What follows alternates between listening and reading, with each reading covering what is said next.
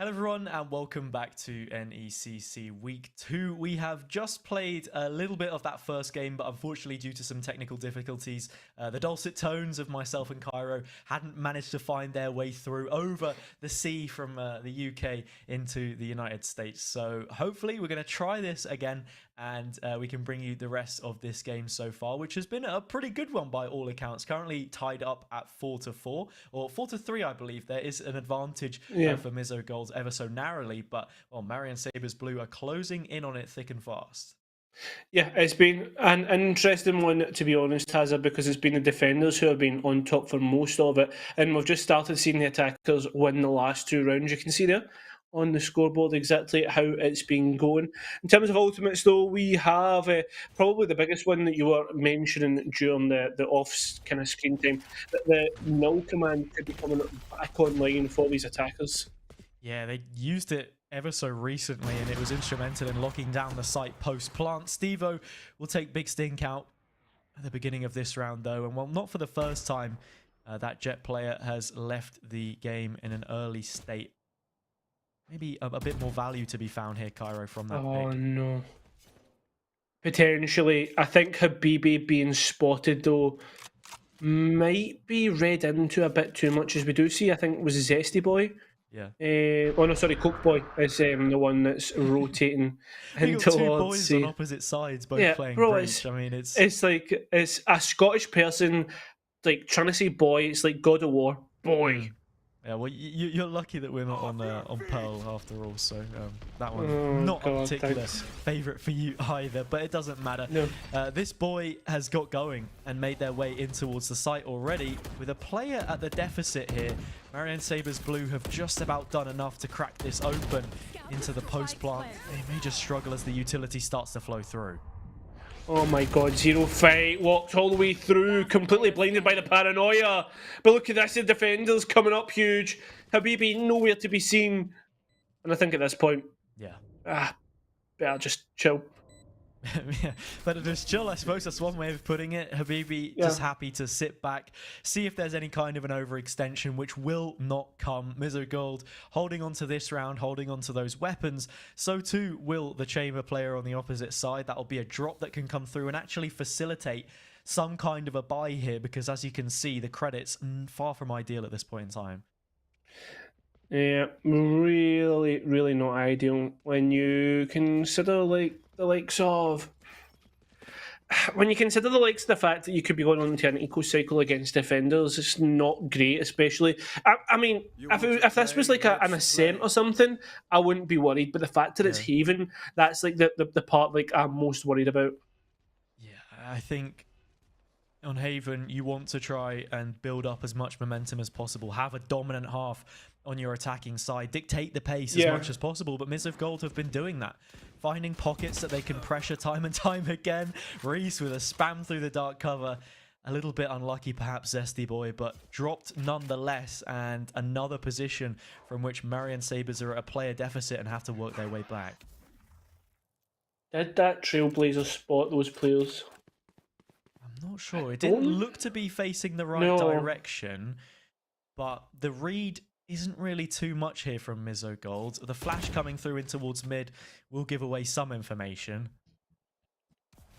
At least they have something. Habibi just having to drop off from the tour de force. Don't know if I like that smoke because it stops Habibi actually engaging in towards the site. Obviously, them being on the up, they want the long angles. Yeah, I think that's been from the defender's side actually to shut things out. I mean, Marian Sabres Blue have been playing this the same way every single time. A slow default encompassing a lot of mid control, looking for a late pick. Stevo here will be trying to find a player through the dark cover, but will be hard pressed to do so. Time running so low here. I think you could actually use the Rolling Thunder to just shut out the round. Yeah, and I think that's exact. Oh no, they're not even going to need the Rolling Thunder. It's going to be invested anyway, just to deny. And that's good enough. 6 rounds has a for Mizzou Gold. And at this point, you can't help but feel with Haven in the way that it's played out, this might already be a 1/2. Yeah, it's looking like Mizzou Gold are certainly having the better side of things on this half, and better side of the luck, maybe. I think it's fair to say those shots from Reese through the smoker, definitely a difficult way to lose the first player on your team. No kind of opportunity to trade whatsoever, so immediately on the back foot. The choice is then to go for an A execute, which with so many angles yet to clear and a breach still in play, just too much for them to try and get done. Unfortunately, for that reason, with such little time left on the clock, in fact, Marian Sabres Blue will be losing out. And we're actually seeing a tactical timeout here from Mizzou Gold. Is Mizzou Gold with the time? I wonder if they're just trying to, like, maybe they got a bit excited and they're trying to, like, just reset, like, look, guys, this is exactly what's happening. Like, let's not overpeak, let's not give anything away, because if Mizzou Gold come out here with a 9-3 half after defense, I mean, realistically, all it takes is a pistol and you're really, really comfortable.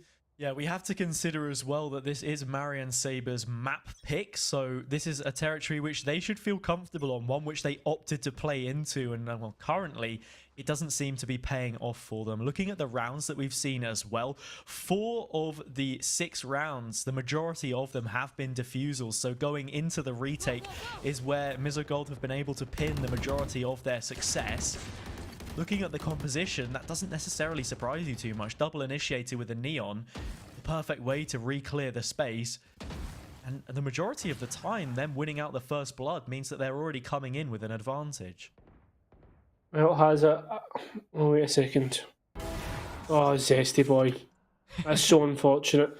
You sound like a disappointed school teacher when the homework has gone missing.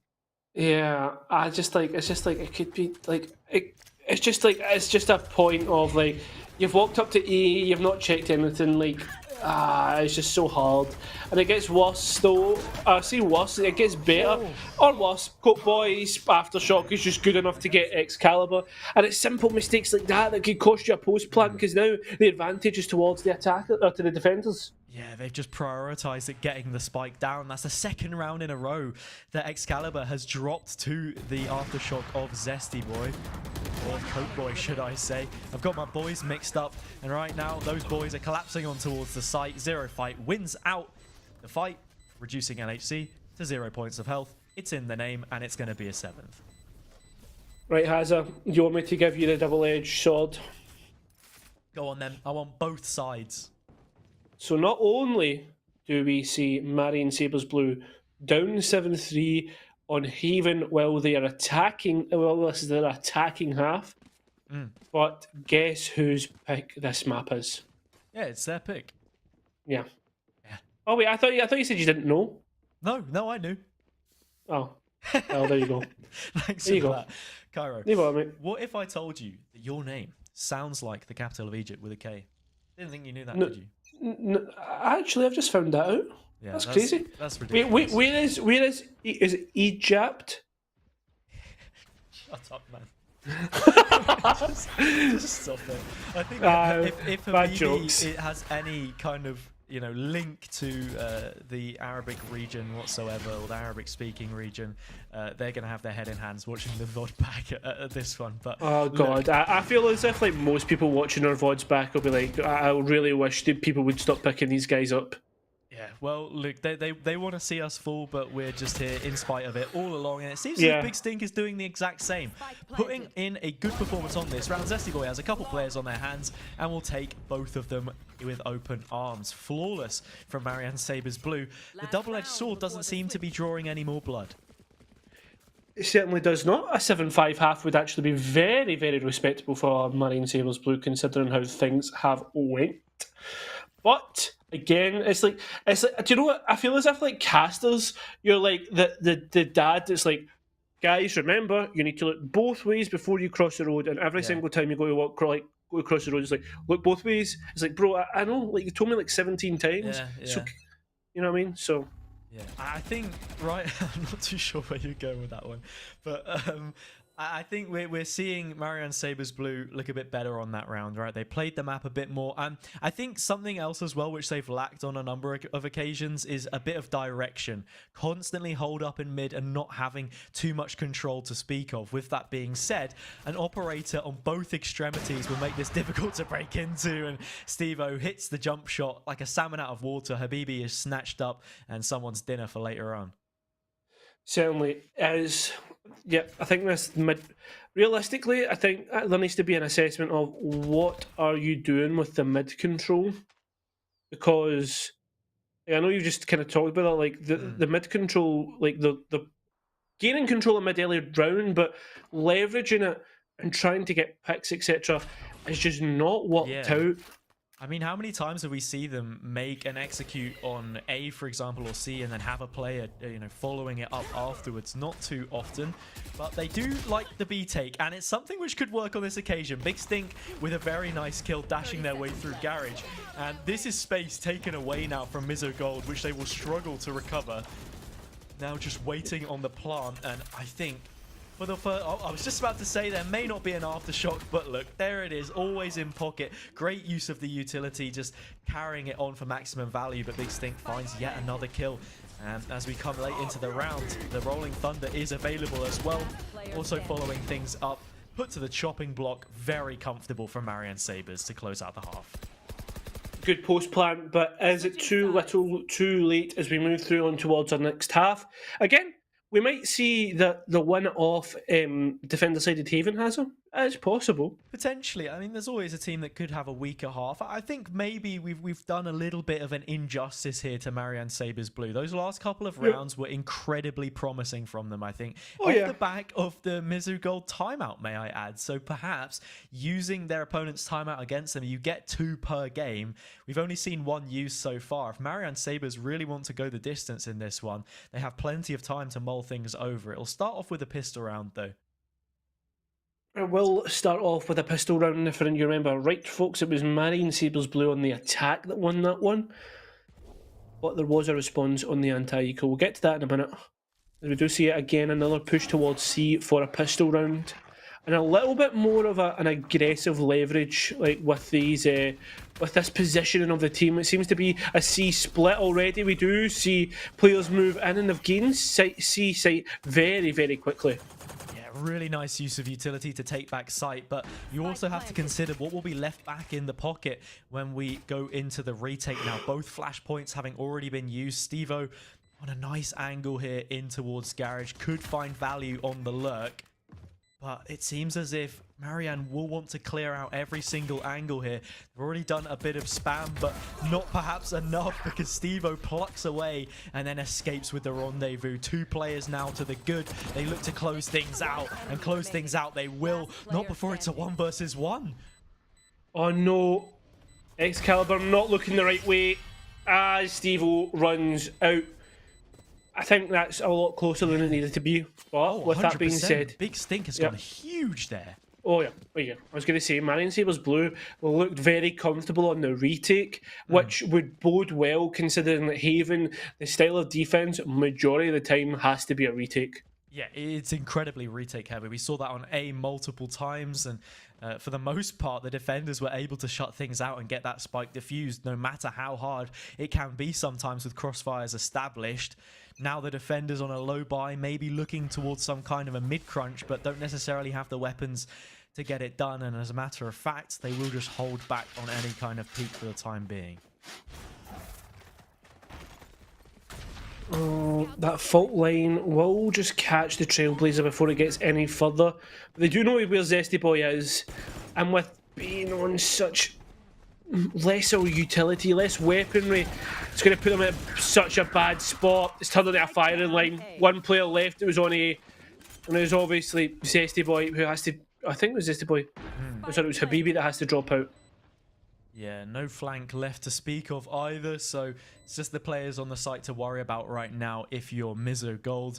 Big Stink has primed the tailwind, gets ready to dash on through and finds a nice kill onto Zero Fight, but the trade is there, the numbers are there, and the improved weaponry will be too. Habibi with 10 points of health maybe ill-advised to jump out here, could die from full damage and will do exactly that. K9 drops them. I mean, you remember K9, the robot dog from Sarah Jane, could fly? It seems as if I think Habibi wishes that they could float as well, as K9 gets the kill reward in that situation. Sarah Jane Adventures. Yeah. I don't know how many people in NA is going to know what Sarah Jane Adventures is, but it's worth having a look. I don't know. If you like Doctor Who, maybe. Yeah, like, I mean, there is a large contingency of Doctor Who fans in NA.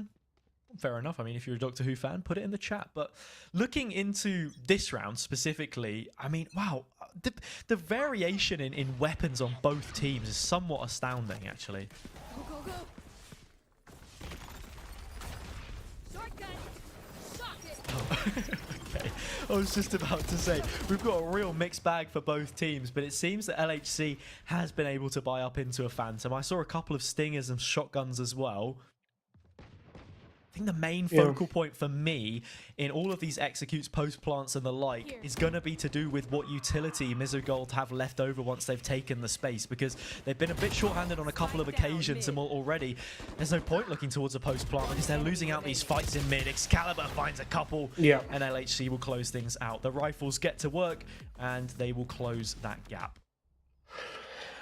Good stuff there, all in all. Realistically, they got rid of 2 rifles, which is decent. Like, you do enough damage so that when you move on to this half, that it looks good enough.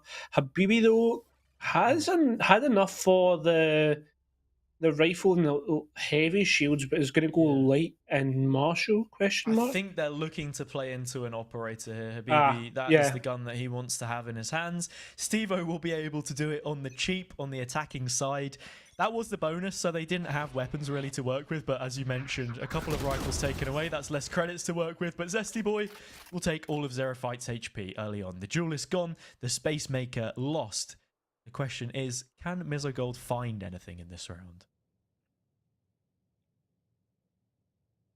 I mean, at this point, Mizzou Gold, at 4 versus 5, still somewhat have an advantage due to how weak or how spread apart players can be. Oh no, they're going to walk. Yep. Going to walk in Habibi. Habibi catches a Phantom bullet through the side of the wall. 149 HP straight to the dome. The damage is traded, and we do actually see the heal come off here for Mizzou Gold, so they get the better end of things in that regard. That's also a tailwind burnt through here for Big Stink. Still at a player disadvantage, maybe just holding on for a second here. With time ticking down, the rotate can happily come through from Marian Sabres Blue. Such a poor pick to lose out on. Oh, nice shot. Nice shot. But can we make this work once again?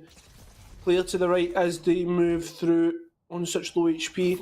The LHC just holding the flashpoint, but that's a huge one. Nice little flick. 10 seconds left. They need to get the spike down as time ticks away here. They need to win this first engagement. Can't let the player on the spike go down, and they won't. They'll get through, but Excalibur comes through the perfect opportune moment. Although, Reese with the paranoia just doesn't make it work.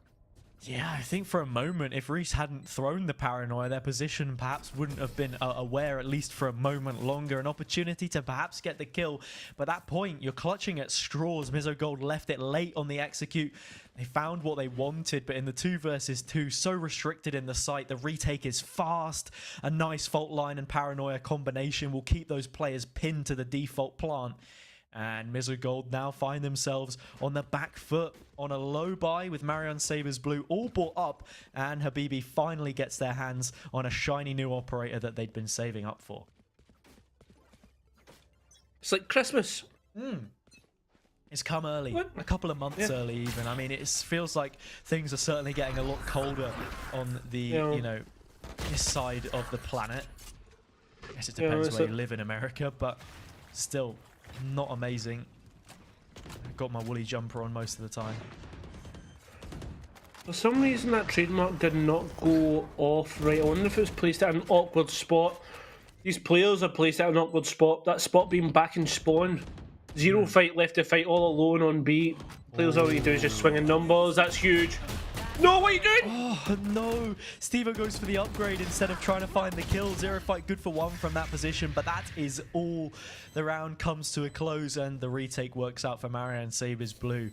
Something else we saw there was Zesty Boy giving Coke Boy a taste of his own medicine with the Aftershock. I really like the use of the utility there as well. And I think that's something which a lot of credit has to be given to Marian Sabres Blue for. Their utility usage in these retakes has been really nicely done. And Mizzou Gold don't have too much resistance to offer the opposite way, I feel like, in a lot of these situations.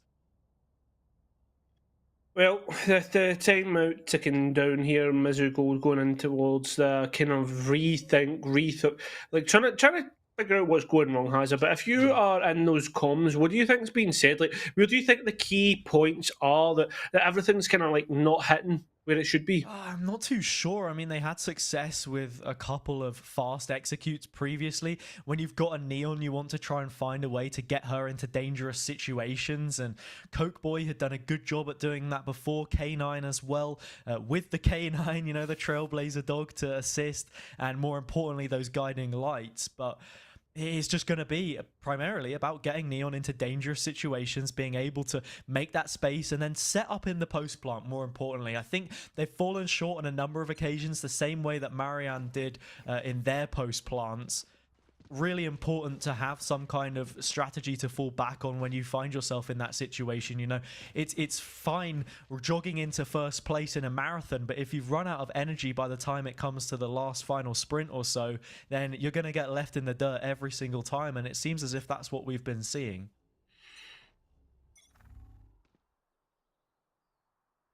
Well,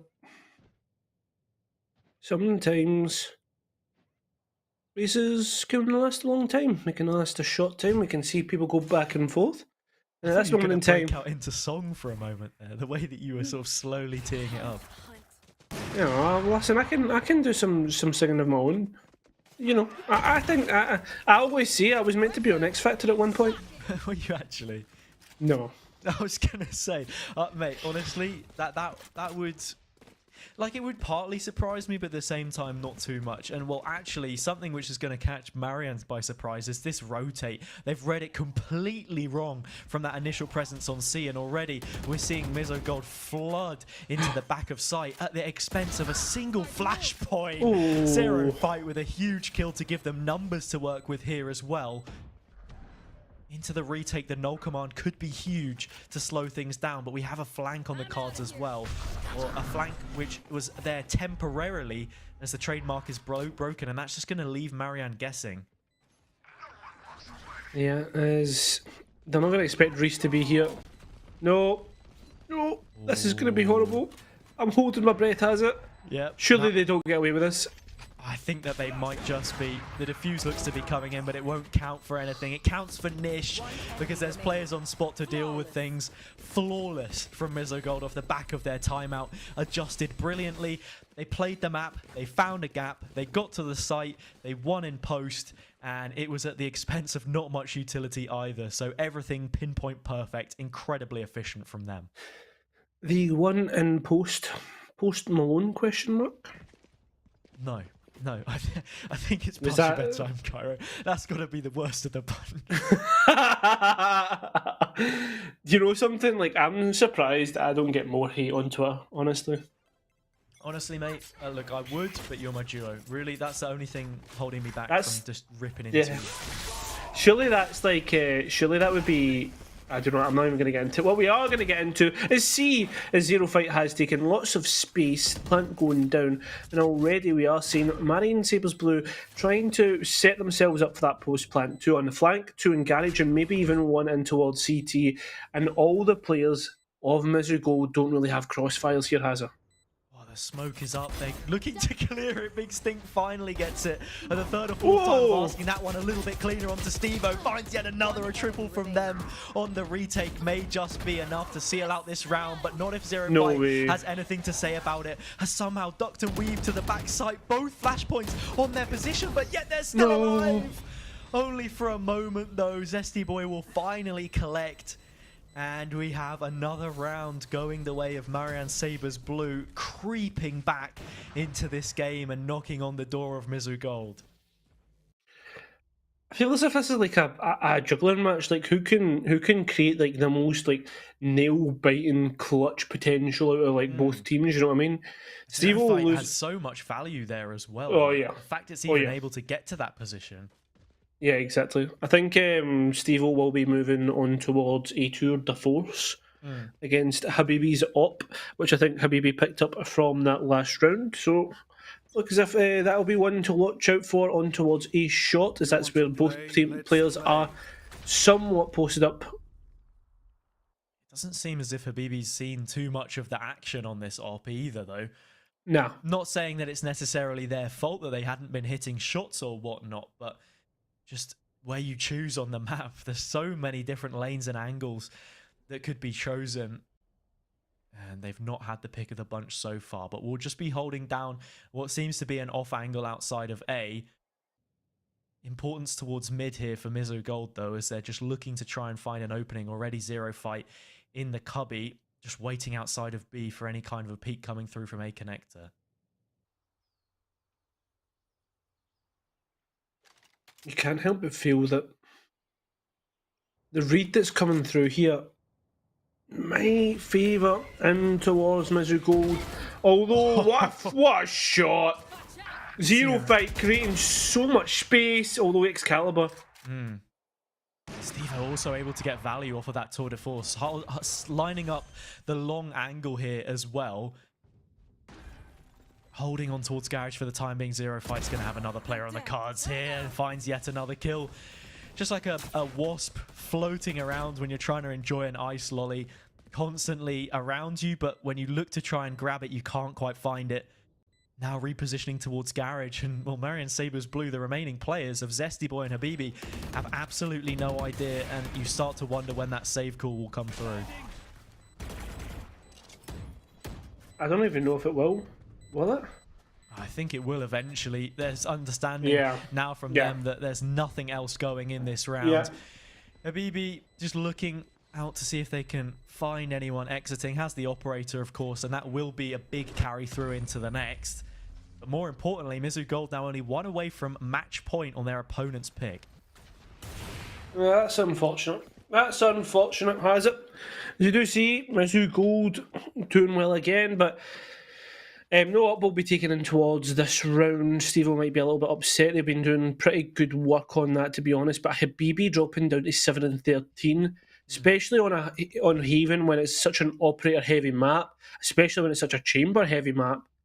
I can't help but feel that's a big underperformance and potentially a key stakeholder in the match. Well, I mean, it's what I was mentioning before, right? Habibi hasn't seen much of the action. Now currently posted up towards Garage. The push is not coming in on their location this time either. So hard pressed to find any engagements, and once again will be subject to a rotate here and a retake scenario if Mizzou Gold are able to get their mitts on this site.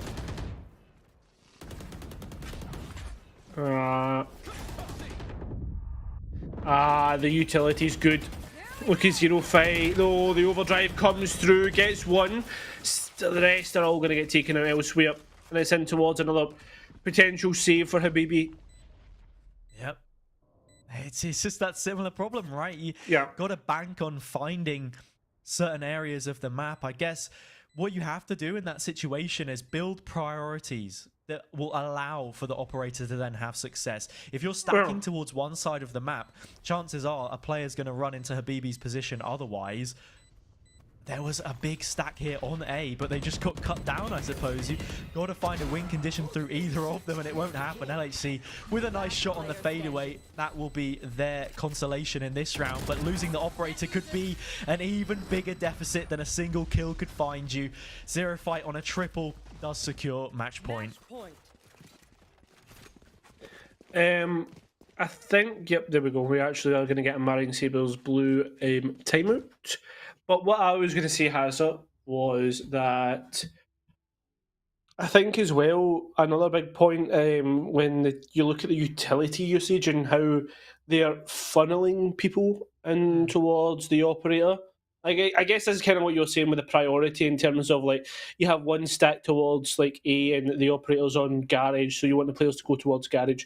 Like I think like as well, like when you don't really see the utility aid in that. Like what we're seeing is Zesty Boy. I think at the start of rounds was kind of fault lining in towards a main, but there was no one capitalizing off that either. Yeah. So I mean, like that's when you could potentially have posted up Habibi on long to take a peek off exactly. the back of it, or something Yeah. along those lines. I know what you're saying. It's just about enabling these players to have impact. Something else as well to focus on will be Big Stink on the Jet. They've cropped up here and there with a few kills, Yeah. especially on that attacker's side, but it was mostly when they were supported by their teammates. I'd like Yeah. to see... I mean, I don't even know if I want to say that I would like to see some aggression, because there's always a way that Mizzou Gold can, affect things themselves, change up the game plan. But looking at the way things currently are in terms of economy and what they actually have to offer in this round, it may just be the case as we're seeing them line up towards mid. Realistically, at this point, you have to have something.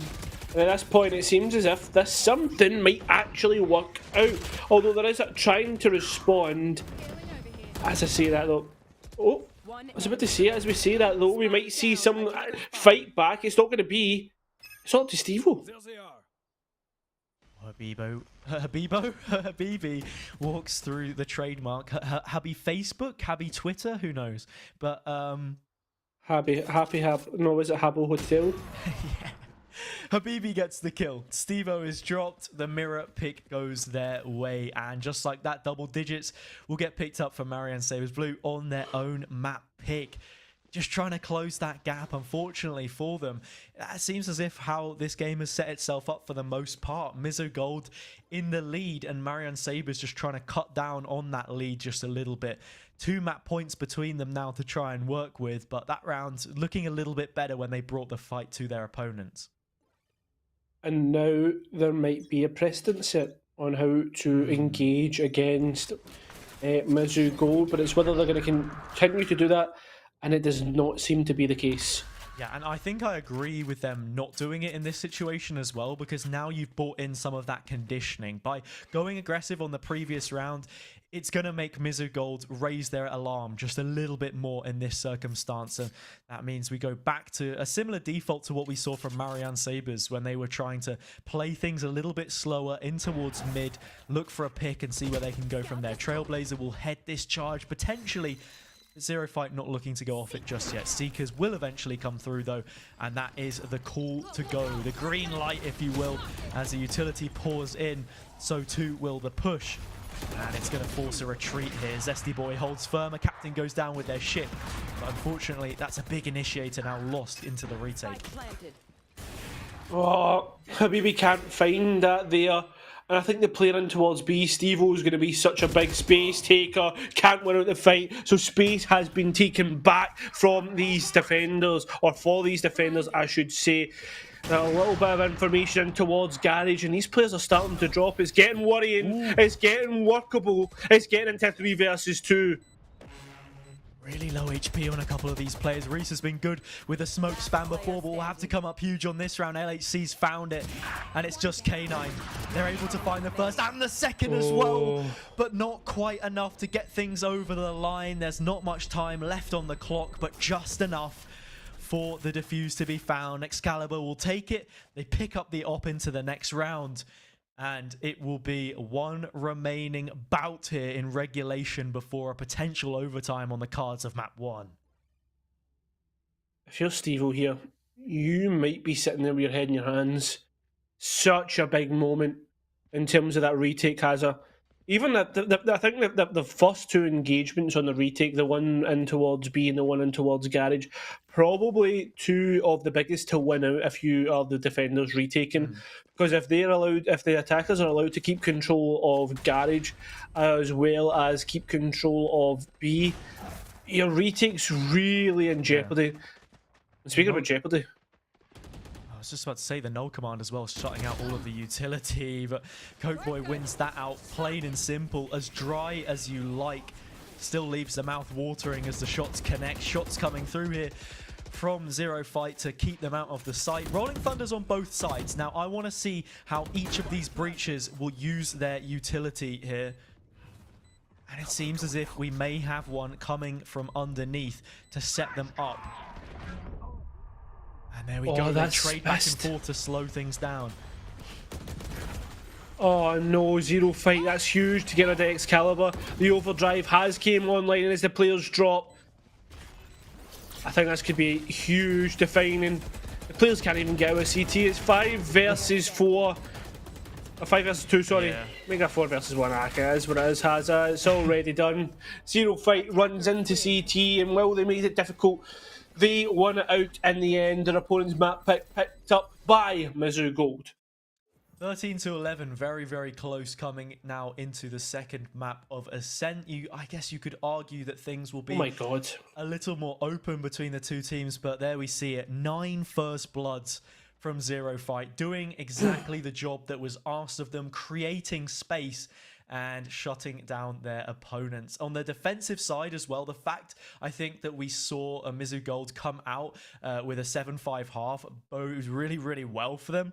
Looking at the current standings at this point in time, as we see Mizzou Gold 1-0, Marian Sabres Blue 0-1. Not too pretty on the side of rounds as well. Differential not ideal, actually almost polar opposites in the fact that one is -14, the other one being +4. But Mizzou Gold looking in a great position to be going 2-0 here as well. And we'll need to see a little bit more from Marian Sabres Blue if they want to keep themselves alive and not just have a 2-0 series. Yep. Hopefully we do see. Hopefully we don't get 2-0 series. Hope we get the whole 3 mapper. But with that being said, Hazza, before we get to that second map, we also have to take a quick break.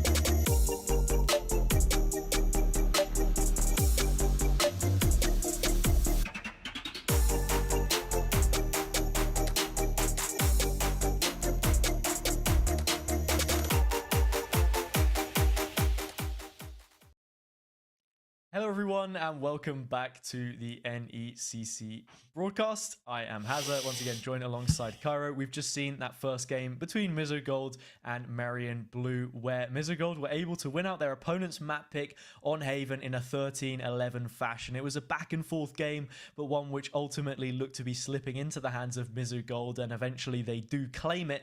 Onto the second map of Ascent, it will be a more difficult time here for Marian Sabres Blue, but with a map so commonly contested between teams, maybe they have a chance. I mean, just like I was scratching my head, Marian Sabres Blue was scratching their head after that map. A lot of things that they tried just did not hit the mark, and as we move through on towards this next map of Ascent, I am interested to find out exactly how this one's going to go, Hazza. Yeah, I think it will be interesting to see what kind of setups we get. I think for this map especially, I'm looking towards whether maybe K9 decides to stay on that sky pick or not, because I've seen a lot of times really great passive information taken across both sides of the map. And with that agent specifically, I think we could potentially see a similar lineup here coming through from Mizzou Gold, except for the Neon, of course. I'm not really expecting that pick to come through, but no, okay, apparently this is not the real agent select, guys. This is all a lie, okay? So LHC won't be playing Yoru, Stevo won't be playing Neon. I think they're just gonna lock them in, reset the game. We'll come back and get the proper agent choices. Yeah, I think Ascent's in a really really good place where realistically we see the map so often, but you can essentially argue any agent is viable on the map. Apart from Reyna, obviously, that agent should just be taken out of the game, but we'll not talk about that. Whoa, Reyna slander here on the broadcast. I don't know, man. Well, I think that there are more Reyna fans in NA, I think, than there are in EU, to be honest. I know Vitality played Reyna one time, but people don't really like to talk about that too much. I think the fact of the matter is it relies purely on individual fragging power. That is something which I think NA as a region has a lot of, but then in a team environment, it doesn't always fit so well. So that's probably why I'm not expecting to see it here. The new Lear changes, when they do eventually come through, will help her out a little bit, but I mean, it's like polishing a turd, right? It doesn't do too much. It's worse than polishing. We're not going to go into it. We're not going to keep going with the joke. We're going to talk about what's going on here. So yeah, realistically, KG coming into the mix a lot. We've seen that through Champions, and I think something that would be interesting to see. Obviously, the lockdown's absolutely massive. KO's the one. KO and Breach the counters to that. So it'll be one to see if exactly how that comes through if we do get to that stage. Yeah, I think Killjoy is really interesting because a lot of the time you don't necessarily see her get picked in like challenges, for example, but then coming into the big events like Champions Masters, Oh a yeah. lot of these players really like Killjoy, just a consistent stalwart agent that you can get a lot of value from. Her utility as well, being a bit more flexible than Cypher when you put it down, I suppose, but the limited range maybe has drawbacks as well to consider, but not going to come into the fray this time around. Zesty Boy moves off of their initiator role, hands it to Excalibur instead, who swapped with Big Stink. There's a lot of changes here in the lineup, actually, in terms of roles that we're seeing from Marian Sabres. And it'll be interesting to see what they find from it. Still double initiator, still rounded out pretty much the same, but just different into the hands of which who is playing what. It's an interesting switch because realistically, a couple makes sense. I mean, it depends on how you play your comps and how you play your strategy.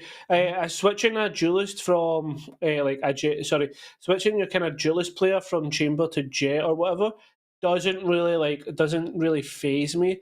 It's more the kind of switching a duelist onto a controller that I'm just like, wait, what? You know what I mean? Yeah. On the other side, though, Mizzou Gold, pretty much standard stuff across the board. And I think the biggest one.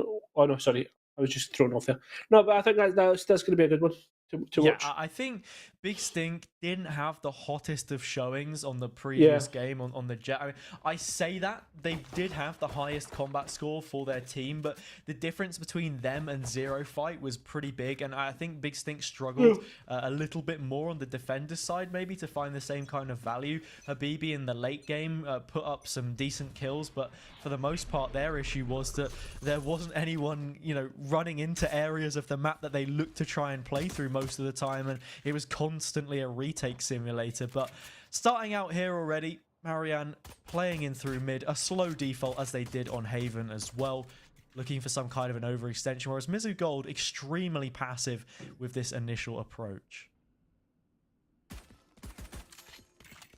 Yeah, and I think we are slowly seeing. Oh no, I thought there was a bit of a read there into potentially where Marian Sabres were going. Seems if it will be that A hit, and they well and truly know that now after the dark covers go out and the door being broken. Yeah. These players beginning to move through. The door being closed gives a bit more time for the reinforcements to finally arrive. What can they do once in place? Nothing, it seems.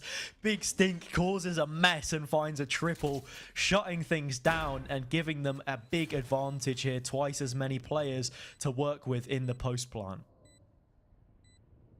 It's like a hot knife through butter, that push. Steve-O, ready to move in. Oh, that's a huge double ping. I lose a little bit of opportunity, but the opportunity's gone. Big Stink with an ace. And imagine this has from going from a duelist where you didn't put up their best numbers to go into a controller where you put up an ace in your first round. I mean, it's ridiculous stuff. It completely voids all criticism of them that I previously had. I got to put my hands up and say as well, even looking back at the first game, I think a couple of times it was just those overextensions from Big Stink which got punished, which maybe meant that they didn't have as much value playing around the team as much as they could have. But here, they sit in the middle of it like the nucleus of the cell, and thankfully able to find 5 kills and set them off brilliantly here with the pistol round victory. Seems as if there is a prioritisation towards mid. Stinger being bought up here by Zero Fight, which is interesting enough considering the upgrades that came through, although it seems as if it's just going to be easy collections. Throwing their bodies at the situation. Has a look at this at the back of the site. Oh, very cheeky play set up, but it counts for nothing. Big Stink able to collect both kills and put themselves up to a triple. 2 multi-kills back-to-back, currently 8-0, leading the way in terms of the scoreboard. Marian Sabres Blue off to a fantastic start here in the early stages, but they'll just have to carry that momentum through. The bonus round, a perfect way to try and do it. Big Stink causing a Big Stink. 8-0 has a Yeah. Big numbers. I think right now, though, we've just got to look towards what Mizzou Gold can do on this defense. I mean, Zero Fight on the Neon yet again, on a map like Ascent, it's not a pick which is oh so common. Just want to see what they can find. I mean, realistically, it is great for the likes of like rotating, but it's not a long rotate anyway. You know what I mean? So Yeah, exactly. I don't really know. At the end of the day, though, I mean, you can't fault them if they're good enough with it and they can make it work. That's a nice double tag. Yeah, you don't see that very often. Just about threading the needle between the two hitboxes to claim both players. Only a minute left on the clock. Steve-O on this aggressive angle again, able to get the kill and back away with the rendezvous. So much space towards B main that will have to be re-cleared by these players, feeling somewhat funneled in towards mid and potentially another short execute, but there's a heavy stack on A. Whichever way you try and flip it at this point in time, Marian Sabres Blue aren't in a great position, and they don't have a lot of that either. Time. They don't, and that's a nice info dot just to guarantee that shoot out of the trademark will confirm it though. And that fault line just to delay for the rotate to come through is perfect. Although has 30 seconds left, and these players need to make a move. Oh yeah, and Coke Boy makes a move on their own, an isolated one of sorts. Steve-O still alive here in the backside, good for a kill of their own, but there is a trade that's already been found. Habibi just creeping on the edge of the smoke, trying to find something. Reese will put them in a grave. Now the defenders have something to try and work with here as they look in towards the retake. Utility in pocket, but Big Sting spraying wildly, good for a kill. LHC as well. Both finding value here from their positions. So it will just be K9 to try and clutch it out. And as a matter of fact, they don't fancy themselves just running away from the affair. That suppression means no utility to work with. And I mean, there was so much time, but they've just completely given it up. I don't understand that. That was very, very winnable, especially when you look towards the HP. Obviously, they don't have that information, but I guess they realistically should with the relay of information. I don't know. I mean, it's one of those ones. Maybe they're thinking that they can do something in the next round. Maybe get Steve up to tour de force, make it one. Do you know what has it? I'm not even going to try. Yeah, it's really just got to try and play through whatever K9 has at this point in time, which is just a Phantom and light armor. Economy's not going to be looking ideal coming into the next round unless perhaps Steve-O gets up onto a tour de force, could drop a weapon to a teammate. It's an incredibly mixed bag here for the defenders, and in terms of performance so far, nowhere near as good of a start as what they got off to in that first map. So any opportunity to emulate success not currently working. So we're seeing them play through mid in this example. Such heavy presence from Marian Sabres outside of A, completely forfeiting B. And look at the mid presence here, the mid control that's been picked up by Mizzou Gold. This is going to be so big if they can pick up Excalibur here.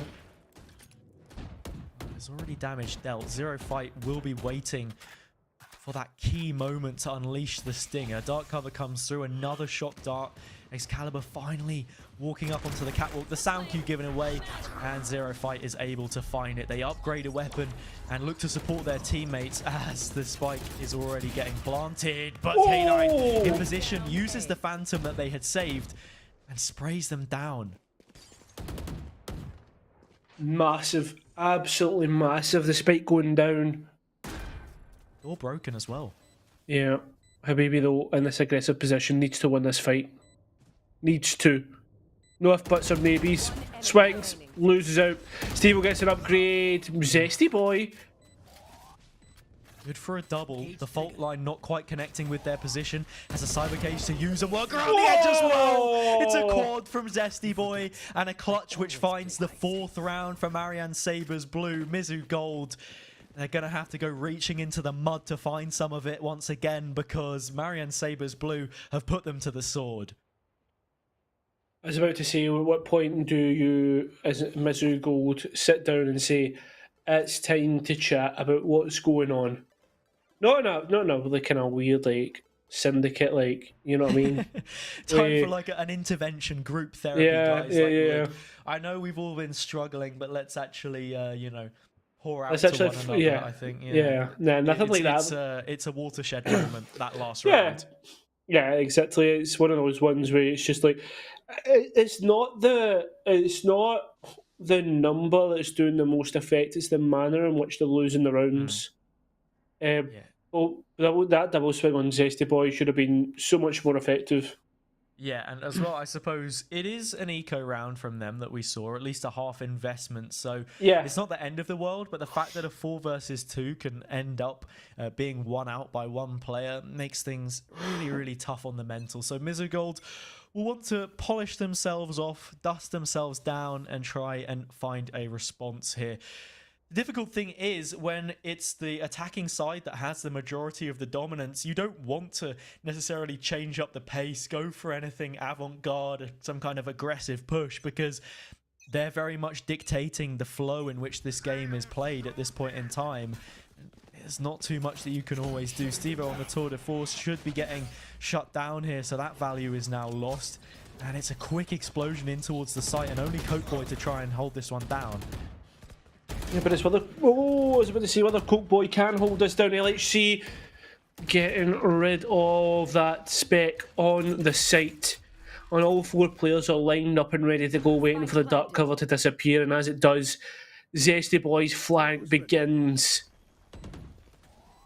Zesty Boy had caused a lot of trouble for these players in the previous round, but that nightmare could still come back to bite them. A phantom in the shadows for the time being. A trademark will be blocking them, but I believe they've used the cyber cage to make their ways past. We've been building up to it, but now the flank has finally arrived, and Zesty Boy gets to work with a couple of kills while the defenders try to make their way through. It is ill-advised as they get cut down from both angles, and Marian Sabres convert their 5th and shut down the buy. Imagine how infuriating that would be to lose Pretty that. frustrating. Yeah, I mean, just had a timeout, and then you allow someone with cipher cages to be able to do that. That's 2 rounds now in a row that Zesty Boys essentially won their team the round. Yeah, able to find 2 kills on that round, so not so much. Well, more on the previous, sorry, should I say. But yeah, in this situation, Mizzou Gold caught in a fairly dire eco cycle. Zero Fight has already moved up through A. There's a tripwire though, and well, unlike plenty of guarding utilities in the game, there's no real which ways about it. You have to traverse it a little bit more vertically. And, well, Zesty Boy will be holding down their own wire. On the other side of things, Neural Theft follows it up. Straight into the trap goes Coke Boy, and they too will drop. Yeah, all guns started to trend towards the positions, and this might be one of the quickest maps that we've ever had in NECC at this moment in time. Yeah, I mean, look, I think part of you wouldn't have minded if it was a 2-0 and maybe in a swift fashion for Mizzou Gold, but Marian Sabres Blue are flipping the script upside down, shaking it within an inch of its life. This has been a fantastic performance from them so far.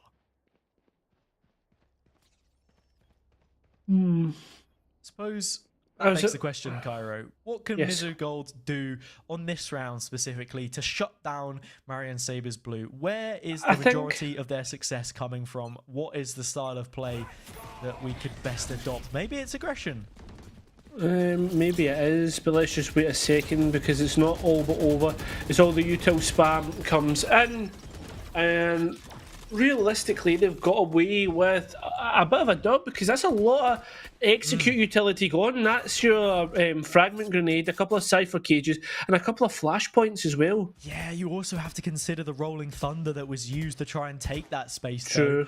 It's very fickle what Marian Sabres Blue or what Mizzou Gold have to hold on to here from the back of that. And while Marian Sabres Blue may just be invited to re-hit this position, Zero Fight on the off angle. This gunfight will be key, and they are able to win it. So there is an advantage now for the defenders to try and work with.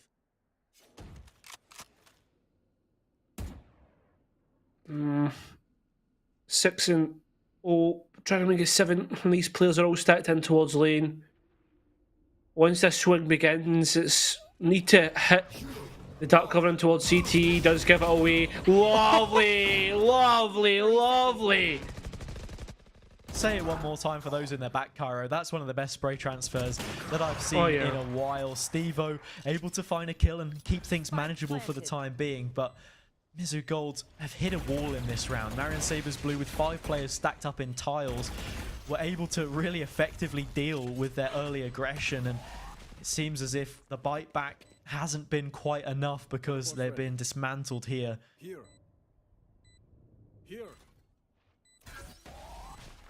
Oh no.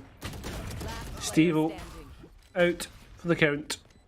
K9 also going to relieve themselves of those duties. Picking up the op, obviously, for the next round.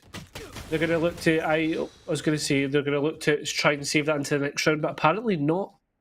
Yeah, looking to try and find a kill at the very least. They may still hold on to this weapon, but K9 will be seething. You can see right now that there's no confidence in this defender's side whatsoever. I mean, even there, the ability to take that shot, had a moment to steady their aim, but still, it didn't quite connect. And I think right now, there's got to be a lot of worries for Mizzou Gold, and this is their map pick as well. You can have a weak defender's side, but down 7-0, there is a point where things start to become irretrievable, and coming into this next bye round, Mizzou Gold will have to find something, or you start to feel that we're looking towards that third and final map.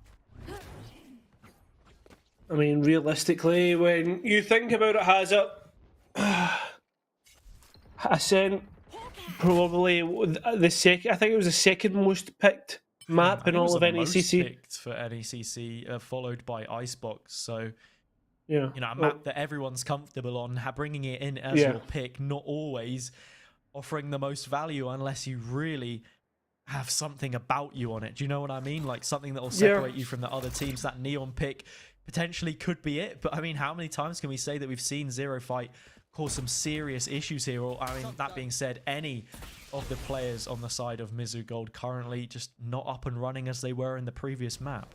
I've got your trail. Was it maybe early? I was about to say early map jitters. Seems as if we are getting a response this time. The Seekers do come through, but we are down to 3 versus 4. Big Stink trying to get the spike down, supported obviously by the cast.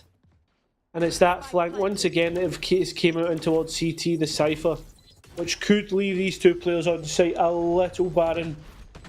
You've got to go fast here so that the flank won't have as much value, and we see the prioritization is there already onto the defuse, and Zesty Boy will have to mull this one over from attacker's spawn. And finally, Mizzou Gold managed to get themselves on the board. Steve-O with a couple of important kills on the operator there as well. That first shot, a really nice connection onto the dome of Excalibur, who, you know, hasn't done too much for their team so far in this game. I mean, really, there are a couple of outliers. We're mainly looking towards the work that Zesty Boy and Big Stink have done here to bring that gap. But when it's asked of them, Mizzou Gold get themselves on the score sheet and now can only look to build from that. Do you want to know like what my biggest pet peeve is in all of competitive esports? It's losing to the same simple misstep continuously. Yeah. I think it's the same thing with ooh, very close there for Big Stink, nearly getting taken out. A couple of pings, but nothing found from it. Not clearing the corner, allows Zero Fight to find themselves a double, mowing them down. The lawn of mid is freshly trimmed. And it seems as if Marian Sabres Blue may have hay fever, because that one has not sat very nicely with them. Moving in towards B, it is just K9 though, and they're going to have to roam around these lawns a little bit longer. Maybe swell in the mud of B site a little bit, as dogs tend to do.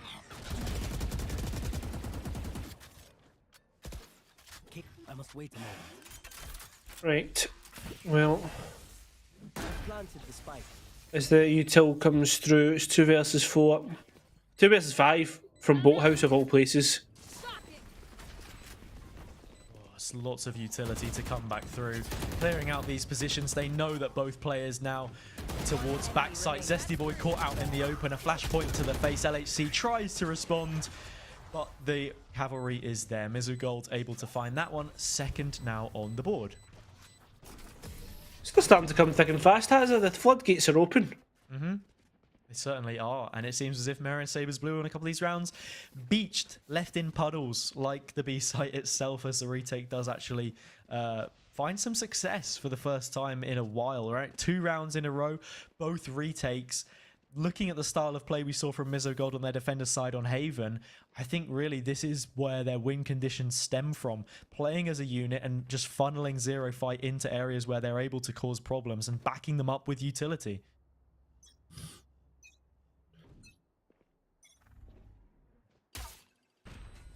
It seems as if again it's more mid-emphasis from the side of Mizzou Gold as they try to move through and have isolated the players on towards B main.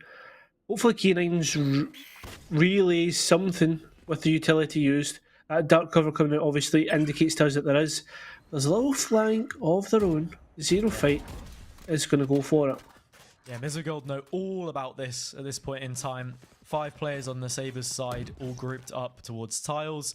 Steve-O lining up the operator to try and find something as the pre-fires ring off to the left of them. We'll use the rendezvous to escape the 0 point for the time being, but Zero Fight themselves has found a kill in towards spawn, and now this is really problematic for Marian Sabres Blue because they've got to make something happen here.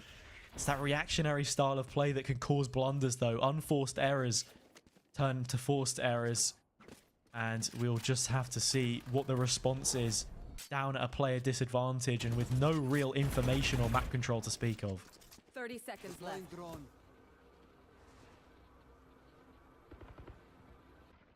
Trying to keep the control, keep a constant flow of information. The players moving through in towards short. Big paranoia. Nobody capitalising off that, and Zesty Boy will take out that player of Restart Omen. As we see Zesty Boy just running through, totally unawares, and lots of pings. Yeah, the Hunter's Fury making the angles more favourable for Steve-O to punish. Now a 1 versus 2. NHC pinged out from the corner, but has util to try and work with. May just go for the hard peek itself. Initiator versus initiators. But who will be taking out this first duel? It seems as if there's a player top gen. It's K9. Spring in their step from the top rope. They find success. And it's a 3rd round in a row now, and a 3rd successful retake from Mizzou Gold. Yeah. It's finally starting to come together. It's like when you build your base in Minecraft and you spend the majority of your time mining cobblestone. And then you finally see the base start to come together, only for someone to turn upside down. I think Kara's speaking from experience here in terms of when he's been pranked on the Minecraft server. The sort of lowered, more melancholy tones of your voice would indicate that at the very least. I know the full story as well, and yeah, he's been bullied, unfortunately, guys. So prayers in chat for Cairo. But I think the fact of the matter is Mizzou Gold are fighting their way back in, and then Marian already down a map in this situation. Maybe that doubt begins to set in as Steve-O claims yet another kill. Huge, yeah. Oh, they've all pushed through. They've not even realised. No way. Still alive and gets the kill. And there's no idea whatsoever. Zesty Boy finally claims them. But that's a call which needs to be stabilised. LHC out in the open. A big neural theft to confirm that it is just K9 towards the site. But they win out their ones. They will come back onto their feet. But poking through the dark is the laser pointer of Zero Fight. 7-4. The walls continue to close on in. I think the biggest question mark that I have is, so we saw the neural theft from Zesty Boy. They were looking towards main, and rather saying like, right, let's fight flank first, they decided to isolate in the 1 versus 1 or 2 versus 1. Yeah, it's such a difficult call to try and make mid-round. In and amongst the chaos is where Mizzou Gold look to have been thriving in the previous few rounds. Their executes back into the retake post-plant have been fantastic. Steve-O finding the opening kill this time around. Very stripped back right now with Marian Sabres Blue. A player at the deficit. Economy finally starting to dry up, it seems, as we see the Blade Storm come out. And they're going to need some kind of a response. Look at the control that we have here. in B main as well for Mizzou Gold. Yeah. Just fully leaning into this A retake. We've got zero fight jump spotting from Heaven as well. And the door closed, so even more barriers to allow the retake to come through. I mean, if it ain't broke, don't fix it. As the players start to slowly walk in, I think they're going to try and assault in towards spawn, which is, I'm going to be honest, a really bad idea considering how many players are stacked up here. And the util advantage that they'll have is Habibi gets absolutely spammed, wastes the blade storm, not even knowing. And here we go, the capitalisation from the missteps. We can already see Breach util lined up. We're going to get ready. Yep. Nice rolling Brought thunder. off the plant at the final minute and sent into the recon dart, which had already been placed. Only Zesty Boy remains, and just look at this, man. Mizzou Gold with every piece of utility they could possibly require. Zesty Boy out on an island with everything to do. We saw them get 4 kills in a clutch before, but they need all 5. Not going to happen. Flawless to turn the half. 7-5. What a response from Mizzou Gold.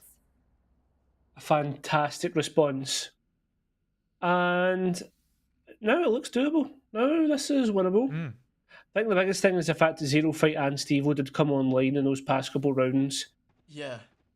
Yeah, I think as well with Mizzou Gold down 7-0, Marian Sabres Blue have an advantage on the half, right? At the very least 7 rounds. They needed to try and find something there when we asked it of them, and then they just kept on building it. Now, Marian Sabres Blue, from how good they got off to a beginning here on Ascent, now that they only have the minimum advantage they could possibly be carrying because it's been pushed back that far. If Mizzou Gold can sandwich the half with a pissed around victory here, then that's completely gone. All the good work that they put in initially counts for absolutely nothing. And we find ourselves at a stalemate, one which favours the team with momentum, which is Mizzou Gold.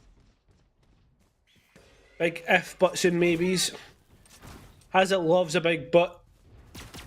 This is a thing. Shut up. I think that's a conversation for another time, mate. But still, Mizzou Gold are able to find the opening kill here. Zero fight in what could be a dangerous position. Nearly lines up 2. Good for 1, but a headshot will also cause issues. Zesty Boy. I mean, this is some fruity stuff that we're seeing. Stop it, man. Come on. They took a couple kills with the shorty is more than you would ever expect to get done in that situation. But around the Cypher utility, they make it work. 2 versus 2. So much on the line in this pistol round. For the time being, Mizzou Gold just looking to get that spike down. Oh, they've moved into the perfect time as well. As a duo, you're saying that it was possible that Marian Sabres Blue could lose out on everything that they had worked so hard to get, but chuckle, they don't. So yeah, no, it's not happened, right? Finally, that momentum has come to a close, at least for the time being. Marian Sabres Blue already on 7 rounds, built up now to an 8th with a great opportunity at picking up another in a good situation. However, with how closely cut it was between the two teams, Mizzou Gold want that instant response, as they did on the anti-eco in the first map. And we're already seeing them here brought up. Habibi finds a kill though, and this is problematic. Already on a double, not yet shut down by the force buy, and instead, I think Mizzou Gold are going to be looking at conceding a potential double-digit figure here already. Yep, and they also forced into that a little bit. So a little bit, I say it was a large bit, which is the biggest problem.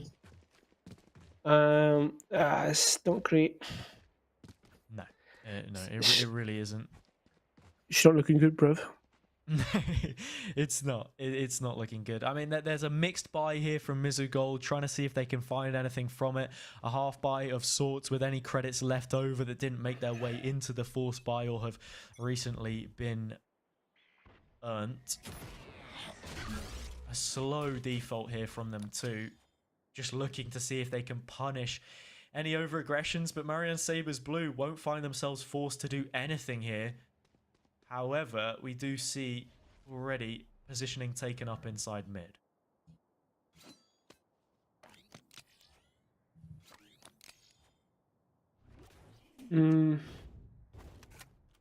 Not really much given away. Obviously the updraft in mid Like, it's not really much of information. They've isolated the sky, but they don't know it yet. Not much happening. Yeah, nothing much happening. The recons aren't nearly there for Reese to try and pounce off the back of, but it's not going to happen. Information on a couple of these players. Zero fight on the other side of a tripwire, but there's multiple of them here. Not quite able to get it just inside the dark cover. Only 30 seconds or so left on the clock to get into a site, get that plant down, but B looks to be opening itself up. Coke Boy will need to get the timing right here as the peak comes in from Market. The shots don't connect though, and just like that, Mizzou Gold have a golden opportunity to find something. Habibi also shut down. The response perhaps for them on a round where they're not tipped economically to have any success, but still punishing those gaps in the defense here. Coming into the post plant. Oh, Excalibur just so unfortunate. Not to pick up. Oh, that's lovely though. And I think this could be workable. They're just letting that judge get a little bit too close. Zesty Boy gets 2 from there. And now, don't tell me they get an ace. Please don't. Zesty Boy with a shot out of the top draw, doing it all by themselves. Just enough time to get it over the line. Judge, Sheriff, Shorty, any gun you give them, they're finding value from it. And that's going to really sting if you're Mizzou Gold. Has it? That was... Do you know what, I hate casting, man. I always get so envious when I see people being able to hit shots like that. Like, when's it my turn? Like, when can I start hitting shots like that? Envy, man. Look, I mean, you play with me enough. You should maybe take a leaf out of my book. There you go. You'll be. I am not taking it. No, you've ruined my hidden MMR though. Like, I am like in gold plat lobbies now. So you're telling me that the reason that where would you personally put yourself then? I'd say about diamond. There is no way that you're laughing at that. Right, okay. So you personally thinking you're a diamond player, you are then giving me rubbish for putting you in gold and plat lobbies, which you're unable to win in. I'm winning. Oh, okay. Well, what's the problem there? The problem is it's boring and it's very strenuous on the mental. Well, this is very strenuous on the mental right now as well, Mizzou Gold, isn't it? I mean, they've lost a player early on, being Zero Fight, of course, who's had 0 fights this side of the half, really, to do too much, I think it's fair to say. Yeah. It's in the name, I suppose. Stevo on and off here. This is the first time we've actually seen a full buy from them this side of the half. Marian Sabres Blue have picked up the first 3 uncontested. Oh, you see uncontested that first round. And 30 seconds left. That is true, but you know, in terms of raw scoreline, nothing so far. And looking at this, the amount of control that Zesty Boy's Cypher is giving to Marian Sabres Blue here is just ridiculous. Look at the time. Yeah. We've been nattering away this entire time. Yeah. Mizzou Gold haven't got an absolute clue as to how they want to try and set this up. Excalibur running in, finding as many kills as they so choose. It's a 3 versus 4, only at a player disadvantage, but the spike not committed towards either side of the map, even with or from the shadows. LHC will fall, but it's nothing more than a consolation. Mizzou Gold need to try and find something here because this half they've missed the mark. yeah, it's just been. I don't even like. I'm used to like other games where there is like a lot to do in like a round, so like time management can be like a big question mark, which is fine. Like sometimes that happens, but in Valorant, time management should not be an issue.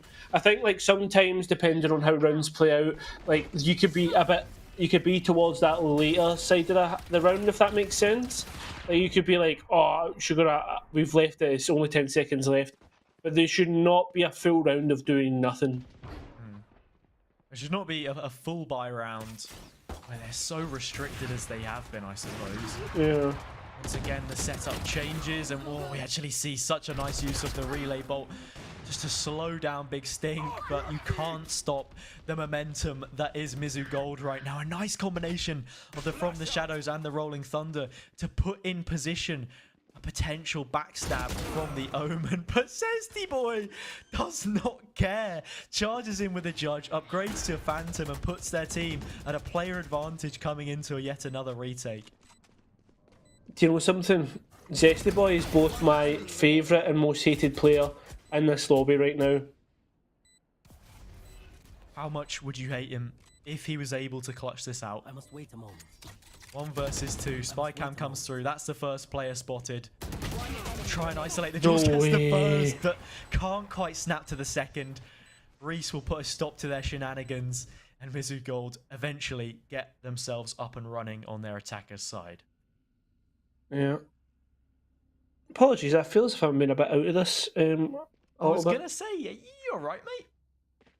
I'm just kind of chilling. I'm vibing. You know? Zesty Boy's drained you for every inch of your fibre. Do you know what? No, the Cypher game do you know? plays. No, do you know what? You know what's annoyed me is like, or not annoyed me, but like, do you want to know what's drained me the most? Is like, obviously, me and you have been kind of doing our thing since like 6 o'clock this afternoon. But also the fact that like we've been seeing like Mizzou Gold lose to like minor issues. Like they just should not be like, it's like basic mistakes. Like they've died to a flank or 3 flanks in a row or something like that. Like it just shouldn't be happening. They're trying to push it aside. I was just about to say, you have to commend the response that we've seen here from Marian Sabres Blue though. Oh yeah. A nice quick flank already, and just like that, they shut things down. 12-6 is the scoreline, and you know what, Caro, in many ways, this reminds me of the first series that we saw out of Marian Sabres Blue, actually. They lost the first map 13-2. Managed to win the second 13-7 in a very strong fashion. And then lost the last one 13-4. So perhaps they just have a sort of 1 map warm-up time, go in hard on the second map. And, well, the third map is a real question mark at this point in time. But certainly looking good on their opponent's pick here. I mean, it is binding, so realistically they should be in a decent spot to win out. Should be. It feels as if I'm seeing see that Cypher as well. I think Cypher, not the worst of choices on bind, could potentially deliver more value. It's a question of whether Zesty will stay on that pick or not. But we have a game on the cards for the time being. Not done just yet. Oh, well, I think Big Stink has decided that we are. That's a triple from them. LHC gets a couple. Flawless in the end. The flank coming through from the Omen player to shut things down. Not for the first time in this game. And, I mean, even looking at the first map here, 13-11, with it being so close between the two teams, the fact that now we see Marian Sabres Blue come back with a response like that, I think favours them a lot coming into this final game. It does. Momentum's a massive thing. Hazard, and speaking of momentum, we're going to have to stop Pills because we have to go for a quick 5-minute break while we get ready for the third map, and then we'll review everything that's went on in that second map.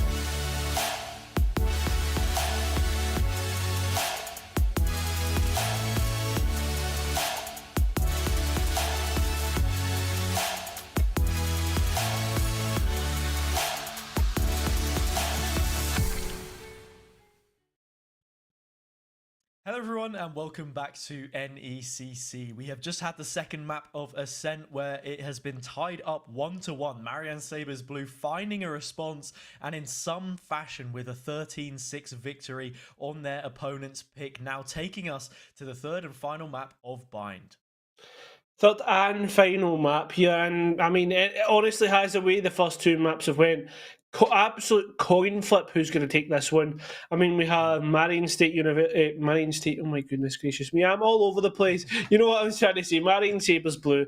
They really put in a good performance here in the second map. Really took it to their opponents and kind of schooled them a little bit on how to play Ascent.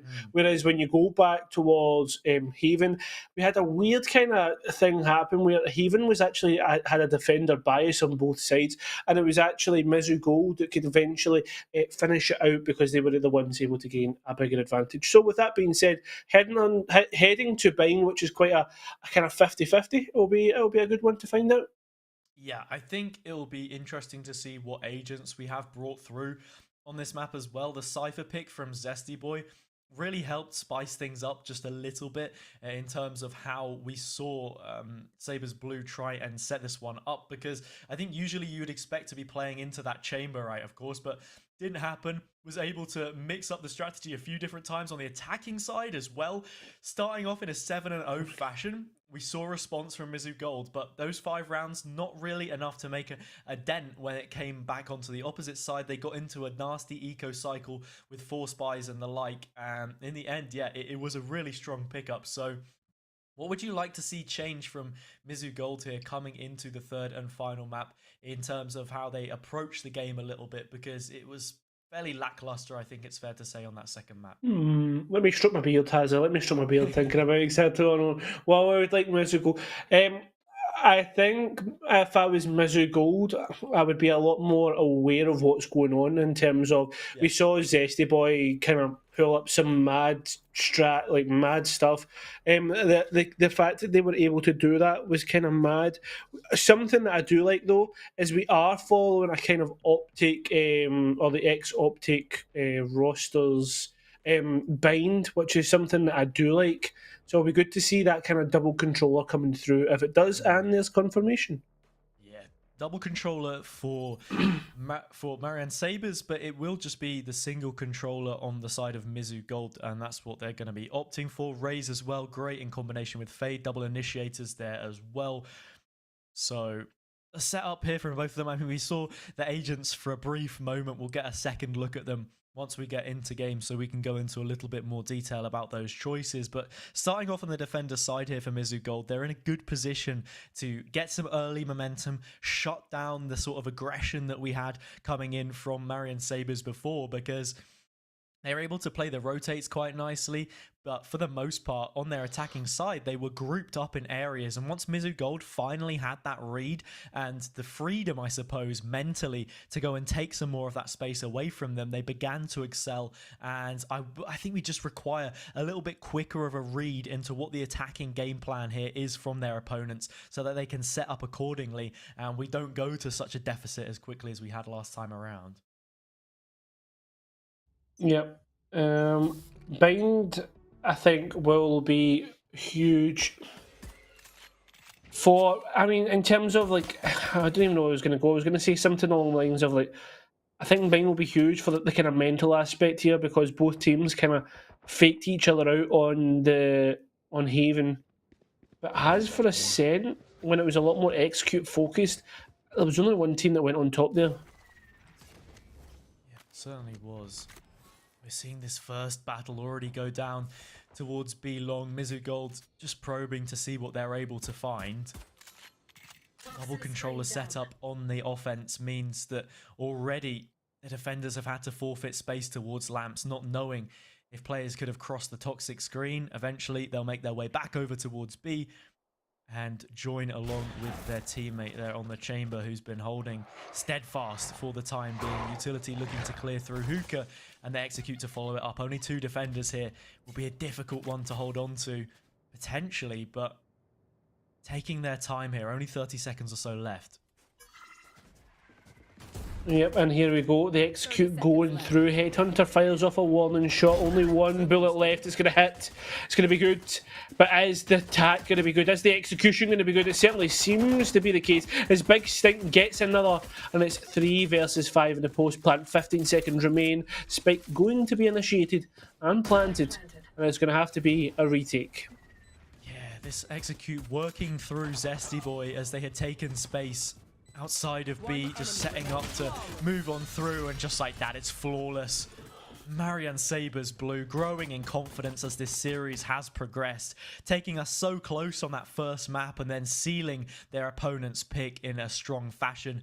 Moving into bind, things looking up. And like I was saying, that chamber player now flexed over from the role of Cypher. We saw them on Breach as well.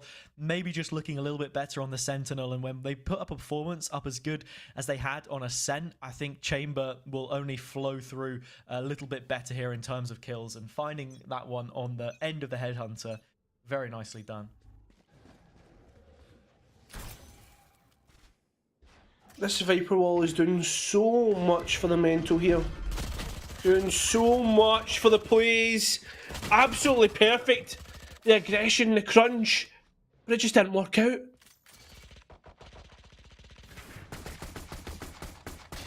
Oh no. Oh dear. Oh dear.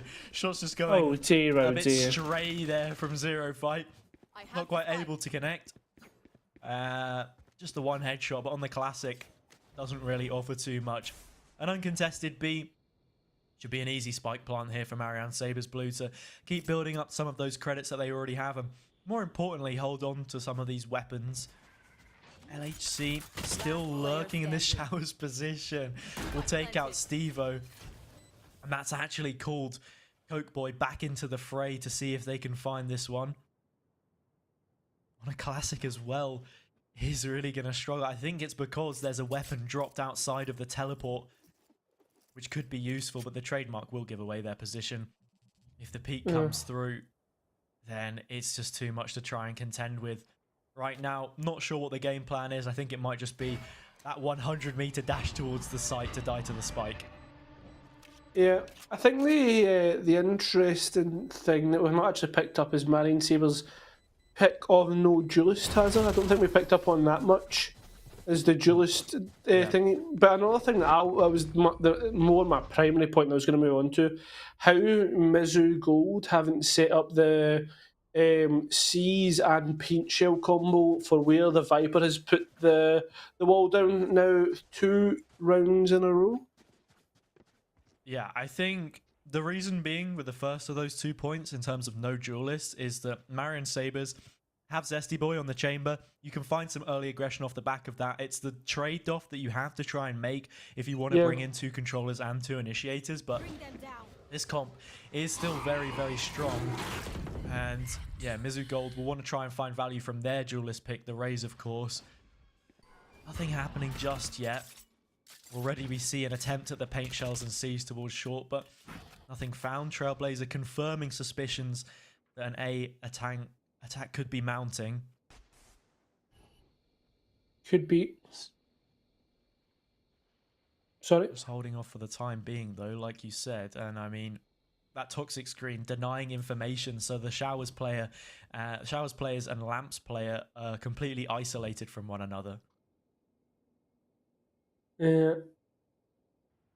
Realistically, it's a game of chicken.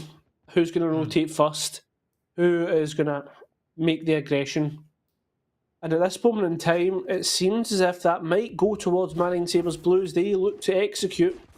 Trailblazer going through, Habibi going to be exactly behind it. And that's going to pick up the brim, which is going to leave them in a really bad spot. Spectres at close range, you know what it's like. Just tapping that spike, see if they're going to swing, does so. That spike is in a really bad spot. Zero Flight with the Ferrari peak wins that out, that's huge. It's a big paint shells as well to just deny and afford that rotate to come through. Stevo able to find a kill. Now everyone is chiming in and causing problems. Zero Fight on a quad. So nicely held down from them in Showers on the round. And the value that we spoke of comes to fruition. Zero Fight alive and kicking. Things you love to see. And yeah, good stuff. Actually, interestingly enough, Hazza, Excalibur actually can't buy up this round. Yeah, they've felt the brunt of that one just a little bit. Excalibur perhaps buying up into a rifle on the previous round, now feeling the economical ramifications of it.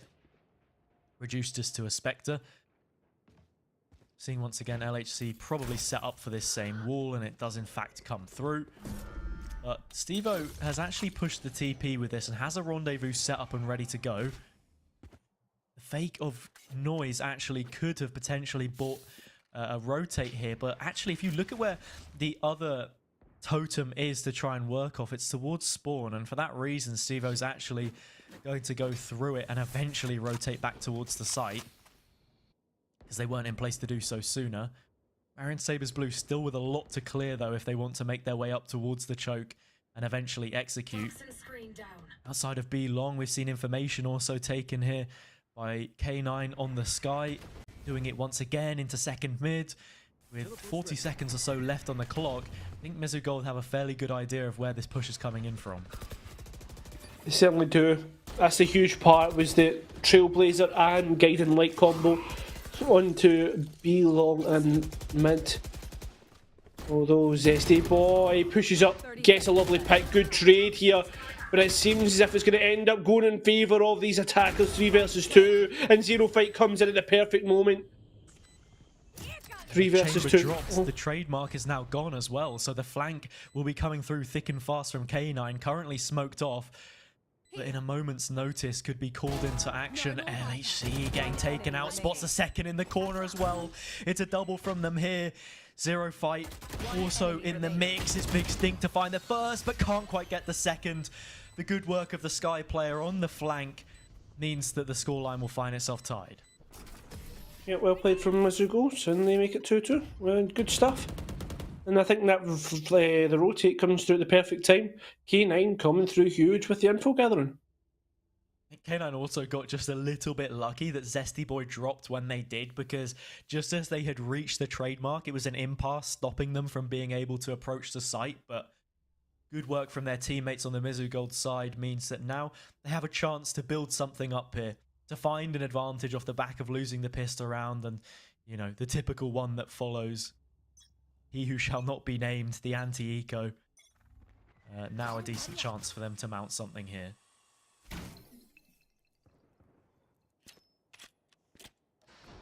Yeah, it seems as if just watching, seeing exactly what's going on, a little bit of aggression, nothing picked up. I think obviously this guy getting picked out by the boom bot's huge for this for the defenders trying to contest this default here. Because obviously they have somewhat some idea that someone's outside showers. But it seems as if the spike is slowly making its way towards B. Yeah, trying out B for a change. For a moment, I thought maybe we'd be seeing yet another A execute, but going off recent form, Marian Sabres Blue, it hasn't been a happy hunting ground for them. For a moment, LHC looked like they had caught the side there of Steve-O, but it didn't happen. Toxic Stream will go up once again to continue faking that presence as the rotate does come along. Spike in play. They have an orbital strike and a potential Viper's Pit to secure the post plant if they choose, but it doesn't seem as if we're going to be seeing it anytime soon, as those players still not yet committed towards the site. 30 seconds left, or even less. Yeah, potentially even less. It's just continuous denial at this point. 20 seconds remain. On as they push through, it's going to have to be trades. Although in a 3 versus 4, this could be winnable for these attackers. No, the better weaponry starts to come through. Spike stuck on towards outside long, and Steve-O could easily swing, collect one. Although, oh no, 3 seconds remain. Just needs to hide away, keep away, play keep away here, and unfortunately is able to win that out and the fight. A lot of rifles lost though. Yeah, it's ring around the rosy in the end. I'm surprised that Marianne were able to find anywhere near as much value out of the round there, to be honest. They took so long to make their way out of hookah. Usually you expect the B execute to be more heavy in terms of long because you don't have to jump out from that position. It's so much more difficult to contest without utility usage. Excalibur good for a couple of kills on the Sheriff, which really could have blown things open for their team, but that staggered approach is what makes them fall short. Mizzou Gold still plenty of credits to invest on this round at least, but that ultimate economy now is starting to be built up in their face. Marian Sabres Blue also adjusting the toxic screen this time around, steadying themselves to try and find something here on A. Yep, these Seekers going to be huge. Is it all confirmed that most of the players are back sight? I think that was actually 2 taken out with 1 spray there, which is going to be good. Because realistically, the player in Heaven could still be hidden, and the spike again ferried towards B. Yeah, this is so confusing though, Kara. We saw the Seekers use complete showers control collected, but how much re-clearing do they have to try and do here? No B presence whatsoever, and yet again, a singular paint shells from Zero Fight is enough to stop that attack just for a moment. Finally, they will come through. The orbital strike helps collect the kill. K9 peeking out into a very open area. Zesty Boy also taken out by the orbital strike. Ultimates left, right, and center. Whoever comes away with this round will have done it off the back of a big investment. And now it just falls on the shoulders of Stevo. Has been able to find 1 kill already, but will have to make it a 3K. They want the round. First angle met, second kill found already, into a third. A triple from Stevo, and just like that, it goes from a 3rd round to a 4th. Just as easy as that. One good thing is as well, Steve-O already has their ultimate, so next round, if there is any lesser buys, then they can chuck a Vandal to one of their teammates and potentially go in towards that operator position. Anyway, point is we are going to get a timeout.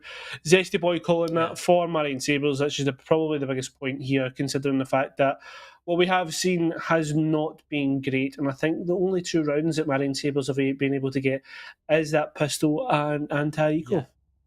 Yeah, exactly that. It's the gun round syndrome that we see from a few teams. When the full arsenal of utility is out on display, there's a real gap to be noted between the 2 outfits in terms of what significance they can find, what value can be attained, and looking at what Marian Sabres are currently trying to make their way through, it's not looking good. Mizzou Gold constantly with sufficient utility to keep them stripped back.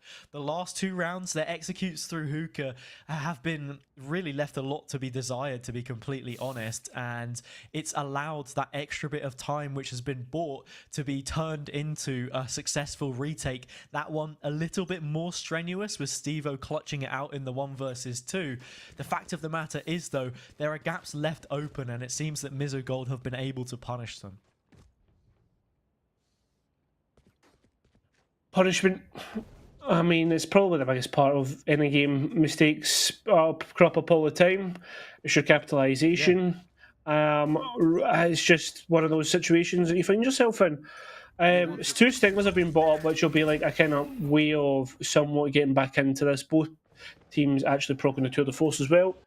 So, I mean, with the Stinger's being upgraded, this is doable because Bind is quite close quarters in comparison to others.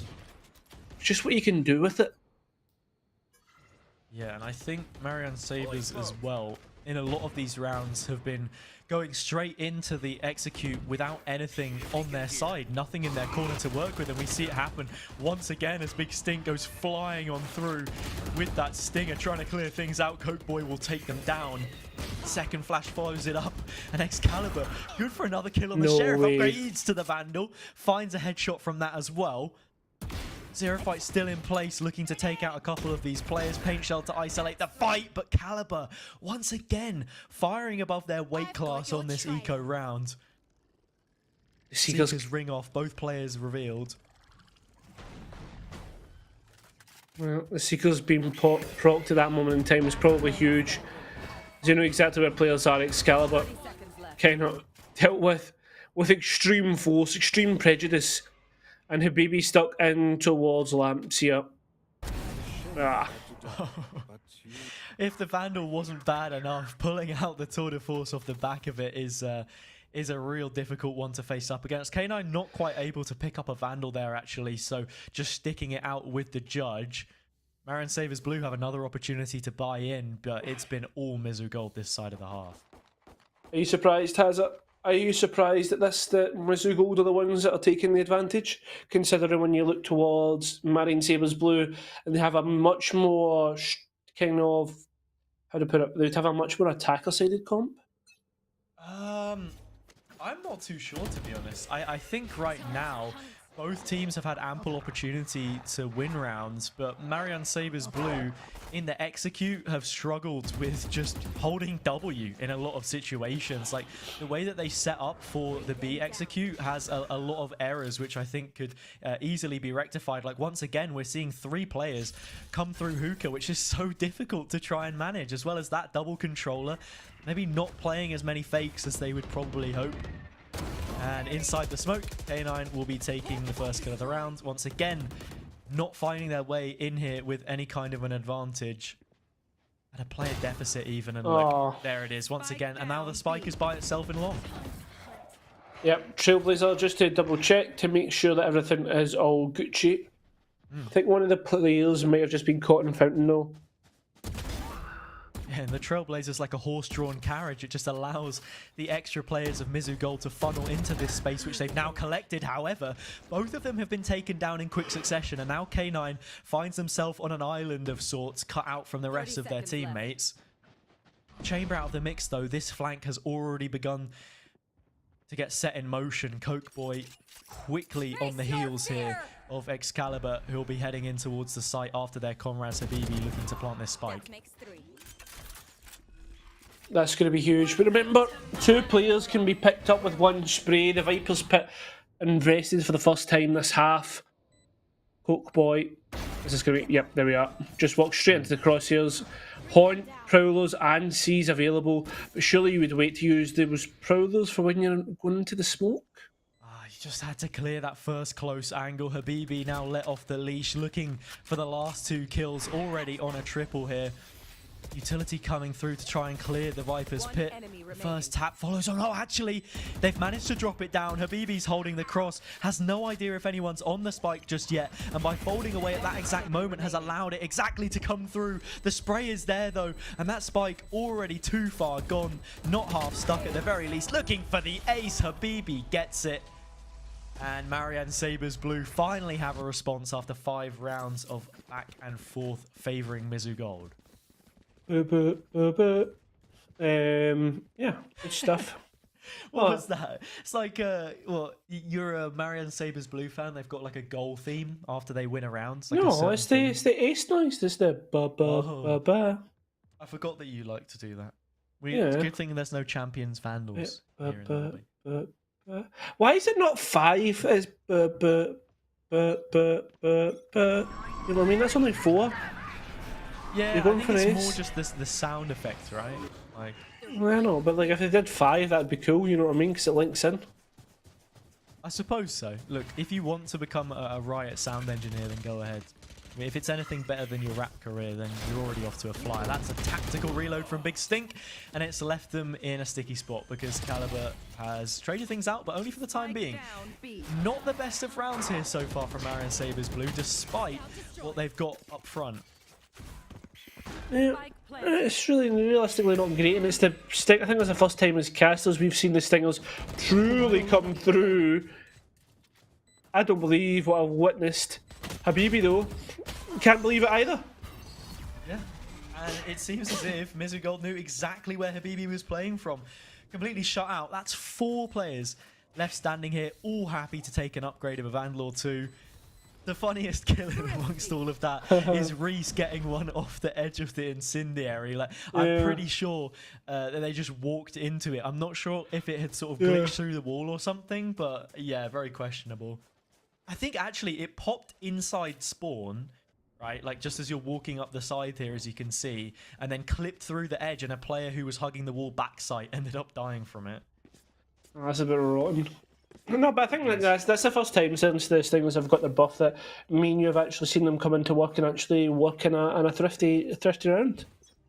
I think so. We saw it a little bit on map 1, Haven. We saw a bit of stinger action, but in terms of actually finding a round, that was probably the most complete performance that we've seen of it so far, I think it's fair to say. Devo's getting spotted out backside, has an operator to try and work with. Just goes for the reload, so too will Big Stink, but as soon as they walk through, the bigger gun gets the better of them, and we're going to see the defenders here poised to just shut down this attack before it even gets started, because they've still not got any control in this site. Yeah, they realistically cannot get this anywhere near. Sky going to be caught out by the trademark.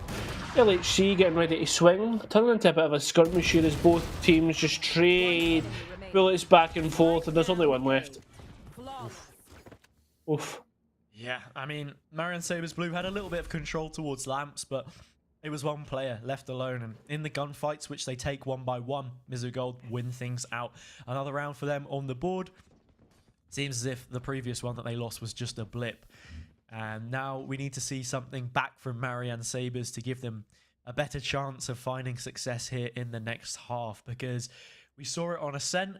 Mizzou Gold able to give themselves a platform of 5 rounds. 7-5 is really at a deficit, the very least you want to be conceding.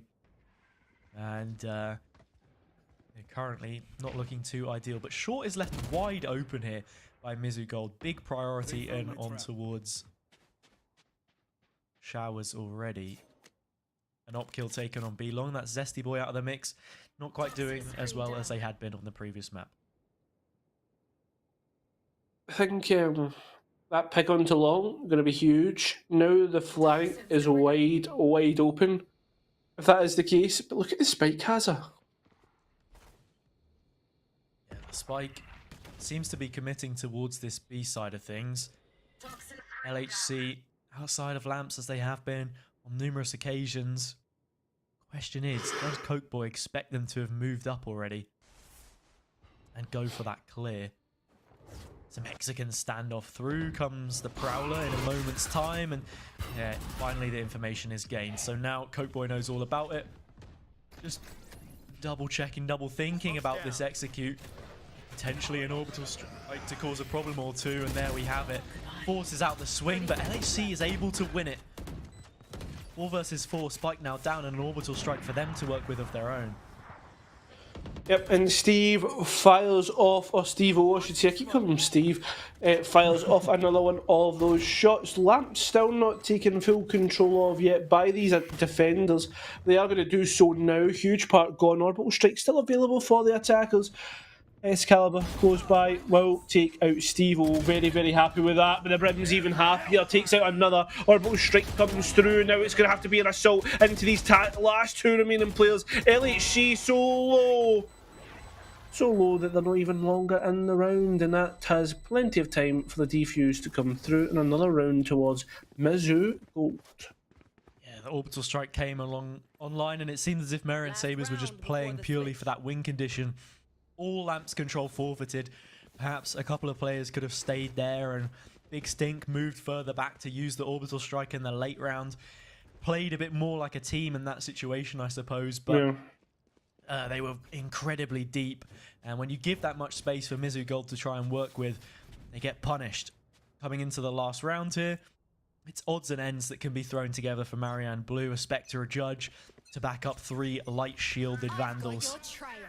8 rounds already secured. This is a much better performance from our current defenders. Oh, that's so unfortunate. The Ray's taken out. Seekers with so much information, but still, we've not really seen much of a rotate coming through. That's going to be a huge seize. A huge guiding light to follow it up, though. Looking for a peek, but K9 can't convert. Balls to Coke Boy on the backside, and Reese as well, but one by one, the Mizzou Gold players fall. Marian Sabres Blue set themselves up nicely to try and find a 4th here on the back end of the half. I think what Steve-O's clutched these out before, but I think this is a bit too much to ask. Yeah, I was about to say 8-4 is probably respectable. I don't even know if you'd resign yourself from this. I mean, it's still doable. Nah. If they'd got that pick somehow transferred on towards Zesty Boy, I would have been like that. fair play, son. You totally deserve to win it, but it's just one of those ones. Not going to happen. 8-4, respectable half. Mizzou Gold ecstatic with how they played. Yeah, when you consider that half of those rounds picked up was the pistol round, the anti-eco, and then everything else just sitting with Mizzou Gold for the remainder of the half, makes things extremely difficult from the Marian Sabres camp. They'll need to find the next pistol round here as well to give them a chance of staying alive in this game. Mizzou Gold were able to find it. Double digits surely beckons them. As well, playing from the attacker's side means that in terms of force buys, if you wanted to try and half chance your way back into it, you're really going to struggle to put up any kind of a decent investment. But we have to see. With bated breath, we continue on in this game. Excalibur has been good on the pistol shots. Eco rounds left, right and center for them, but in this one, it's slightly different territory, and we'll have to see what they're able to create. Already, the difference between the two teams is how much space Mizzou Gold have actually taken. Hookah control, most namely, something to try and work with here.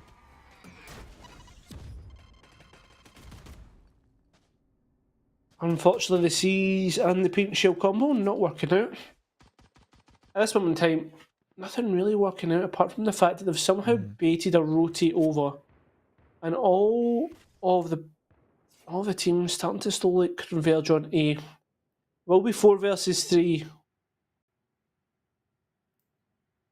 Yeah, I think the idea is to just take early hookah control so there's something from which to work with. Still seeing Zero Fight lurking there for a time being as they do eventually group up with the rest of their team to perhaps catch a player on the rotate. That rotate will be coming through fairly fast when it comes down to it. Playing from deep, finally the Sky Smokes are activated and the execute comes through. Not too much time left to speak of, but Zero Fight is making it work with what they have available to them. Big Stink just challenging this one in lamps, but yeah, not too much space that Mizzou Gold have to work with in the site, and actually they're already getting collapsed upon here, but Stevo responds and finds both controllers. Although Habibi available there, gets rid of the Trailblazer and that Brimstone. Stevo, huge work. Unavailable, that's going to be perfect. What's going to happen here though? Kind of stuck between a rock and a hard place. Sheriff available. This is going to be huge. All it takes is one spam. A single bullet required, yet it doesn't connect. The spam through the side of the box meant that the reset on the accuracy was too far-fetched when Zero Fight eventually goes for the peak. Pissed around the ways of Mizzou Gold. Now it seems as if Marian may just be settling for a silver medal. Second place in this matchup, but 0-2 overall in the standings would be their position if it ends up this way, so nothing to show for. Would be 9-4 now, has it? 9-4. And with the way that things are, it seems desperation, shorties, etc.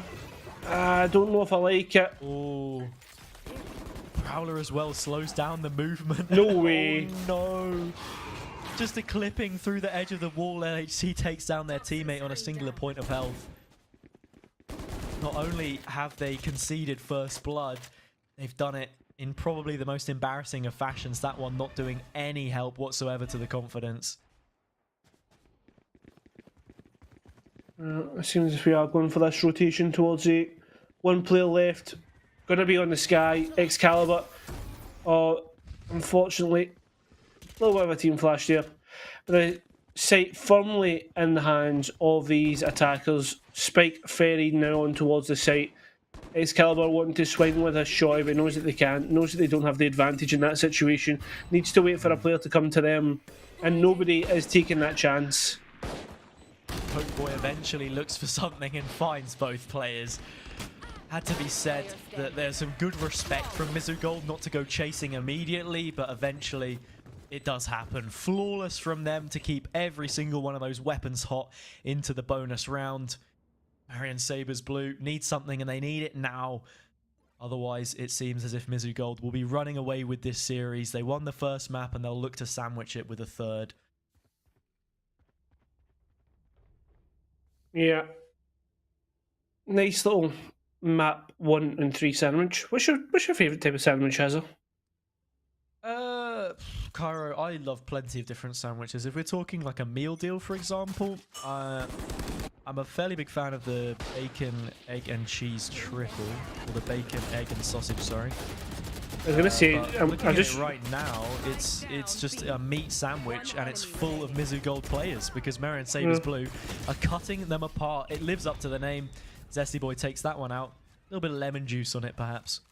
Yeah. A little bit of zest on it. Yeah, leaves a sting. Yeah. Well, anyway. You sound almost disappointed. Yeah.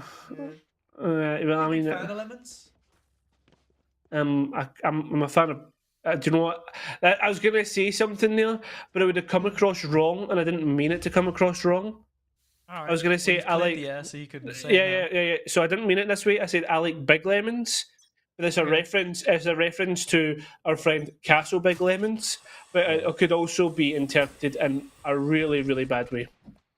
I love usernames, man. The fact that someone can be called Casso Big Lemons just makes me happy infinitely, I think. Infinitely? Poke Boy looking for a spam. Gets a kill there and finds an opener here for Mizzou Gold on their buy round.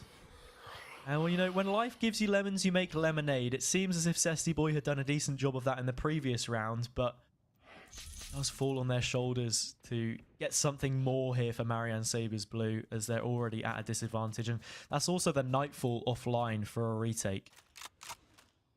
Yep. The night is gone. The light has gone out, and there seems to be no lights at night. I don't know when I'm going now. Yep. And as the night gets longer and longer, we pray to God that Cairo stops with the puns. I'm joking, of course, but look at that great combination of utility. Season paint shells in towards the back site. Leaves just Zesty Boy, who goes for a peek. What? Oh, LHC.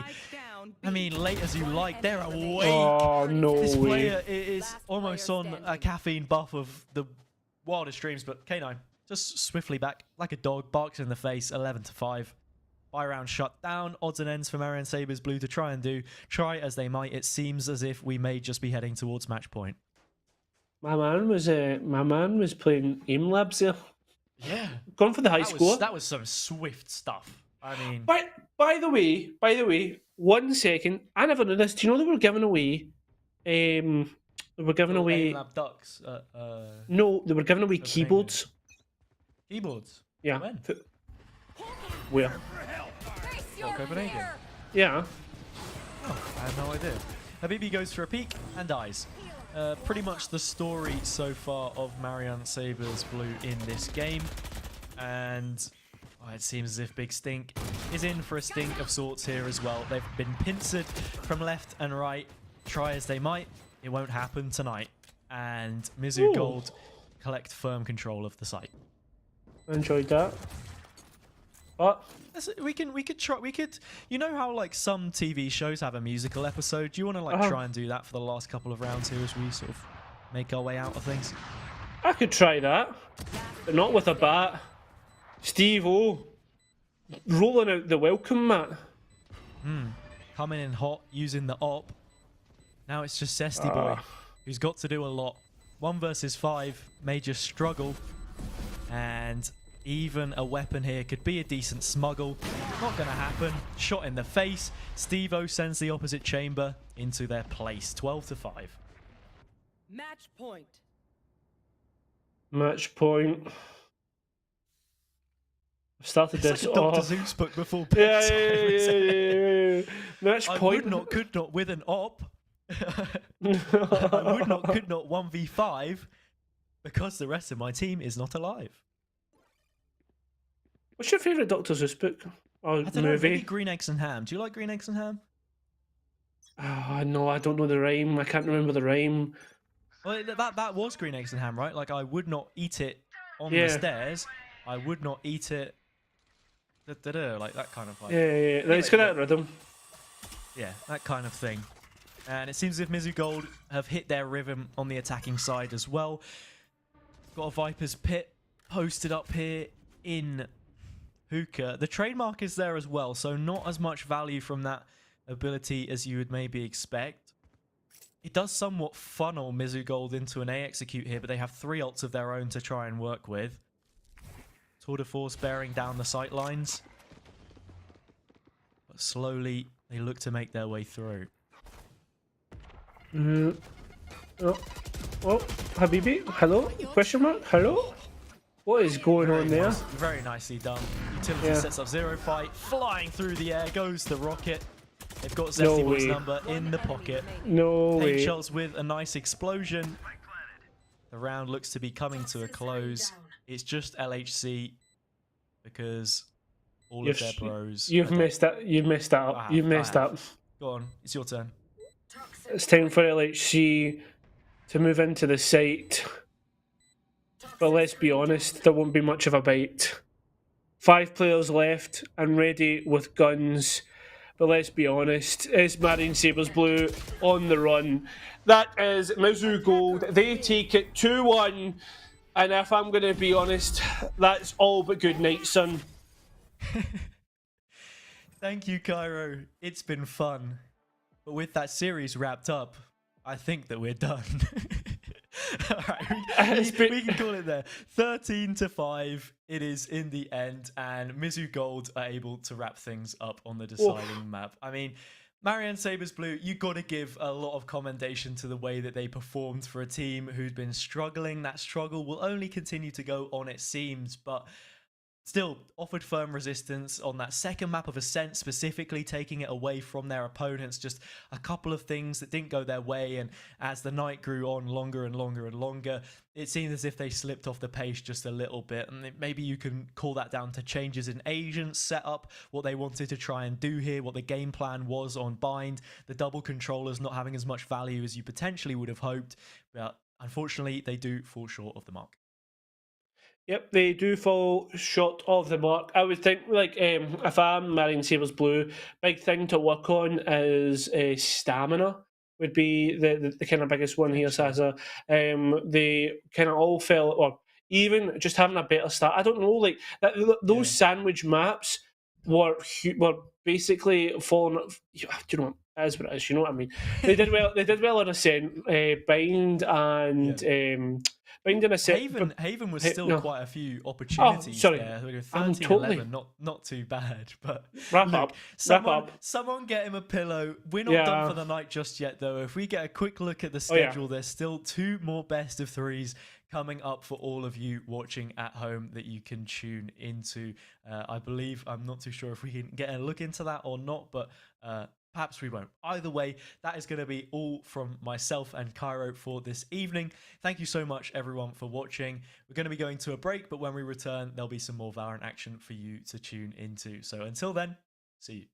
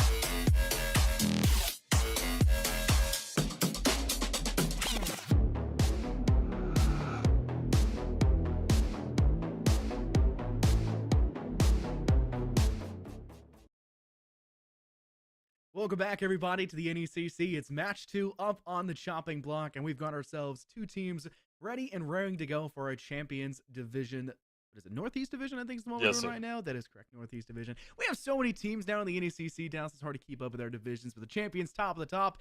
We got so many of them, we're having to separate by location. Up versus SNHU Blue versus the Carleton Ravens. Why don't you guide us through those 2 teams here, Dallas? I mean, just obviously we can go ahead and talk about at least the league that they're in with when it comes around to the Northeast. One of the stronger divisions, I want to say, in the entirety of this league, and even then more so with it being in the Champions. It just kind of goes ahead and shows a little bit more of a testament of what we're dealing with and at least what these 2 teams had to provide, at least here in this series. But, I mean, you talked about the teams. You want to see what we got with the team. So let's go ahead and at least go ahead and break down those rosters a little bit. Starting with the side of Carleton Ravens, who are going to be themselves the top contenders. Obviously, names we've all heard again and again and again.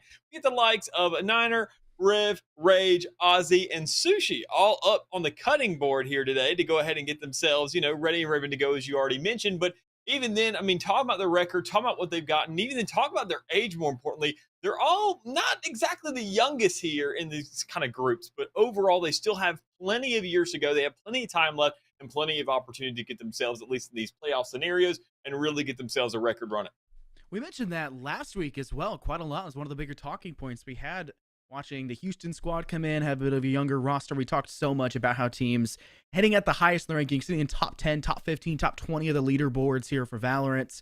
And you're saying, all right, they're going to have to graduate eventually. They're no longer going to be able to play with the same roster, same teams. How does that age kind of graduation affect the roster? And it affects teams very much so. Hilton is a freshman coming in on this season. They are an ex-professional for the SKT Academy, so they know that they're despite being younger than everyone else, with everyone else being seniors, they should still be a great player on the roster. Coffee's up, Agron's up, Chrome and C-Dubs. 3 of these names out of the 5 I recognize wholeheartedly. Cannot wait to see how these players go down, but SNHU is, like you mentioned before, another one of those well-versed rosters coming in and has a lot of experience under their belt. I gotta say, when it comes around to SNHU, I like this dichotomy, more importantly, between this. I mean, you have all these seniors, you have this one freshman kind of standing out, and we're not really too sure about these roles. I mean, positions can be flexed over the course of these years. You can make sure to kind of transition yourself somewhere. I mean, duelists, they will frag no matter what, and they'll find themselves another place to go if it comes around to it. But Hilton, I gotta say, I like the way that they're kind of doing this. You have this young player who's surrounded by all these you could go ahead and classify as vets, considering the Valorant's been out for 2 years, to kind of learn, to kind of take under this wing, figure out how the program works, figure out how these practices work, figure out just the entire ecosystem and how to blend yourself into it. And then next thing you know, Hilton's going to be a leader in their own right to go ahead and carry a lot of this information over, even then better yet, elevate the program when they're already out sitting in their own right.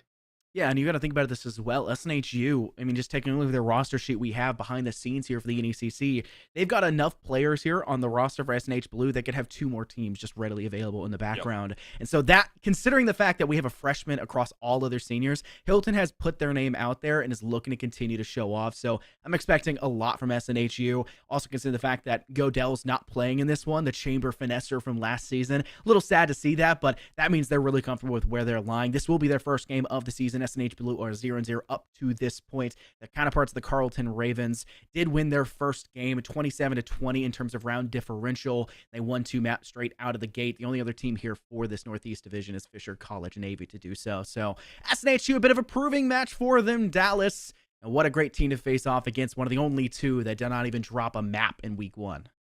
Yeah, and honestly, when it comes around to the Ravens, we can obviously mention that round differential a little bit, to where it's not looking all that favorable towards them. They're not looking outstanding by any means necessary, and that's not to sleep on them and kind of make them seem a little bit undercut compared to what they are, but it shows that they still have a lot of kinks to work out. That if you're going to find yourself a win during the early terms of this season, this is going to be the time to do it, right here in week 2, as soon as you get yourself a debut on the stage, because SNHU, as you saw earlier on the records, they haven't gotten themselves a game yet. They don't really have anything to expose us yet, because as the course of the season goes along, when you look at these bigger rosters, these bigger teams, these bigger programs, especially with the SNHU, as you mentioned, has so many rosters readily available to switch out whenever the time comes around.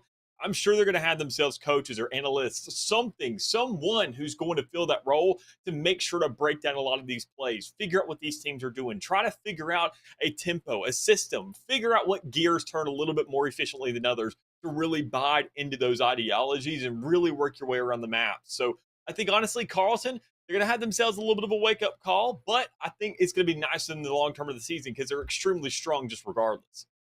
We've talked a lot about how collegiate programs are having more and more programs actually built up from the university ground up, and how well versus how large they can truly get. SNHU is one that we see, at least from the roster sheet. They've got a lot in the back pocket ready to go. And we saw substitutions come out and about last week in our 2 matches we casted. Yeah. Maybe we see that here for SNHU as well, to kind of give everybody a little bit of working. But speaking of working in substitutions, we'll have to see what map we're going to. We know Carlton Ravens are 2-0 on their map book. How will that change by the end of the evening? The first map we're heading to, not too shocking for us here, Dallas. Wow. Ascent is first on the board, followed by Bind, and going all the way to finish things off on Haven. What a shocker as well to see the first map being banned is Pearl. This is about as much as you expect it to be. The fact that Fracture survived even to the second ban phase is shocking. Well, let's go ahead and slow things. We got a little bit of a luxury last week, let's be real, when we got the chance to cast Breeze and Pearl within one night. Sure, they were a part of different series, but you know darn well that by the end of the day, somewhere in the season, the majority of the time, this is going to be not only the majority of the maps that we cast, but in turn, it's going to be the majority of the maps that these teams like to decide. You see, a lot of these teams like to go ahead and play it cut and dry, because even then in a map in a series like this, Carlton doesn't have much on SNHU. SNHU wants to go ahead and make sure that Carlton, they can see what they're really starting to iron out on these maps, because, I mean, this is just the default trifecta of maps. I mean, just overall on the board, every single time you will find these 3 more than likely showing up somewhere in every single series. You will never find something like a Fracture, Icebox, or Pearls, or Breeze, better yet, Fracture and Pearl. If you're a team who picks that, number one, I love you, but number 2, that's just not going to happen, and sadly enough. And that's not going to be something you really run into so much. You have to make sure you check those 3 corners, make sure that foundation, that trifecta in itself is already established enough to where then you can say, all right, now that we got the basics done, the easier maps, the simpler maps, now we can really start to elaborate on that. Are we getting our team comps on? Bind, our aggressive pushes through these narrow alleyways really starting to come to life here. On the likes of Haven, can we really make these decisions and split up the map and really get things wonky to where we can implement that into Fracture? Even on Ascent, it's very, very, very static. And can we just win the game outright and look better? It's these questions that we had to answer right here in this series, but better yet, the question we're going to be asking right now is these agents being brought out, where both teams already seem to have a pretty solid idea of what they're working with. Since the map, we've talked about it so many times before, it's the gentleman's agreement, the handshake map, and so teams feel very comfortable on it.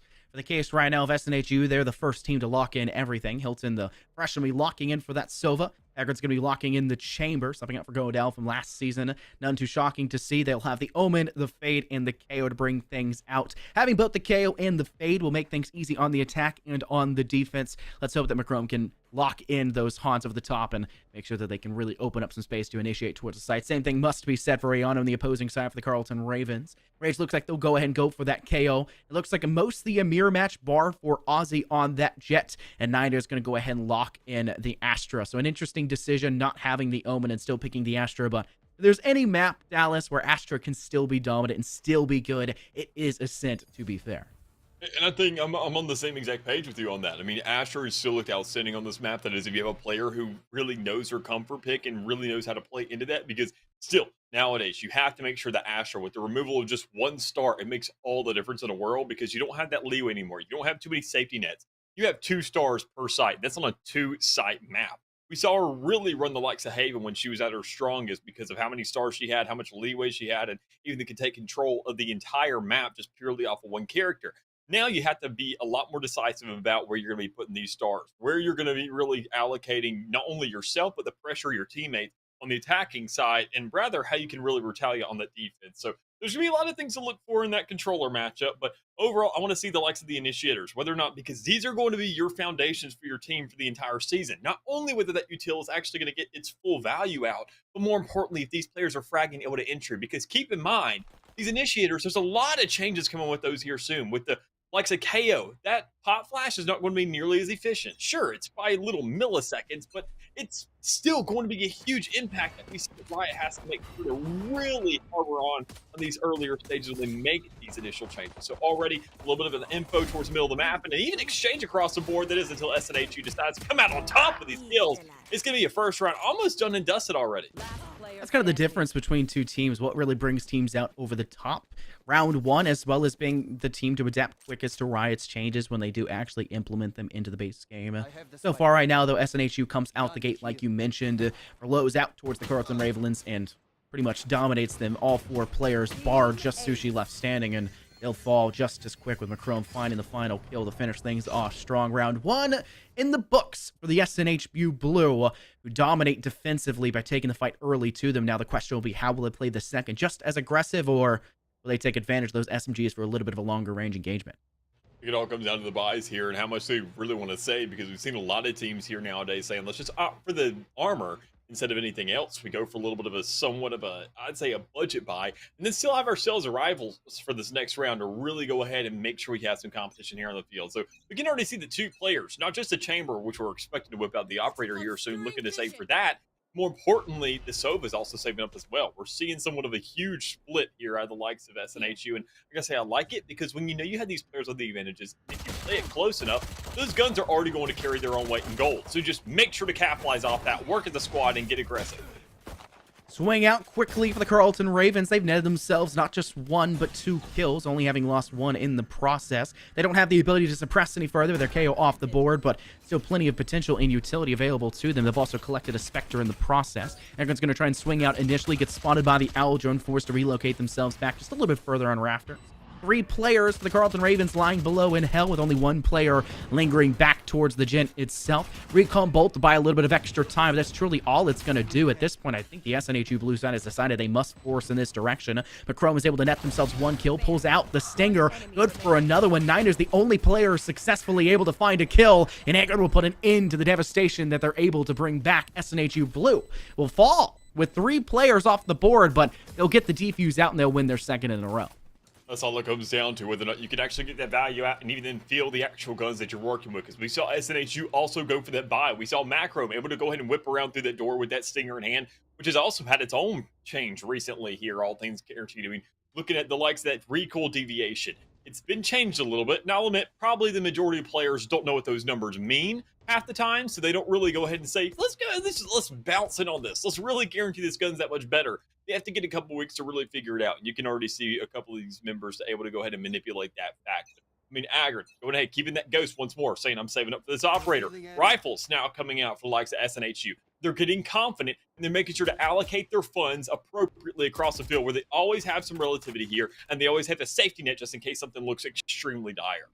Have that fallback, have the second step in case the first falls apart. Hilton has a little bit of assistance, probably goes around that corner, but quickly dealt with by the Carleton Ravens. Note their default they're actually going for right now in Dallas. 1 player sitting inside courtyard, looking over towards that fountain central. 2 players initially teased towards the A site. They actually put their KO stacked over towards B. The suppressing knife's not just there to deny utility and the abilities of the defensive side of SNHU Blue. It's also there to gather information. And those 2 players can be easily spotted should that blade be tossed out quickly. Hawk tossed over the top. Gives a little bit of information that there are players lying in wait. There finally goes the suppressing knife that will flush out the Carleton Ravens from B main. They start to aggress towards that site, but Chrome's able to easily cut down 2. Unfortunately, cannot survive the onslaught from Sushi with the Phantom. Hilton comes over through Mark and is able to take down 1 more, but Sushi is able to clap back for their second of the round. Niner still lingering towards B main. Coffee overextends and will pay the price because of that one, and Agrid's Headhunter just cannot connect enough shots. C-Dubs, the only player left standing for SNHU Blue, slowly walking down staircase, spots the shoulder of Niner, but Niner will retreat backwards. The fragment in an attempt to flush them out from their position, but C-Dubs just can't connect Dallas, and Niner finds the final blood to give Carleton Ravens their first round win. And I mean, sure, they got themselves up first round, but this is what SNHU is looking for. They say no matter what happens here, we have ourselves a backup. As I mentioned prior, in those rounds, they're looking to make sure to spread things out. They're making sure to have an answer no matter what really happens. That second round save from a couple of those players has now resulted here in a round after they have a loss in the retaliation here from Carleton Ravens. 3 rifles and an operator. Sure, there's some half armor being brought out by C-Dubs, but that's not the biggest deal in the world. You're looking at the entire team and what they have to offer, because Macrom has been going off, now has that Nightfall prepared to go, looking for somewhat of a retake situation, so long as you just don't play too aggressive here in the early game and make sure that you know the value of your life and that utility that could really be a benefit to your team over the course of this round, more specifically than anything else. So, a little bit of the layout, the default coming through right there towards the A site, but more importantly, the lurk coming right down the middle, which is kind of going to go ahead and be sniffed out by the likes of Carleton, because Rage is already on it, getting that kill, but can they go ahead and sniff out Chamber as well? Well, you don't even need to if you get a Sova drone. So nice 400 creds invested. Look at yourself to get on the A site. Hopefully get yourself a spike down if you're Carleton. It's all about that investment in the early stages of the rounds. You sound like a cryptocurrency investor trying to find that return of interest, the ROI of every round. Fortunately for these guys, there's not much of a return of investment if they can't keep their currency in the right position. Egrin up on top of Raptors is a little bit of assistance, but Nightfall does go down, as well as having the Cosmic Divide. Carlton Ravens easily dishing the hurt back towards SNHU, and they'll flawlessly take this 4th round in a very dominant manner. Even when they don't step into the round with full armor for every player and a rifle in each hand, they come out of it with everyone thriving and surviving, and really buried the chance of SNHU finding success, and only needed to use 2 ultimates for it. Is a great job. Yeah, that was a big round there for Carlton, really just going ahead and put that nail inside the coffin. And I mean, sure, one of the big vital ones, I would say, considering that we saw these rounds really starting to go the way in SNHU. They were playing the long game. They were looking for these backups. They were making sure that no matter what happens, as I mentioned, they have at least that 1 round to fall back on. Problem is, it's the aggression that comes around with those guns. You start to build a false sense of confidence. And once you know it, if something goes south once more, I mean, you don't even get that 3rd strike. It only comes down to 2.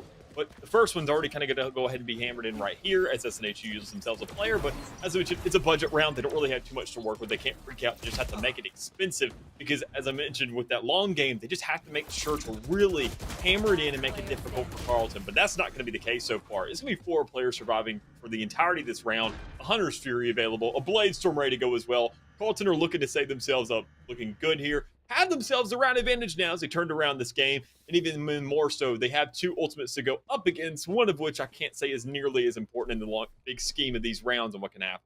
Love you mentioning the baseball references of striking out. It was the 2 swings early in that round by SNHU, and we know that they were in a thrifty. They're saving in that round, not too big of a loss, but 2 swings and no misses by the Carlton Ravens as they buried those 2 players. They just slightly overextend. Hilton on that back staircase, and of course the early swinger over towards B main. SNHU need to kind of key in on this round. They've had 5 in a row to say, all right, this is how Carlton Ravens are going to attack. At least 3 rifle rounds in return saying, all right, this is the way they play. This is their play style. How can we adapt on this? How can we key into the situation at hand? From the looks of things, they're not really changing things up too much now.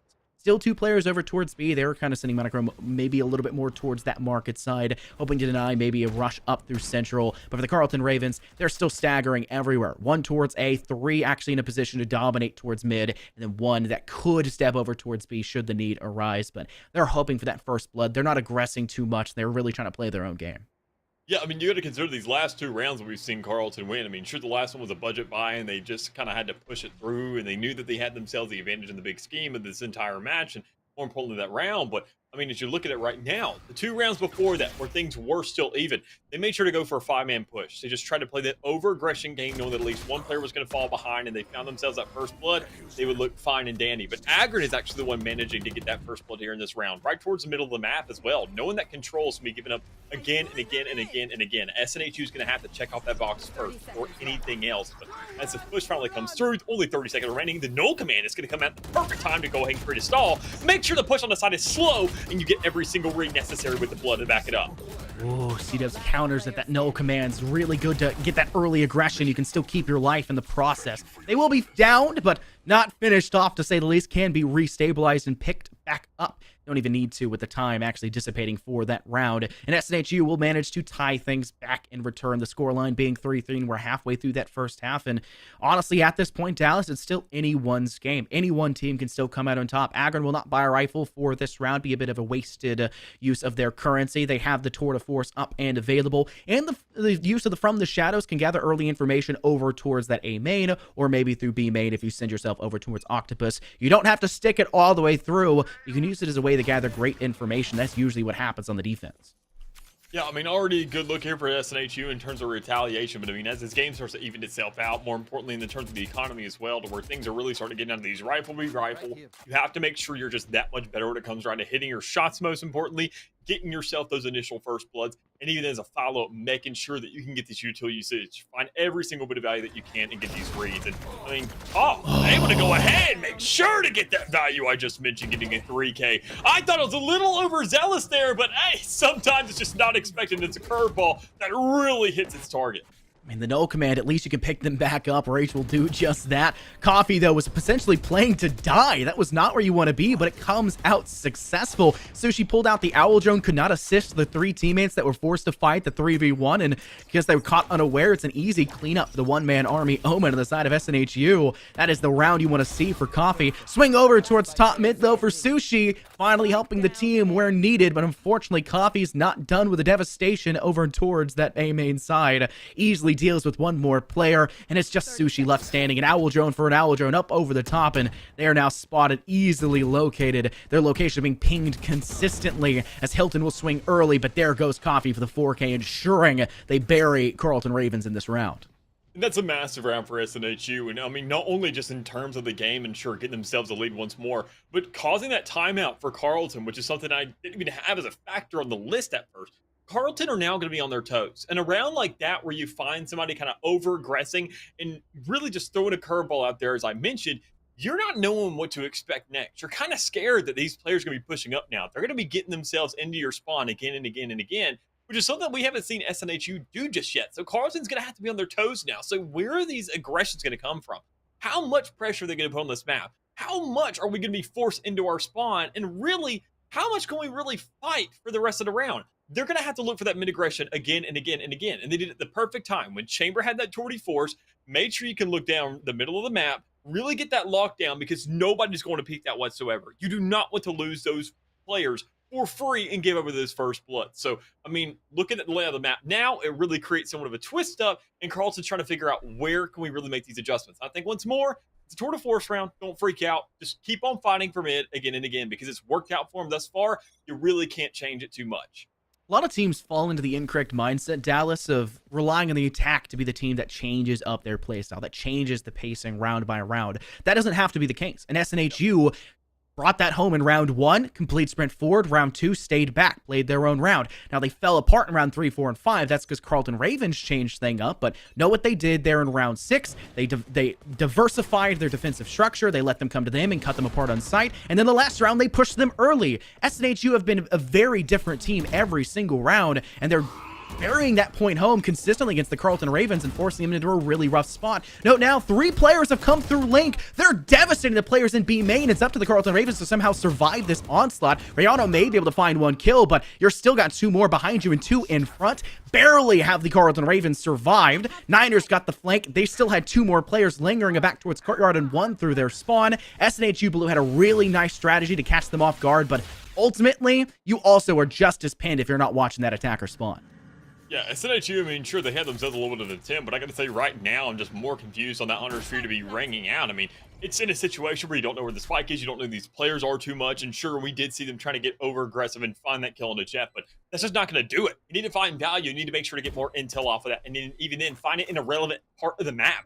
If you don't know if that spike is picked up or not, you're not really cutting anything off. You're not really putting that pressure to slow things down, because as you see, this plant is still going on. You still have that timer ticking down, and SNHU really has their back between a hard place right now. They need to make sure to find this pressure. They need to find this retake situation to really come to life.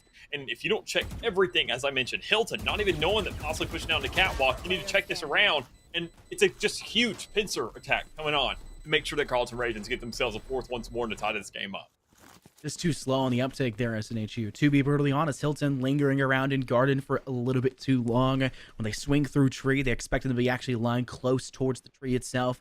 Not the case. They did have the intel that there was, in fact, Sushi in that direction, but the problem was Sushi had kind of pivoted back over towards that puppy side. It was lying over next to crates. They were on the opposing side, and you still had to deal with that door. Honestly, it would have been smarter for Hilton to walk themselves up through rafters, knowing that they would have had to clear out that door and have to essentially waste even more time, give up even more intel. Unfortunately for SNHU, they will allow Carlton Ravens to climb back because of those small mistakes and the unfortunate strategy not working out early. They try to go for an early swing here once again. This one not as aggressive, but Chrome will fall because of it, but at least Hilton's there for the refrag. But now Hilton's all alone on that B site. Should that push go their direction, it'll have to be a retake by SNHU with another man down.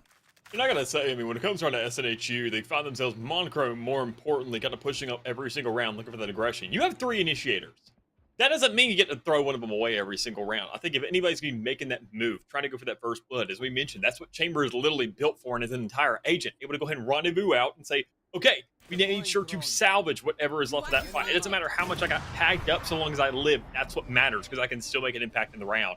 When you get these situations where you lose a Haunt, you lose the Seas, you lose the Prowlers because only one's invested off the get-go, that has a huge impact for retake potential, and we just don't get to see that really come to life. But one thing we do see on the field right now, the Cosmic Divide able to go ahead and put some impact on this site, split things up, and even then, go ahead and get knocked down as well. There goes Niner, kind of biting the dust there a little bit. So the 4v3, Agron towards the back with the Operator, looking for some pressure, and that smoke to go down as well. You got to make sure to get this tap and see where these bullets really start to rain through. Knew the Nightfall was coming. It's the only ultimate you truly have at this point that can deny with great information, and that marking just devastates the two players of SNHU that were still lingering towards that site. Hilton's in a corner angle, though, able to catch Ozzy as they extend too far. There goes the Hunter's Fury. Hilton will have to push because they know that they're spotted, and C-Dubs will fall to it ultimately in the end. What a great usage of their ultimate, of their kits here for the Carleton Ravens. Instead of planting back towards deep sight, underneath, right below the entrance of hell, and trying to watch from arches, play your own game. Make them come a little bit closer to you where you know that that Nightfall can actually connect to the target, because it's ultimately a diamond where you have to say, I can escape if I'm this far away, but I can't escape if I'm this close, and SNHU fall victim in such a dominant way. Carleton Ravens just outplayed them by the whole 9 yards. And I'm loving the way that Carleton's also playing this game so far. They're making sure that each one of their ultimates are preordained. So a lot of people would say, okay, in a situation like that, wow, that's a lot of ultimates for one round. But you're going to get more because there's still some parts left in this half. There's still potentially, available sites to go ahead and bring those back up, to really put them back into the game, because there is a couple rounds left. You see a lot of teams holding down these ultimates, not using them at all for the entire half, which using it once for nothing is still better to get yourself around than using it not at all. So we're seeing Carleton make sure that these trade-offs are really getting themselves an impact in this game. And they're following it up once more. It's a round where they made sure that SNHU is now on a budget 5. They can't really do too much right here. That's going to get themselves the 6th round they need just to guarantee this half. But there's still a little bit of contention. There's still a little bit of a problem in the way because it's a 3v3. The headhunters in the game is that last bullet does go ahead and get shut down. But, nothing but classics. It's going to be very difficult for SNHU to do anything. And as we see, that's not the case. So 3 players alive here at the end of this as well. Sure, plenty of money in the pockets. Not really worried about this economy going forward. But knowing that you got this reinforcement again and again and again, that you have yourselves 2 rounds left in this half, no matter what. And we're already seeing that Niners at 3 out of 7 of those Cosmic Divide to come up once again. Briano with that Nightfall that was used 2 rounds ago, now looks like it can be picked up in this round once more. It's looking at these trade-offs and realizing the value and saying, how realistic is it to get it again? You just got to realize and understand the game on not just a round by round basis, but a half basis, Dallas. You have to understand, I can use this in this round. I'm going to charge it back up. I'm confident enough in my ability to continually onslaught myself and my entire kit and my guns, everything to its fullest potential. For the Carleton Ravens in the last round, they know they don't have really the ultimates to work with. They still had the Bladestorm for 2 rounds in a row, but they knew that they could just take advantage of the guns in hand because it was an eco for SNHU Blue. They're understanding not just their own potential, but the lack of potential for the opposing side due to that thrifty. Once they got the early intel that there was not truly a strong weapon to work with, they've just cascaded into that side and took advantage of everything that was available to them. They're looking like they'll try to do the same thing here, but a little bit more of a default setup for them. Rage is trying to peek over towards B main. They know Hilton's firing the Odin through that wall, but they try to send themselves with all 4 over through A main, and it falls short. They'll lose their player of Sushi, their Sova, early, and be forced to relocate over towards B, where at least Rage has given themselves a little bit of control over here towards Garage. I think even in the information already given, look at the spread, hearing the bullets, getting all these audibles, finding this information is looking really valuable for them so far. But Carlson, they don't have very much to work with. Look at these health pools. They don't have healers. They don't have a Sage. They don't have a Sky. Things are looking really, really dire right now if they do want to get themselves into a site. And I think, honestly, re-wrapping through middle right now, you need to have that early control because as you see it, they're making it worth it right here, right now. They say we go right back through mid, funnel out maybe through market because you got 20 seconds left on the clock. It doesn't matter where you really push at this point now. You just know you need to get on the darn side. Yeah, 13 seconds. Red time is starting to tick forward. C-Dub's able to blind fire through a smoke for 2, but now they're going to have to quickly jump over towards site. Agron hiding behind bricks. They'll easily deal with the player of Ozzy. There's no chance now for the side of the Carleton Ravens. And there goes Agron making up for the slight mistakes they had at the end of the round. They had to be the playmaker just last round. They're the only player truly the one-shot potential with that headhunter, and they just couldn't connect the limited shots that they had. Making up for it here here. SNHU Blue will manage to bring themselves up to 5 rounds. A chance to tie things out here with the last round before that halftime switch, but both sides with enough eco to fully buy out, and ultimates aplenty of the side of Carleton Ravens, 2 and possibly a 3rd ready or 4th ready, with Niner and Rayano being 1 off. The same cannot be said for SNHU Blue. At best, they leave this round with 2 being used. And Carleton, once again, kind of realizing the value of this game of hide and seek that takes place on this defensive side. I mean, every single time you push onto a site, you bounce back and forth. You get to recheck every single one of those corners. You don't know what's going to be thrown at you. So I like this early aggression once more. Finally going right back to the tried and true. Checking up mid, pushing up it, and now somewhat possibly even then heavily punishing this as well. That if you get that cloud burst, you can push all the way through spawn if you want to. If you have all 5 players, you can just shove right through market. No matter what, you have some information to know what's going on here. Knowing that Hilton now with that Odin, you see a couple shots, you say, that's the lineup we just have to avoid. Everything else is looking clear, and we have ourselves an easy little transition from one side of the map to the other, knowing that that default's already looking a little bit towards A, as Sushi is going to be, sadly, the first one to go ahead and get a taste of lead in this round.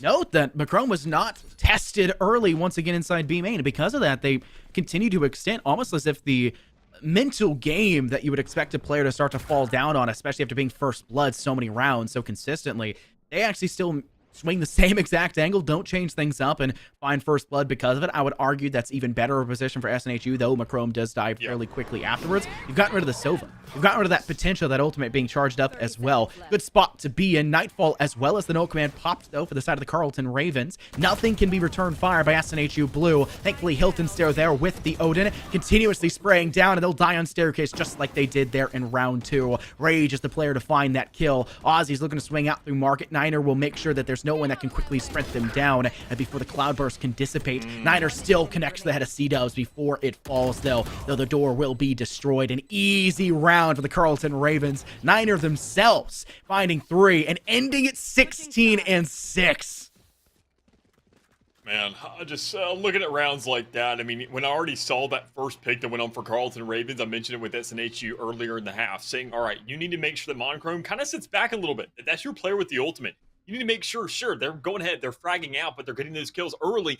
That's a great exchange. You have to find these switch ups. So really, once again, find that value. See what you have at your disposal and make sure it doesn't go to waste. Because, I mean, the one thing I can talk about for waste was Macrome's actual Nightfall for that retake that could have happened. That was the first player to fall in that last round. And once Carleton said that we have 4 ultimates of our own almost, why not? Just go ahead. If we get that first kill, then they're just running around. They're a bunch of people with weapons. There's nothing special about them now. There's no real potential for them to be playing this game at an extravagant level besides unless they hit some miraculous shots. So I got to say, once they found that pick on the over-aggressor, that round was done and dusted. They can't be making these mistakes anymore. But talking about aggression, there's Grant able to go ahead and get that first pick on a beautiful shot on the Headhunter. And even then a full funnel coming through market, and the pits are coming out from main as well. This is a full B take. This is a great job by SNHU. Instead of sending every bit of their arsenal, all 5 players through B main, they actually start to diversify and have a pincer to catch any player sitting inside Covey. Still one more close by in market. Not a great spot to currently be lying in within for Sushi, though some assistance is being gathered over towards the defender spawn. Coffee's still sitting over in Cubby. They'll deal with one. They'll swing out to assist their teammate, and they'll find a second. Only Niners able to find themselves a kill, and it's really a consolation prize in the last few moments. 2 players surviving for SNHU Blue in the pistol round. That's a Sheriff saved and a Ghost as well, but you'll expect them to pick up these SMGs. This has been, I guess, a game of these early rounds for SNHU Blue. Both pistol rounds on this map is theirs. And that's going to be really critical here. I mean, obviously, when you look at the likes of that first round, and even then Carleton ended up turning it around when these rifles started coming into play. Now that in another situation like this, where we see SNHU having the attacking side advantage to work off to set the pace of this game, the 2 rifles being forced out could be a huge contributing factor. That is, if they don't run into the likes of these 2 players who I kind of say, I'm not going to give like any disrespect or anything, but Bottom Frag's running these sheriffs for the side of Carleton on this defensive side. I mean, it's a little bit of an over-aggression in terms of the money invested, but hey, there's still some value to be had, and even then, more importantly, some kills to be made as well as Rihanna gets that first side of Carleton, making an even exchange. Even for all things to say, Rage is going to make sure that he can find one more, but Coffee's there for 2, and C-Dubs finds 3 total in the round. SNHU Blue with another pistol round return. 2 players fall, so that's 2 SMGs potentially off the board, or maybe even a rifle for them, because they expended a lot in that round to ensure the success of their team. Coffee is doing their best to try to catch up to the scoreline of Niner on the opposing side. Looks like they're going to be a little bit more up close and personal here. They handed off their rifle over to Agrid, and Hilton will manage to get the one as well. C-Dubs with the Spectre.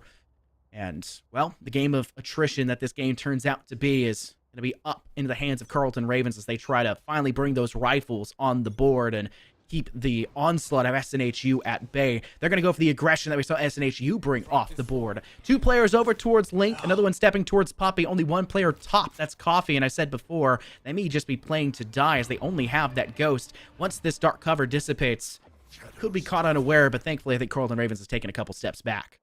And they had a much better spot. They took control towards mid, not towards A or B side. They made sure they could go ahead and really flush out where they wanted to, but they made an early flush over towards this A side, making a huge gamble. As you can see, the Spike is actually sneaking this over to way to B, and that's going to be a 3v1 situation there. I mean, completely giving up sight. They're looking at rotations. Carleton has successfully killed every single player, but they still feel like they need these reinforcements, which is just completely giving up a free plant. 300 credits for the entirety of SNHU to work with. And sure, the retake is going to be hell and higher water for SNHU to really hold down on, considering that they do not have an advantage whatsoever in these numbers, but they still have these rifles relevant here, and Agri can make some work with it. This was calculated, Dallas. They entered this round with only 3 rifles, a Ghost and a Sheriff from a Chrome, and the player of Coffee. They were letting them die. They wanted the guaranteed plant at the minimum. Then they can fight with the 3 rifles on site for the post plant. Algren good for 1 more. Hilton will join them. Though Ozzy and Sushi swing out and finish the job, it only leaves 1 player alive for the Carleton Ravens. So not only do SNHU come into this round expecting to lose, knowing that they'll get a plant down, which they succeeded in doing, they also brought it down so that only 1 player will survive with the full eco. Who does this favor? SNHU, because ultimately they're going to step into the next round to be able to full buy, and Carleton Ravens are going to be picking apart what's on the floor. They're not going to have much to work with. And that's one of the things I love about this game. I mean, 90% of the time over anything else is when you can see that teams can make these gambles, and it really just comes down to the end result. It doesn't come down to the entire gameplay. And sure, it sounds like a stupid idea, but when you end up with results like that, you say, you know what? Does it really look that dumb anymore? Quite honestly, no. You make sure to get the trade-off we talk about, the long game. Once again, that's what SNHU they played for in the earlier in that first half. They're making sure to retaliate it once more on the attacking side when they can set the pace of the game themselves. Go for these fake plants. Go for these little Trojan horses around the map. And they make sure to just really iron that in, because now, as you can see, it's another round already over. A lot of classics to work with in the hands of Carleton, and they're just kind of pushing through the map looking like they run the show.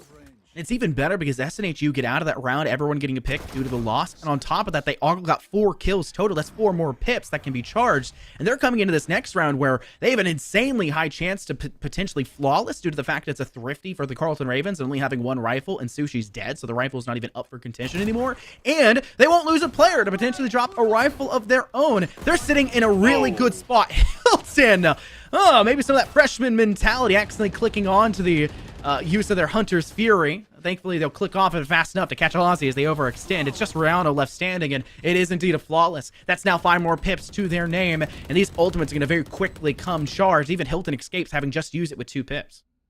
Yeah, I think, once again, it may just be another one of those situations, right, where you fake out the Hunter's Fury, you get that aggression on, and you get yourself a kill.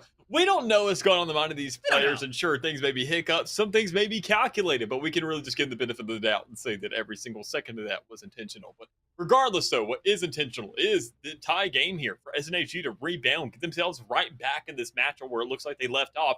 They haven't grabbed themselves a lead just yet. This could be the round to really not only attain it, but really iron it in. Because, I mean, when you look at the economy, you look at Carleton kind of going ahead and be on this wishy-washy setup, they're going to have to win themselves a thrifty or win a very, very definitive round. And when you go ahead and lose first bloods like that, it doesn't really show a very good attempt for the ladder. Honestly, SNHU are winning the macros of these rounds, even if they ultimately aren't, I guess, stabilizing and going above and beyond as the scoreline is tied. They're taking all the steps needed. They're winning the ultimate battles. They're getting more pips by the end of the rounds. They're fighting for these ultimate orbs and maintaining them faster. They're getting first bloods. They're getting spikes down. SNHU are winning on all fronts. It's just a matter of closing out in a lot of these scenarios, and Now with the Carleton Ravens finally having rifles in their hands, they're at least able to keep things even for now, having dealt with the one player of Coffee trying to extend backwards towards that A main side. But note how stacked up SNHU Blue are towards B. Two players having to walk backwards very slowly through attacker spawn, just making sure that they take full advantage of that 40 seconds left in that time clock, saying, hey, you guys are going to make a mistake at some point. You guys are going to overextend. You're going to say, well, they're not here. There's no way they have enough time. There truly is. And SNHU just biding their time, waiting things out for the most pristine moment to pounce towards that site, with Carleton Ravens just trying to wait one player back towards defender spawn 1 in market. Owl Drone over the top, 20 seconds on the clock, and now goes SNHU out the gates, flooding towards that site. Spike should go down to the same spot as last time over towards Cubby Corner. Rihanna, though, is able to cut themselves down 1 before that door can officially fall, and the Carleton Ravens will give themselves at least a solid chance to go for a 4v3. And even in this positioning, you can see that SNHU has already taken into account the fact that that Hunter's Fury is in play here, that it's going to be towards the middle of the map. It's going to be back in that spawn, but you'll lose so many players at the same time that it doesn't really matter too much. It all comes down to the 1v2 situation where Macro, this over-aggressor that we talked about so much in that first half, now has to go ahead and take a little bit of a back seat. Play things slow and steady. Make sure to isolate these fights. Make sure the swing's really going to the favor. And when you get that hunt out, you give away your position to where you are. Sure, it was going to be a boathouse, but you don't know the 50-50s loss out. And Sushi, Niner are both left standing, both with ultimates now to work with for this next round. Looking really good for Carleton to make sure to iron in this game for themselves and really keep it going here in this train. But I gotta say, one thing I've noticed when I was kind of talking with some other teams in the collegiate scene and, you know, talking about compositions and looking into a Valo plant and looking at the entire utility usage, one thing I never noticed, null command is massive. It's huge. That thing is like almost 2 times the range of like a Rainaleer before this buff goes out for it, or a Recon Dart. It is disgusting. So even then, just knowing that the impact of that, when you go for that last second push that we saw Sushi in the back, that could have been a preordained Hunter's Fury going to effect there, saying, okay, it has about 10 seconds on it. I go ahead, throw it out, shoot right there in a default, and if anything else happens or I hear any other audibles, I still have those 2 other backup shots because I'm going ahead and funneling them out off the get-go. That null command shuts it down immediately and doesn't allow that to happen. And Carleton are even then taking a little bit of a vacation here, saying, we had the lead still. It's not by a huge margin, but we're definitely looking like here in the later stages of the game, we found ourselves a quote-unquote definitive round. We're keeping ourselves relevant. How can we keep this up, and how can we use these 3 ultimates? And I think, honestly, the question, or the answer for me, better yet, is going to be retakes. That is going to be your position you play for this next round, at least, knowing that guns are going to be full. Economy is looking outstanding for SNHU. And, I mean, with the full rifles, if you win this round right here specifically, I think you got the game under your hands. I love that you mentioned how important the null command is to counter the ultimates, because a lot of the times the whole mindset of KO, especially on the map of Ascent, is that you're using your 0 point, your blade, to suppress, to get rid of the tour de force, to drop the headhunter out of their hands of the chamber in mid. That's like the whole point of your existence on the attack for KO. Great job to kind of bring forward the point that it's not just your job to get rid of a chamber. Even when there's no chamber on the side of Carleton Ravens, your null command saves the whole team in that scenario. And though SNHU Blue do get onto site, and they do get the plant down, and they do have to fight for the post plant, and they ultimately lose it, I still think that was a very solid round for them to really kind of pound some damage forward and kind of put into the mindset of a defensive playstyle for the Carleton Ravens. We'll see already here. Look at the diagonal play that SNHU are breeding up right now. 2 players in market, one setting up Cubby close of bottom mid, and another one in courtyard, with leaving their Sova, who has long range potential to defend if they come a player trying to catch them off through market. They're still there to defend. SNHU are brewing this entire thing together, hoping that it's going to work out, and it's all going to be kind of based off the fact that Macrome needs early information, and I don't think they gathered enough of it there off that Prowler. Yeah, they got good layers here, at least siding out from the likes of B in that market area, and A leading down in the catwalk. But when you look at the weakness that it really roots out, look towards panels right now. You get a player already over-aggressing, kind of getting that wrap around, looking for anything else that's going to be coming to life here. When you can already see that the push is going to that A site, it calls for rotation. You need to go ahead and check all these corners and check these angles, make sure that you don't get cut out yourself. But Macro, going ahead, resulting in that first blood. Go ahead and getting some damage off in the meantime for the likes of Carleton as well. Things are looking like a huge twist up, but the spike is down, and regardless, I mentioned it. Play for the retake. Go for that situation. You've lost your Astra, but you got 2 more to work with. Still leaving Agron in courtyard as well. An interesting decision by SNHU, whether they went to B or A. They always had one player lagging behind. Rage keys in on it, though, is able to catch Agron off guard. Coffee will make sure that refrag does go through, at least for an even trade. But it has not been even for the side of Carlton Ravens, as Hilton will take down Aussie, humbling them a peg lower. Rayano comes up through doors, able to find one more. But once again, the game of refrags of this round has turned out to be, it's back in the favor of SNHU. Sushi's able to swing back, is able to deal with one. What the flick? And the shock dart finishes the job. Carlton Ravens will find themselves a victory here in this round, as Sushi will save the day by the skin of their teeth, not just with the kills, but with the defuse with 0.52 seconds left. That's all it really dwindles down to, situations like this, to where you keep your teammates alive. When we talked about the 4v5 scenario, get your damage down. It doesn't matter how much you really invest there. We saw both the ultimates come onto the field. We saw that Carlton really wanted that round, and I talked about it. They needed that round. That was going to hit their 10 max point. That was going to be that double digit that they needed. And now the countdown starts. 3, 2, 1, you're gone. And even then, what is almost guaranteed right here when you see the classic? Sure, there's a tour de force available, but that's not really too big of a concern knowing it's on the attacking side. Don't over-aggress. Let them push onto you, because what's the worst that could happen? They right-click you? Yeah, that is going to be a factor over here and there, possibly, but it's all down to RNG. One thing we know for sure, though, is the buys are in full force here for Carlton. They're looking good. It's a Blade Storm available. It's a Cause of Divide. The Cause of Divide is going to be the biggest thing. That will be your entire ace up the sleeve if Asher stays alive for that Tour de Force that comes into play. You throw that Joker on the spike, what's going to happen? Player's going to push up a little bit, sure, but you create that isolation. Say it goes towards A, you plant default, throw it on arches. Go ahead, cover that Joker up. Chamber is now nullified out of the game. B, same thing, do it on Boathouse. Do what you got to do. Make sure these cover-ups come into play, because that's almost just as good, if sometimes not better, than a null command. Because, I mean, reasons, it's just going to be enough to really work out this round and really give themselves enough to play off of. And I mean, especially knowing that they need to win this game right here, right now, I think they've already done it. Dallas, what's your source? Reasons. My headcanon. That's where the reason is. That's where the source comes from. Love to hear it. I have to agree, though. I think you're absolutely right. It can be used for more than just one way. Not just cutting off the back of snipe, but also denying a lot of information and the ability to use that utility that's still available for you. So cutting the objective in half cuts the chance of the defenders to return fire, as well as cuts the chance of the attackers to push towards the side. With those ultimates on the board, I would like to say that there's a really good chance for Carlton to clap back. And though that we only saw classics on the board at the beginning there, Dallas, it was a tech pause, and I think they were just trying to wait things out as a player's mouse had died. 3 players have 4,000 plus credits, so maybe we see them buy out rifles, and we know the Tour de Force is up and ready, so maybe they still decide to force here. Maybe they feel comfortable enough with having the weaker weapons overall to still fight back and try to make a triumphant return in the round, because they're nearing the end here on Ascent. We're reaching that finite conclusion. The Carlton Ravens have reached double digits. They're at 10. 2 more rounds to match point. 3 rounds total to close out the series. Well, not the series. Head us on over to the map 2. It could get dicey here for SNHU, and I don't think they want to hit to a third map. I think they want to finish this one 2-0 to really cement their name early here. Yeah, and that's the thing with SNHU as well. I mean, this is their grand debut right here, right now. They have to get themselves into this game. They have to make sure this series really comes alive for themselves, and they're keeping it close. So, I mean, props to them for that. But there seems to be a lot of problems here that, I mean, they're going to have to make sure to figure out over the course of this series. And it's very, very, very difficult to make these adjustments in the middle of a game. You can't really sit a player down during a map and say, all right, let's go ahead, let's rewind back to this round and figure out what's going on. That's something that's done after the entire series is done already. That is something that is there with the benefit of hindsight. That's not something you can do in the middle of a match when an IGL already has so much on their plate just to get back into a game that they are not concerned about what teammates are doing. They're concerned about the entire cohesion of the squad and what they can accomplish. And they're not worried about what could be better. They're worried about what can be done. And right here, right now, the Tour de Force is going to be pushing up the middle of the map. Some early control coming up from SNHU, and this is a really good position for them, I got to say. But I talked about it. Carlton can't over-aggress here. Work straight for the retake when you have that Cause of Divide available.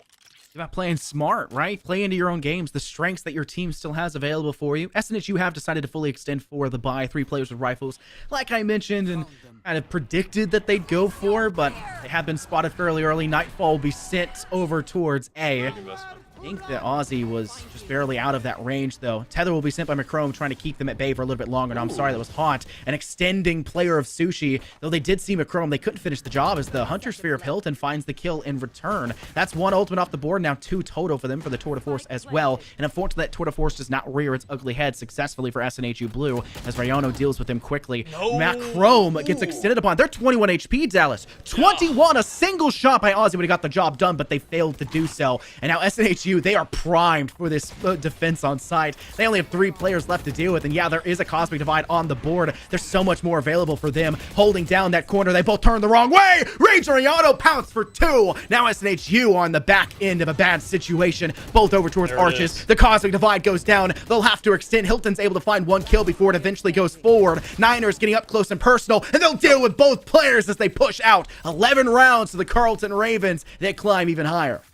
Already have belief in them going ahead and forcing out that round, and more importantly, winning it. But even then, by the means that they did it, so much damage done by all these players. Sure, we didn't see succession in these kills early on, but knowing that so much damage went off the board just from those 3 rifles that were bought, good God, can that not be underestimated?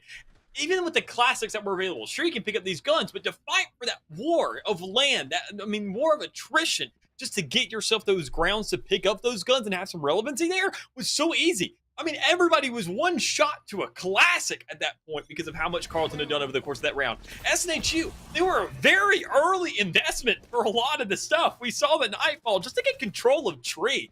It's things like that to where you know that Carleton are now forcing SNHU's hand, and they're really desperate just to get any kind of results whatsoever. Just that mentality alone, and with the null command now to back it up, to counteract what? From the shadows? Carleton is ready for this game back and forth, but already a little bit of an exchange there, and Aussie knowing that other players will be right around this A area with the full force coming through, and even the influx of players coming into the main as well. It's a 3K on his hands. It's 1 player remaining. Go ahead and shut down C-Dubs. That's not going to happen. Stinger goes ahead and makes impact once more. Unfortunately, much like a bee, you sting once, typically you die immediately afterwards. C-Dubs has managed to prolong their life for just a little bit longer, but is it just prolonging the inevitable, or will C-Dubs manage to find themselves a little bit of a victory out of nothing? Grasp defeat, still clutching it out. Recon bolts not available. That's like Carleton Panther, but that doesn't mean they don't have enough there for information. They'll send out the 0 point. They'll even get a bit of damage off the top, sending out a Haunt over the top, and yeah, that's gonna be it. Niner finishes the job much like did in that last round, and that's match point here for map 1 for Carleton Ravens. As the scoreline dictates, 12-8, a dominant performance by them. This is that last-ditch effort. I mean, not only just in terms of the scoreboard, but I mean, it's just going to be kind of the one moment that we have out of the likes of SNHU to really get themselves on the map. Because, I mean, once again, we talked about they have to have themselves a good debut. Sure, this is Carleton's map pick, so we're not going to freak out about it. We're expecting to look a little bit better, and knowing that even then they won an entire series last week as well, they're warmed up completely just in terms of being in the league and being here on stream and able to go ahead and compete on the screen. But I mean, looking at what they have at their disposal, I mean, once again, they didn't have to invest that null command last round. We looked at the kind of ways they were finding these kills, where they were rotating around the map, the way they funneled themselves right to the middle. And Rage, I think, quite honestly, I talked about it already, man. These big ultimates that are available. If you got one player that's lighting up like a Christmas tree, don't put them at the front unless it's going for a retake when you're on the defense. But there it is. Niner, for some reason, and every single time when you see this guy go off, it results in the end of something. Whether it be your life, whether it be a round, or even then, like the last half, an entire half. And this may be the one thing really going ahead looking at you like the Grim Reaper. Oof, Aussie tries to hide away, is flashed away. Fortunately, though, Hilton will extend for the kill. That evens out the odds a little bit further. Niner not allowed to do any more damage here in the round. Hilton would ensure that. Rage claps back decisively under their doppelganger of C-Dubs. It is an even 2-on-2. One player over towards Arches. Now the only player left standing. It's Agron. Pop flashed around the corner. Rayano was able to find the last player before that. Now they'll have to tap onto the diffuser. Rage with a nice flick. And Agron won for themselves, but unfortunately, the man advantage of Carleton Ravens just comes out of the woodworks. 13-8, our scoreline here on the map of Ascent. And let's keep in mind, Dallas, this was the Carleton Ravens map pick, but to have a 5-round buffer, a round differential of 5 when throughout their entire last week it was 7 total, they're really burying the hatchet early in this one. They're trying to set the tone. Yeah, I got to say, just an impressive effort here by SNHU, knowing that this is going to be Carleton's pick. But I got to say, Ascent never really feels like a map that teams pick. It's one thing that always kind of confuses me a little bit, to where I feel like if I'm on anything, no team looks really bad at Ascent. I mean, that's the thing that kind of always confuses me is when you see how teams perform, and it's almost kind of like, once again, that gentleman's agreement. There's never a full gentleman's agreement. Somebody's having to throw their pick out the water just to get that into the rotation. That's the thing it is for me, knowing that, I mean, you have a map that could be much better. You know for a fact you can be better at Fracture. You can be better at Icebox. You can be better at Breeze, whatever it may be. You throw it out there and you put that as your first pick to say, they're going to choose Ascent because they're going to feel comfortable that they can actually win out that map. I mean, it's one of those things that has such neutral ground that whoever ends up picking it, I feel like ends up losing in the map selection as an overall whole. But Carleton, they nailed it down. They got themselves a dub, so it looks good for them. It all comes down to really how they retaliate and follow up, more importantly, because Bind, there's a lot more aggression on this map. And I think they were already kind of warming up for it on the side of SNHU as we talked about it. A lot of these over-aggression on the defense. They are looking to have that Bind mentality early on. They are looking to hammer that thing in. Yeah, you've got to be really confident to play Ascent, right? You have to love that map. You have to want that map to pick it outright. And like you said, so many teams think they do. They think they have that idea. Ascent's ours. We scrimmed this one 3 times this week, and we won every time. Well, Carleton Ravens not falling short on it. They really showcased everything they had. Niner specifically, I've mentioned so many times in the Champions Division, you say Ascent's a map where every team can play it in a competent level. Some of those Champions teams don't really show us that. Hawaii had a really bad time. Houston's had a really bad time, but it's all defensively. Ascent is just an attacking proving ground for these Champions teams, not so defensively. And guess who won that first half on the defense? The Carleton Ravens on a actual side score that was positive for them, which is so rare to see. And then they just buried the point even further when it came to the second half and having to deal with Agron pushing them and getting a nice shot. Great job by the Carleton Ravens to hold out. I think both sides played very well, but Carleton Ravens, you deserved that map for sure. We'll have to see if you can close out on the map of Bind, which is SNHU's map pick. We'll see how that one goes. Stay tuned for more. We'll be back in a few short minutes to see if this one closes out.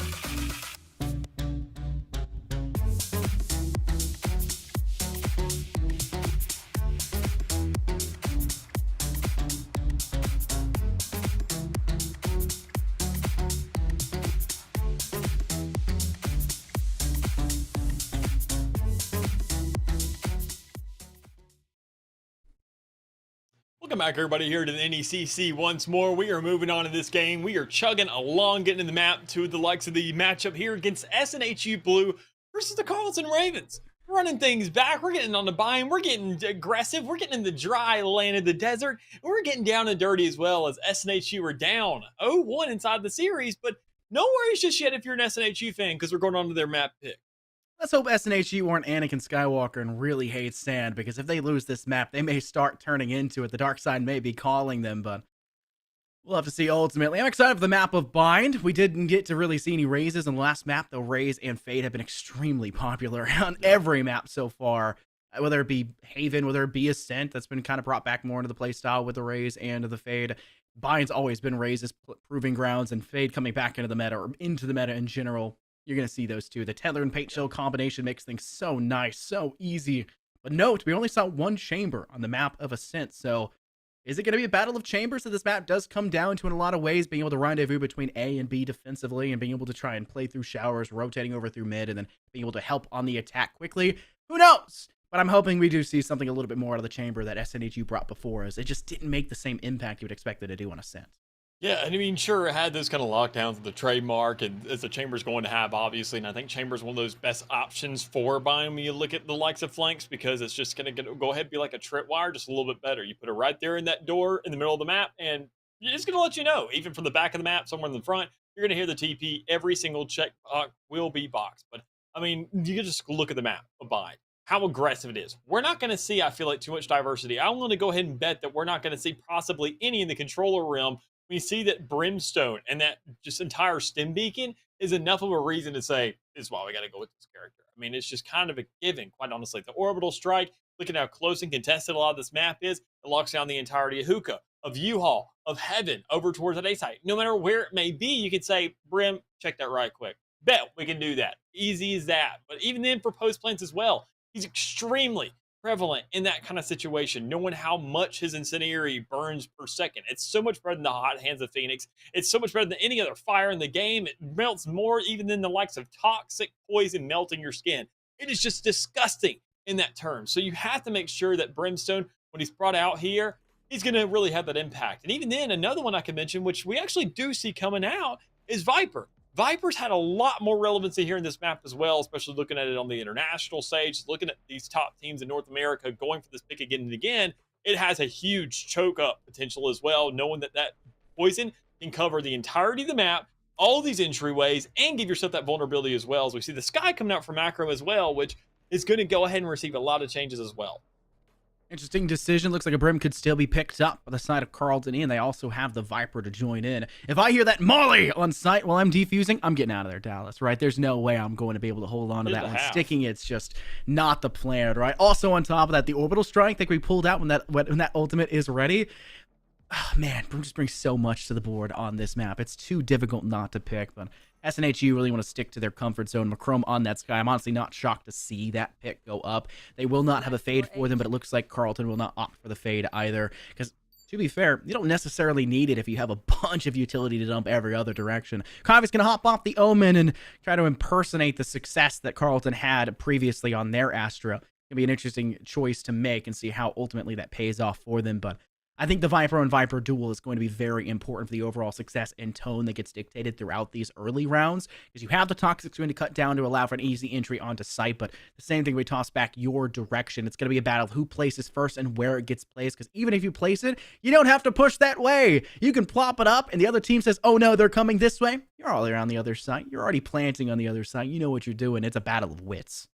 It most definitely is, and I think honestly a lot of these teams are not only getting themselves kind of in the mindset of making sure to make the adjustments for right here, right now, but this next patch will be extremely impactful in the entire range of initiators, and that's when we see the Sky being brought out again. She's looked better and better and better on this map, and sure, she hasn't had the highest pick rate in the world. We've seen Fade, as you mentioned, be a lot more prevalent here because of just how much land she can cover off a single piece of utility. But Sky, she's going to be invaluable. Let me go ahead and tell you the biggest change that I'm, as a Sky main, personally am going to see in this next update is that her guiding light will not be able to be shot at all. Like, you cannot destroy it. And that is going to be the biggest things for it, because it'll make sure to clear these corners. You are going to have to be forced. You can't shoot it anymore, so you can't check it. It's not going to be a flash. It's going to be a fake. It's going to be that 50-50 that's really expected right off the get-go from the majority of these players. And even then, its timer will also be elongated a little bit based on how long it's been flying. So we're going to see a lot of assists, a lot of setups from these players instead of self-flashes,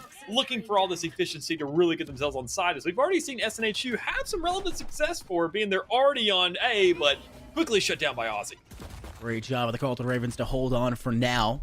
Netting themselves that first loss is a little bit difficult to try to chew on, but they clap back in a nice manner. Unfortunately for them, there was an easy TP available for the side of SNHU to work their way through to mid. Now be able to take control over towards Hookah and push themselves over towards side. But the trademark inside of Hookah slows them down just enough for Sushi and company to swing around that corner. Sushi finds themselves ahead of Hilton. Rage gets a little bit of tag damage alongside Sushi to finish off Coffee and Hookah. And the only player to truly escape that desperation zone, they fall just as quick, and Carleton Ravens will find themselves their first pistol match in this entire game so far, as SNHU netted them both in that first game on Ascent. Yeah, looking good here for Carleton, knowing that even then we talked about SNHU, this can be their map pick, and it's kind of a little bit of a trend that we're following. The opposing side wins the pistol rounds. Is it a big investment right off the get-go to say we need to make sure to get this kind of momentum playing in their favor? And even then, it could also result the same switch around to where, sure, you win the pistol rounds, but you don't end up winning the map. It could be down to these rifle rounds, most importantly, and how much of an impact you get right there and really hammer yourself down to the better squad. But it all comes down to, more importantly, how we can see SNHU really get themselves here on the map and get themselves a couple kills early on, because this map is very small, very aggressive. And these SMGs have so much utility and viability on these earlier rounds, and even in the later ones as well. The Bulldog can look good. You're not really getting yourself in these long lineups. The Spectre, you can hold so many corners, and even with a single Viper molly, will make sure to melt players quicker than the likes of a Vandal or a Phantom. It's disgusting, and you never know when it's going to be brought out. Love seeing the agent selection change and have that versatility and the variety as the game progresses onwards. Typically, Cypher would be locking down Showers with that one way, their Cypher cage, but don't need that anymore. Toxic Cloud did the exact same thing. That's actually how we saw Niner escape just before Rayano assisting them in due time. And that's still Agron, lagging behind, and Shower still running to finish the job on a Niner, and denied of it as the Bulldog hounds its way on to 3 total kills in that round. The Carleton Ravens will once again submit their name to finish things off strong, and they did not lose much, if at all, in that round. So they'll keep that Bulldog. They'll still have 2 Spectres, and defensively, you get to kind of control how much space you're willing to give up against SNHU Blue. They have to push towards the side. You mentioned the greediness, the aggressiveness that this map has to force a team to come into. Well, the Carleton Ravens can close that gap a little bit further, hide with an Octagon, aka Garden, towards B, send a player deep within Hookah, up close and personal with a Sheriff or a Bulldog or a Spectre themselves, and the same thing over towards Showers, and of course through short A. Meet them early to find that first blood and bury their chances just a little bit more, but there goes the Tasmanian Tiger, and C-Dub swings with it. What a great decision. It is. I mean, going ahead, even I like the decision not to shoot the Tasmanian. Looking for the follow-up, see if you can get a player and then just immediately rendezvous out, because you know that if that can follow through even when you're stunned. But already a little bit of a retaliation. A hold that has to go down here on the V side because you know this is what these players are going to be fluxing out from. And even then we have to talk about the utility that's available. Sushi does have that guiding light. Goes for it a little bit late as the player of C-Dubs does swing through that smoke almost instantaneously, leaving Carlton with nearly nothing to work with. It's only one player remaining. Immediately, all down to Rayano and just can't really make it. So a flawless round and answer here for SNHU. The round with the rifles really coming out revving for him. That's exactly what you want to see if you're an SNHU Blue fan. Closing things out in round 3 and in a flawless manner at that. That means all those rifles you brought into the last round survive. No chance of the Carlton mine game or the Carlton macro game we saw on the map of Ascent where they say, okay, we'll lose the 3rd round, but you only have 1 player left standing and you can't buy out. What are you going to do? Well, you're going to lose the next one too. Carlton Ravens denied that potential here as they just couldn't find anything. Early peek there, attempting Sushi to find something. Rage had the early aggression towards B-Long. It's just too much to overcome. SNHU just outplayed them in all regards, but 2 players swing wild this time, ensuring that they can fire at the Tasmanian Tigers that swings around that corner, and they'll also try to go for the early shot here with that sniper, but they don't find anything just yet. Rage forced to take a step back, now playing over towards Tube. That long blind, the guiding light, keeps them at bay for just a little bit longer, but you can see Macrome wanting to swing that. They're praying for any and all chances for it, but not given the space just yet, as finally some pressure towards Hookah will force Rage back. Yeah, already a little bit of a bad decision to be made here by Carlton as they do decide to give up the majority of this side, or actually just all of it completely. No real wraparound available either. Nobody pushing through the spawn, knowing that if you have a chamber, that trademark will detect you. And that's the biggest thing. That really locks down this map to saying you only have one way to really retake this site. And that's the respawner, the teleporter. Make your decision and make it fast, because that timer's ticking down. You have to find these kills, and Rage does finesse one here for the likes of Elbow and could possibly get one more. So this is looking good for Carlton so far if they can just keep it up. Niner swings alongside Rage, good for 1, but they turn the wrong way as Aussie and Niner fall. Agron's out of ammo, has to build a pistol, can't get the job done as Rage finds themselves a successful return. The Carlton Ravens, looks like they'll have just enough time to finish this one out for the defuse. Not as close as we saw just last game where there's 50 milliseconds left on that timer when they got the defuse out. Great clutch, by the way, once again. I believe that was... Why am I forgetting this? Who was it at the time? Was it Niner? No. Niner's been the clutch king here. Sushi, though, with the shock dart. Yeah. Yeah, I mean, you can't help but feel it was Niner when they, at the end of halftime, the map of Ascent, they were 16-6. Sushi was the player that clutched up. Sova. Yes, shock dart for the final kill. Quick swing over to the carrier that was dropping down from rafters. Really great round for them. It's really hard not to mention that one. That's going to go into their montage, so to say. And apparently not ours, because we can't remember. Not ours. We can't. Dang it, I'll have to unclip that for myself, though. Not going in the reel. Unfortunate. But that round, great success for Carlton Ravens, and that's just going to bury the chances here of SNHU Blue. But if they lose this one, the eco is going to be really rough for them. They've already lost first blood with that tour de force of Rage. Yeah, Rage. You can't... When you see a green light over chamber, me personally, I wouldn't take that. I'd run. I'd be getting out there as fast as possible, not going to any long lineup whatsoever, whether it be B, whether it be the entire side of A, knowing the heaven's going to be occupied by that most likely. You have to use one of those Tasmanian Tigers. You have to use some kind of a flash. You have to get some kind of intel. If you just go into that blind, you're going to go into a dead, more importantly, because that's a lot more important than really finding yourself not being able to see if you can't shoot at all. So already a little bit of retaliation there from Hilton towards the A site. You make sure that nobody is there. This is a really good bait coming out. You find the kills. You see the wishy-washy kind of decision making towards the back. Carlton doesn't know where to go, but still no push has gone through just yet necessarily, because there's still a lot of decisions to be made here on the attacking side as they're split up across the map and can't really make that definitive decision on a site to push. I think a teleporter may be coming through here, but it's a little bit of a 50-50 with the cause of divide coming down. Honestly, it's a good call. It baits everybody over to A site. This is a free site for the likes of SNHU now. Even if they did TP, that's a lot of control that Hilton has gained over towards Showers. They could have given the call. That would have been a big misnomer over the side there of SNHU Blue, but they'll hold strong in their position. They'll trust that what they brought forward to the board so far will net them at least a safe plant and control over that B side. It does just that. Proper decision-making, that's that team leader, the shot caller coming through, and you expect to see exactly that, especially with such a, I would say, older and more experienced roster that the SNHU bringing to the table with 4 seniors and only 1 freshman on the team. Swinging back corner, though, this could be a decision that cost them their life. Rage is holding it, but they miss the shot. Coffee and company find an easy finish. Niners the only player left standing. 2 players to fight back against. They're sitting on the actual spike, ready to defuse. They're going orbital strike back of elbow. They're going to go ahead and tap this defuser. They'll stick it to half, or they hold it all the way. They don't just yet. A player back over towards Halls. They'll swing over to Agron. They need to find the last player, but Coffee's swinging in due time. Do they have enough time to defuse 2? Niner gets a 3K. Is there time for the defuse? No, not enough. And it will be Niner falling short. Still a great round attempt for the Carleton Ravens. Good look here from Carleton. I mean, to go ahead and make sure they can get themselves that round, but I mean, or excuse me, not. But I mean, already SNHU though, that was a better look for them just across the board. Carleton, they're making sure they're snappy on these retakes. They're fighting for these sides. They're making sure they're responsive as possible. And quite honestly, is really exposing a lot in their play style and their confidence in this map, I feel. When you see that how they're kind of very unsure about a lot of the points being made by SNHU, they're trying to answer it as fast as possible, over-rotating towards the A side. I gotta admit that last round, though, it was kind of a bait, a gamble that really paid off for SNHU. That caused a divide going to the back of A, closing things up and saying that, well, this is further back than on B, so they're obviously trying to cut us off. There's a cutoff right there already coming out from Agron. You make that gamble to say we have to go to the A side. B is going to be much more difficult to retake if you ask me. You need to make sure you have at least one player on that site, no matter what, at least listening out. But if you don't have that, you're going to be robbed not only of resources, but of information, of players, of rounds at the end of this game, because things will go out of control. Looks like the Carleton Ravens were holding hands towards Spices for just a little bit. Interesting decision by Aussie to toss the paint shells, and is actually pretty good, as it would have been able to attack C-Dubs.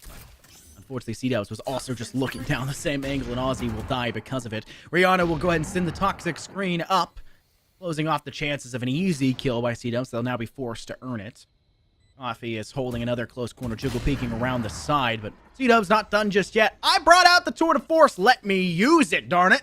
He'll do just that. 2 kills to finish off that round, and 4 players surviving for them. That equalizes the odds on the scoreboard. 3-3. We're halfway through this first half, and no one has been able to come out the victor. But let's remember, the same storyline unfurled on the map of Ascent, where it was tied 3-3 and 6 rounds in. Yeah, I mean, still keeping this game close, and already in Carleton, them fighting for this relevancy, and even then kind of able to go ahead and draw out this game, someone that's in their own respect already, is looking good.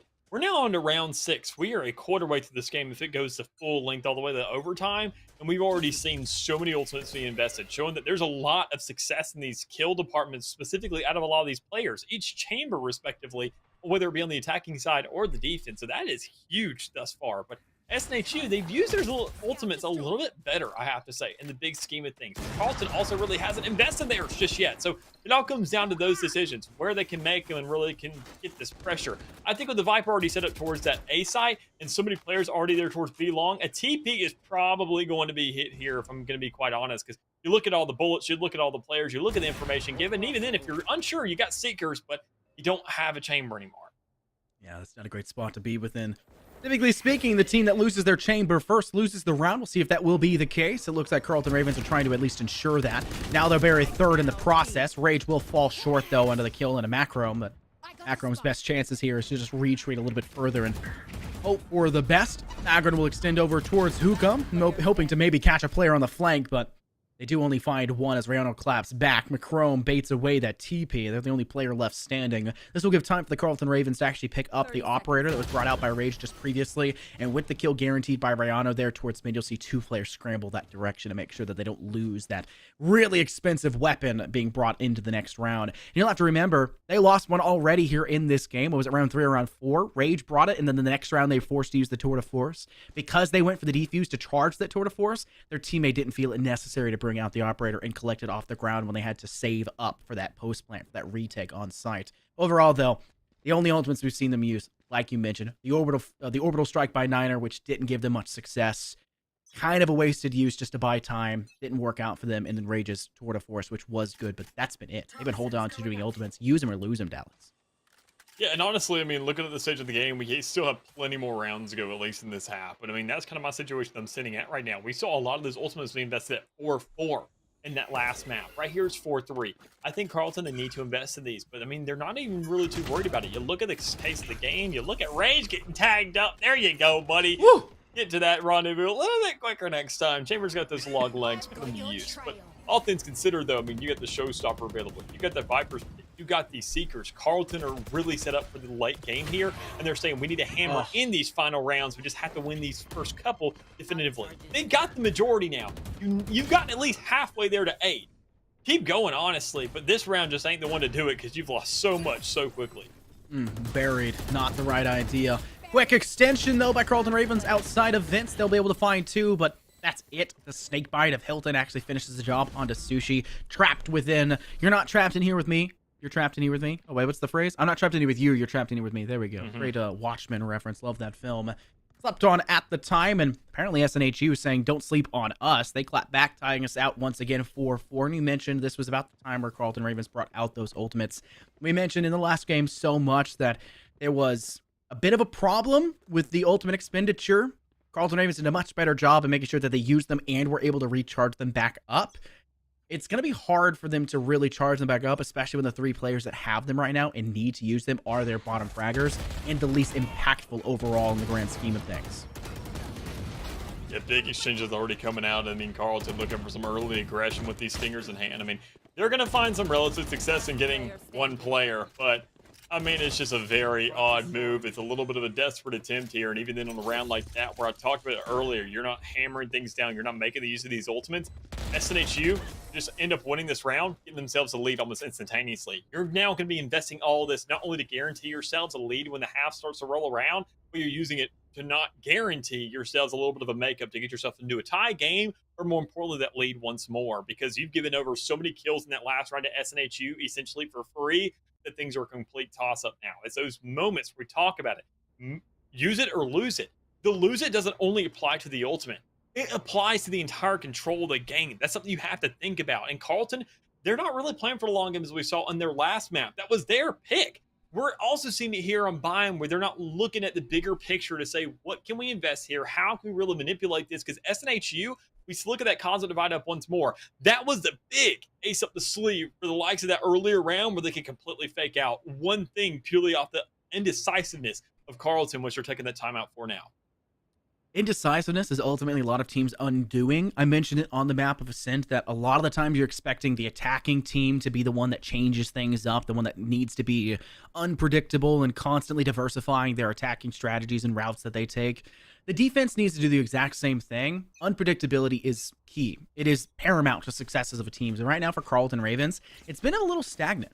They have swung. I've seen the only difference over towards B has been instead of having Rage solo swing, they'll also send Sushi that direction to make sure that they can clear that Tasmanian Tiger and allow for Rage an easy solo swing. But they did that once. Since then, it's been a little bit silent for that tandem duo to do that. And honestly, beyond that, there's not been much change. They're finally send 3 over towards the A site instead, but they're just going to do the same old strategy on B long. Send both the 2 players, that tandem duo I mentioned before, Rage and Sushi, and hope that they can get a kill. But there's no one there for SNHU Blue. Agron with the showstopper deep towards side over the top of Truck, but nobody spotted. Blind fire, and Rayoto's off the board. That's first blood in a bit of a shocking way at that. Carlton Ravens now trying to sneak through showers. It doesn't work out. Hilton finds the head of Sushi, turns and deals with Niner. It is just Aussie left standing, having to wait for their teammate of Rage to lap back through defender spawn, and it's not going to be enough. Agron gets their second, and that's now Carlton Ravens with just Rage left standing.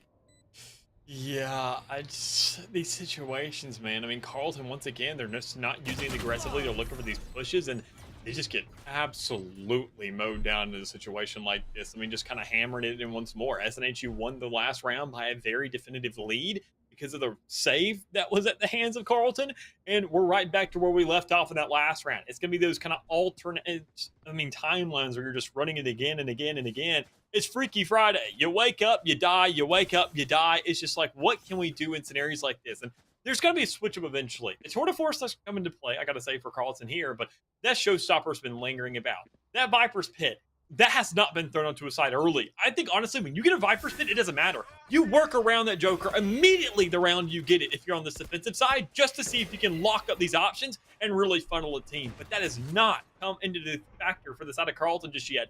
They want to keep it for reasons.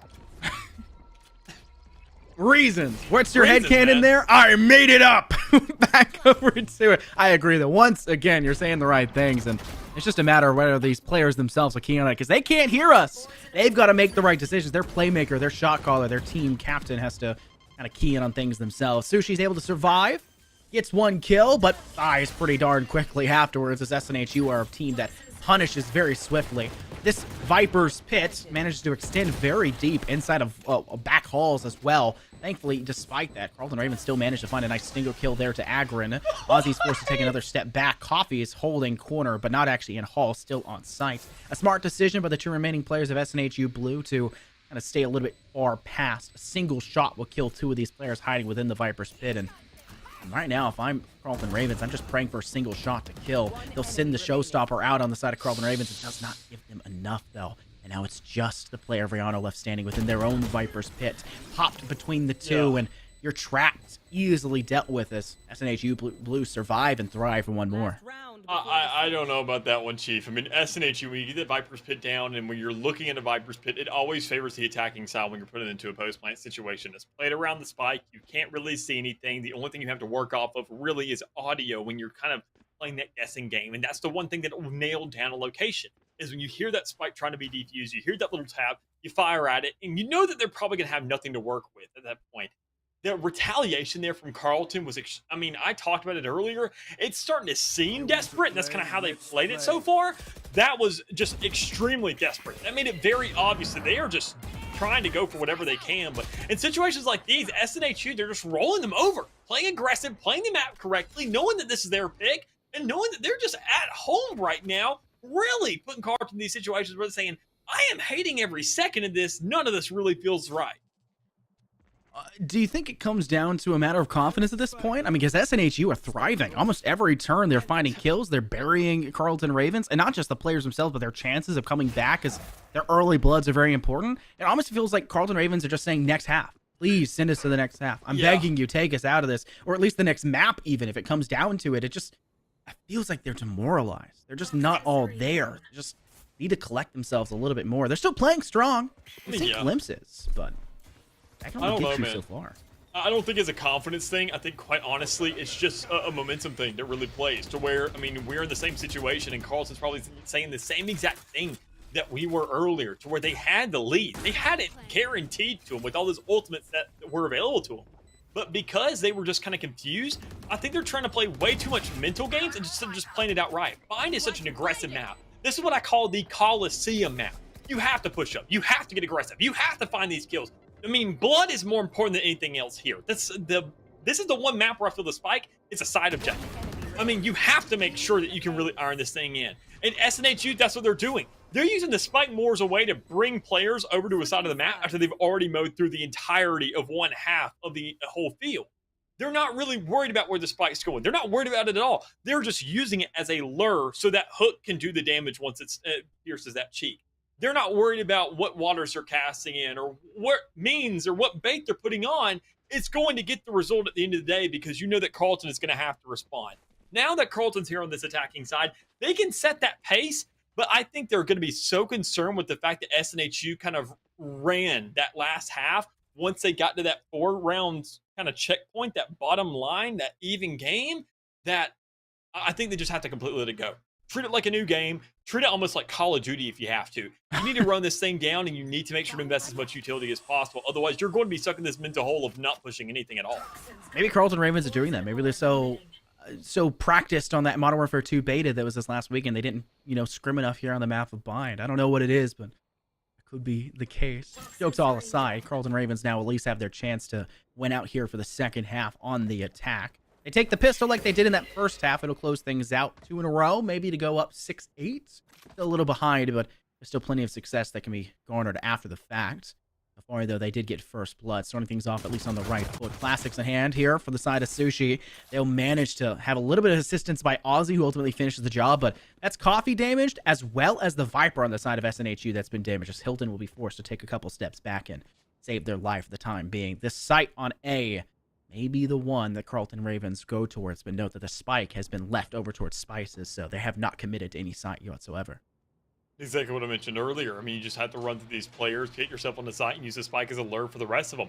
They're taking extremely long to make up their mind to get themselves a plant right here, right now. With all the utility that's still set up on site, that paint shell that's available, That's going to go ahead and flush things out. They're playing purely for time. 20 seconds remaining on the clock, and this Viper can do just enough to create that stall, knowing that you have another player right there towards the outside, close to the showers. There's a lot to where there's actual leeway for Carlton to lose this round if they just don't get themselves together and get that spike down ASAP. Agron tries to extend over towards U-Haul, not working, and a flawless round the side of Carlton Ravens. Now, it is pistol round, Dallas, so it doesn't necessarily matter that it's a flawless, but you all keep ghosts. So that's a little bit of extra cash that's not necessarily wasted, but how much are you going to use that ultimately here in this next round? You also got spike down, though. You buried the chances that SNHU could get a little bit of extra credits with that small victory. Looks like SNHU will try to meet them at least in the middle. Stingers, 3 of them up for them. And it looks like 4 Spectres and a Bulldog. Niner once again being the player that breeds that Bulldog out, much like in that first half. But I'll be a little bit more hesitant to say this round will be guaranteed because SNHU have at least tried to force something, and they're going to bum rush up through A short. They want to take the fight early, and this may be a bad spawn for Agron. They're going to be caught on the flank. You're going to have to get out of mid there, Ozzy. And this is big, too. I mean, you go ahead and get the read, you make the players. I mean, you saw all 3, so you make that read for Ozzy. This is the best player to get these kills for that showstopper earlier. You're creating that space on site. You are darn near flawless so far. You see one player fall to the likes of B-dubs, or C-dubs, excuse me, a little bit of a letter off. But, I mean, one more going ahead and being hammered down. 22 health remaining, keep in mind. This is going to be one shot from that Spectre anywhere at the waist above. Just find that one shot, keep 3 players alive, and make sure you go into this next round with the same kind of mental. You need to be pushing up this side, creating a little bit of an answer for the likes of SNHU, because if they're not the ones that control the map, if they get themselves going even a little bit, if they pick up the pace at all, next thing you know, they're going to be sprinting. Momentum is ultimately the demise of a lot of teams, right? Straight out the gates is the way that Carlton Ravens have wanted to try to send out these first halves, and they found the first 2 in the first half, couldn't really collect past that, and struggled to even find round wins beyond that, only 2 more to them. This time, I think they're fairly equipped to maybe find a little bit more than they did in that last half. Maybe a third could be strung together. They will buy a Phantom in the hands of Ozzy. You find 4 kills and can kind of bring that one out. They'll actually decide to sell it. They're saying, all right, we're not going to overextend. We're not going to over-aggress, play our own game. We won't get too risky with it. But SNHU Blue, despite the overexpenditure in the last round, still are looking quite pretty with those rifles. Guiding Light sent over the top. Riano will continuously walk through. They're still wanting to pressure over here towards U-Haul. Coffee will be the first player to meet them in a Bulldog in hand. So lots of damage and a little bit of assistance here by Sushi. Shots connect, though, more successfully by the side here of Carlton Ravens. Rage finds 2, refragging back in a big opening side and a big opening statement for the Carlton Ravens.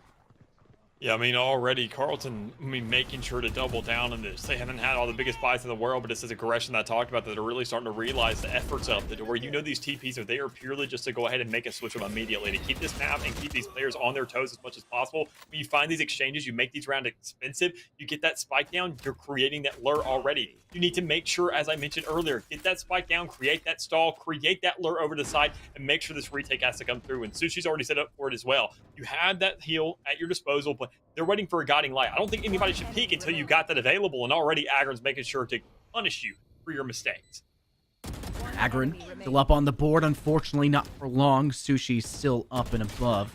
They'll try to swing out. You tag the first shot, but you're still slightly moving, and you second guess your position, and because of that, Hilton will manage to find themselves the round victory in their favor. But let's keep in mind here, Dallas, this happened in the second half on Ascent, where ultimately the Carlton Ravens still lost the round, but economically, they were sitting in a much better position because of SNHU's overexpenditure off that second round of the half, as well as only having 1 player to survive. This looks like another scenario where the Carlton Ravens will win out this eco round and continue to fall forward in the next round after that, where they'll have ultimates on the board, where Ozzy was at 6-8 just last round, only found 1 kill, but you're probably going to get one here, as well as having Rage get close to theirs with the Tour de Force and Sushi with the Seekers. They should be well equipped to take this next one and the round after that, which will just allow for them to climb a little bit closer to SNHU. Still, ultimately a round behind, but that will make themselves put into another Thrifty to tie things up for 3. Look to the future, not just this round. Yeah. I mean, that's what it comes down to, whether or not you actually can have this mental retrieve to where your center at this game is looking right back into the kind of our hold, into our grass, able to go ahead and actually do anything at all. You know that that chamber with the Tour de Force is already towards that B side. I think, quite honestly, you push up through B. You already have that Tasmanian Tiger there with that pressure. You even opted to whip out the stem beacon. That is enough aggression for me, honestly. I would have cut it back in the TP, but they are looking to double down, and they know if, honestly, you have to speed it up. If you get the spike down, Chamber becomes almost useless at this point. hold your angles, find these kills. You've already succeeded in the first. Just keep the follow-up going and make sure to find the success where necessary. They're afraid of back ready night. Shoot through the darn thing and get that spike down, because that's going to really lead to the success you want. Mark ultimately cleared by the Carleton Ravens, though. They're going to replace the Sky Smoke over towards Elbow. They took too long to plant initially, so they'll have to refresh that ability to obfuscate that view line. Rage, hop and a skip, unfortunately, it nets them only a death. Niners now trapped within Octagon, and unfortunately will have to stay there as McCrum swings with the Bulldog. That evens the odds a little bit further. SNHU still have plenty of potential to catch back in the round. A Tasmanian Tiger catches Rayano, and because of that, Coffee swings for the kill. Sushi's last player left standing, and this time Sushi can clutch it up as Carleton Ravens, in a round where I'm saying they have to win it, they're almost guaranteed. They took a lot of damage, showing that, well, they can bleed too. They're going to come into this next round and not really have much to work with, bar the rifle in Sushi's hands. And already this can be one of those rounds where we see any kind of exchange. So we see the players doing anything a little bit differently. We have these ultimates to work with. You have that showstopper to play off of. This is going to be really that nail in the coffin for SNHU if we see Carleton starting to light things up, because of just what I've seen this team potential of time and time again. If they start feeling themselves, and we will see of how much they held out on that last half whenever they had these pieces of utility available to them, when they know they had somewhat of an edge available to play off of. Do they make sure to hammer it down, really take advantage of it when it's available to them? Or do they hold things out when they're desperate once more? And they're desperate right now, because SNHU and C-Dubs is going off, being absolutely disgusting with that Headhunter. It's already going ahead and possibly put this entire round on its head. This is not good for the Carleton Ravens. On top of that, 3 of your players died in a spot that's easily accessible by the defense of SNHU, meaning those rifles that you had, well, you're now going to be facing off against your own arsenal, brought back in return. Sushi takes a ton of damage in the process, unfortunately cannot regrowth yourself, so going to be damage that cannot be returned. They're going to say that they still have a chance here in this round. They'll send Seekers, noting that there is one towards attacker's spawn. They'll probably go ahead and send Rage that direction, maybe fight back. Agrin has the early aggression over towards Hugo Arches, but I don't know, maybe Sushi will be the player that extends forward. Classic in hand, though, for Coffee, and it's an easy right click. Why the sniper? Wow. Rage in hand! And because of that, a double swing. Agrin overthrew Hookah, and of course, Coffee up close and personal with Spices. A finish off by SNHU, and, well, I think that may be the beginning of the end if this continues in this direction. That's double digits for them in a 3-round difference.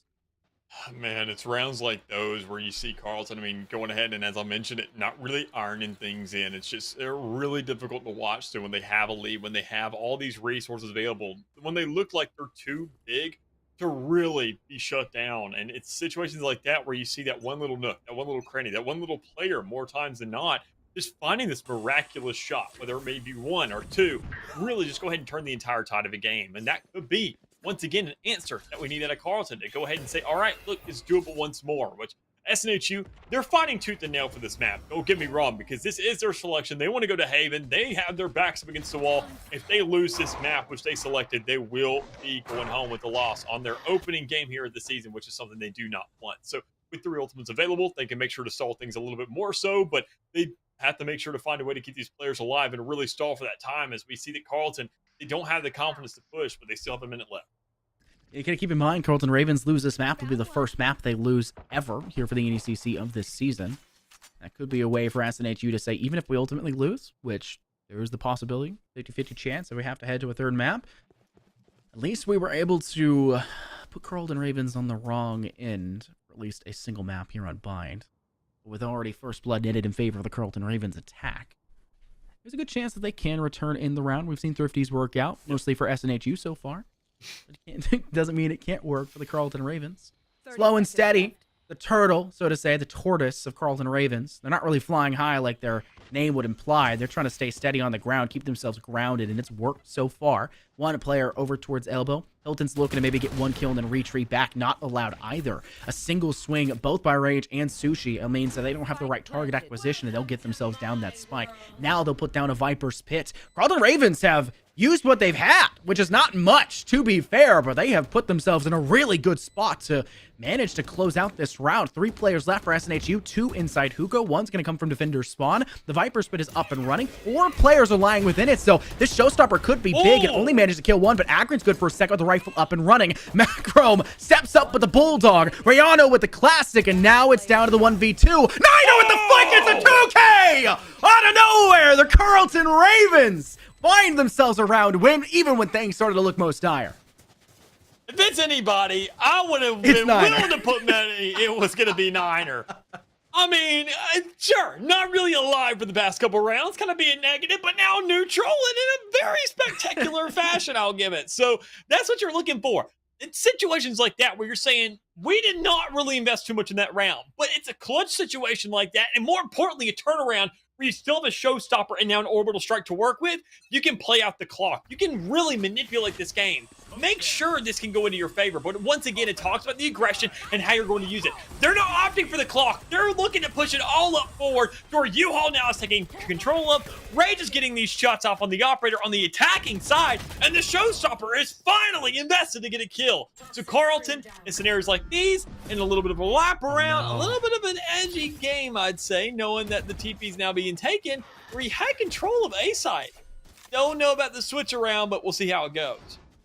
Good decision making, actually, to send out the dump of utility to escape, not staying to fight. That was Hilton's specialty in that moment, but note that they're being hunted, hounded, chased, not really allowed to stay pretty, trying to wait for the audio cue. Smart play, though, by the Ravens to walk through Spices. Agron's going to look to meet them here somewhat early as they try to swing over towards short. That's one head now, two, and Agron will now find a 3K total in this round. The possibility of a 4.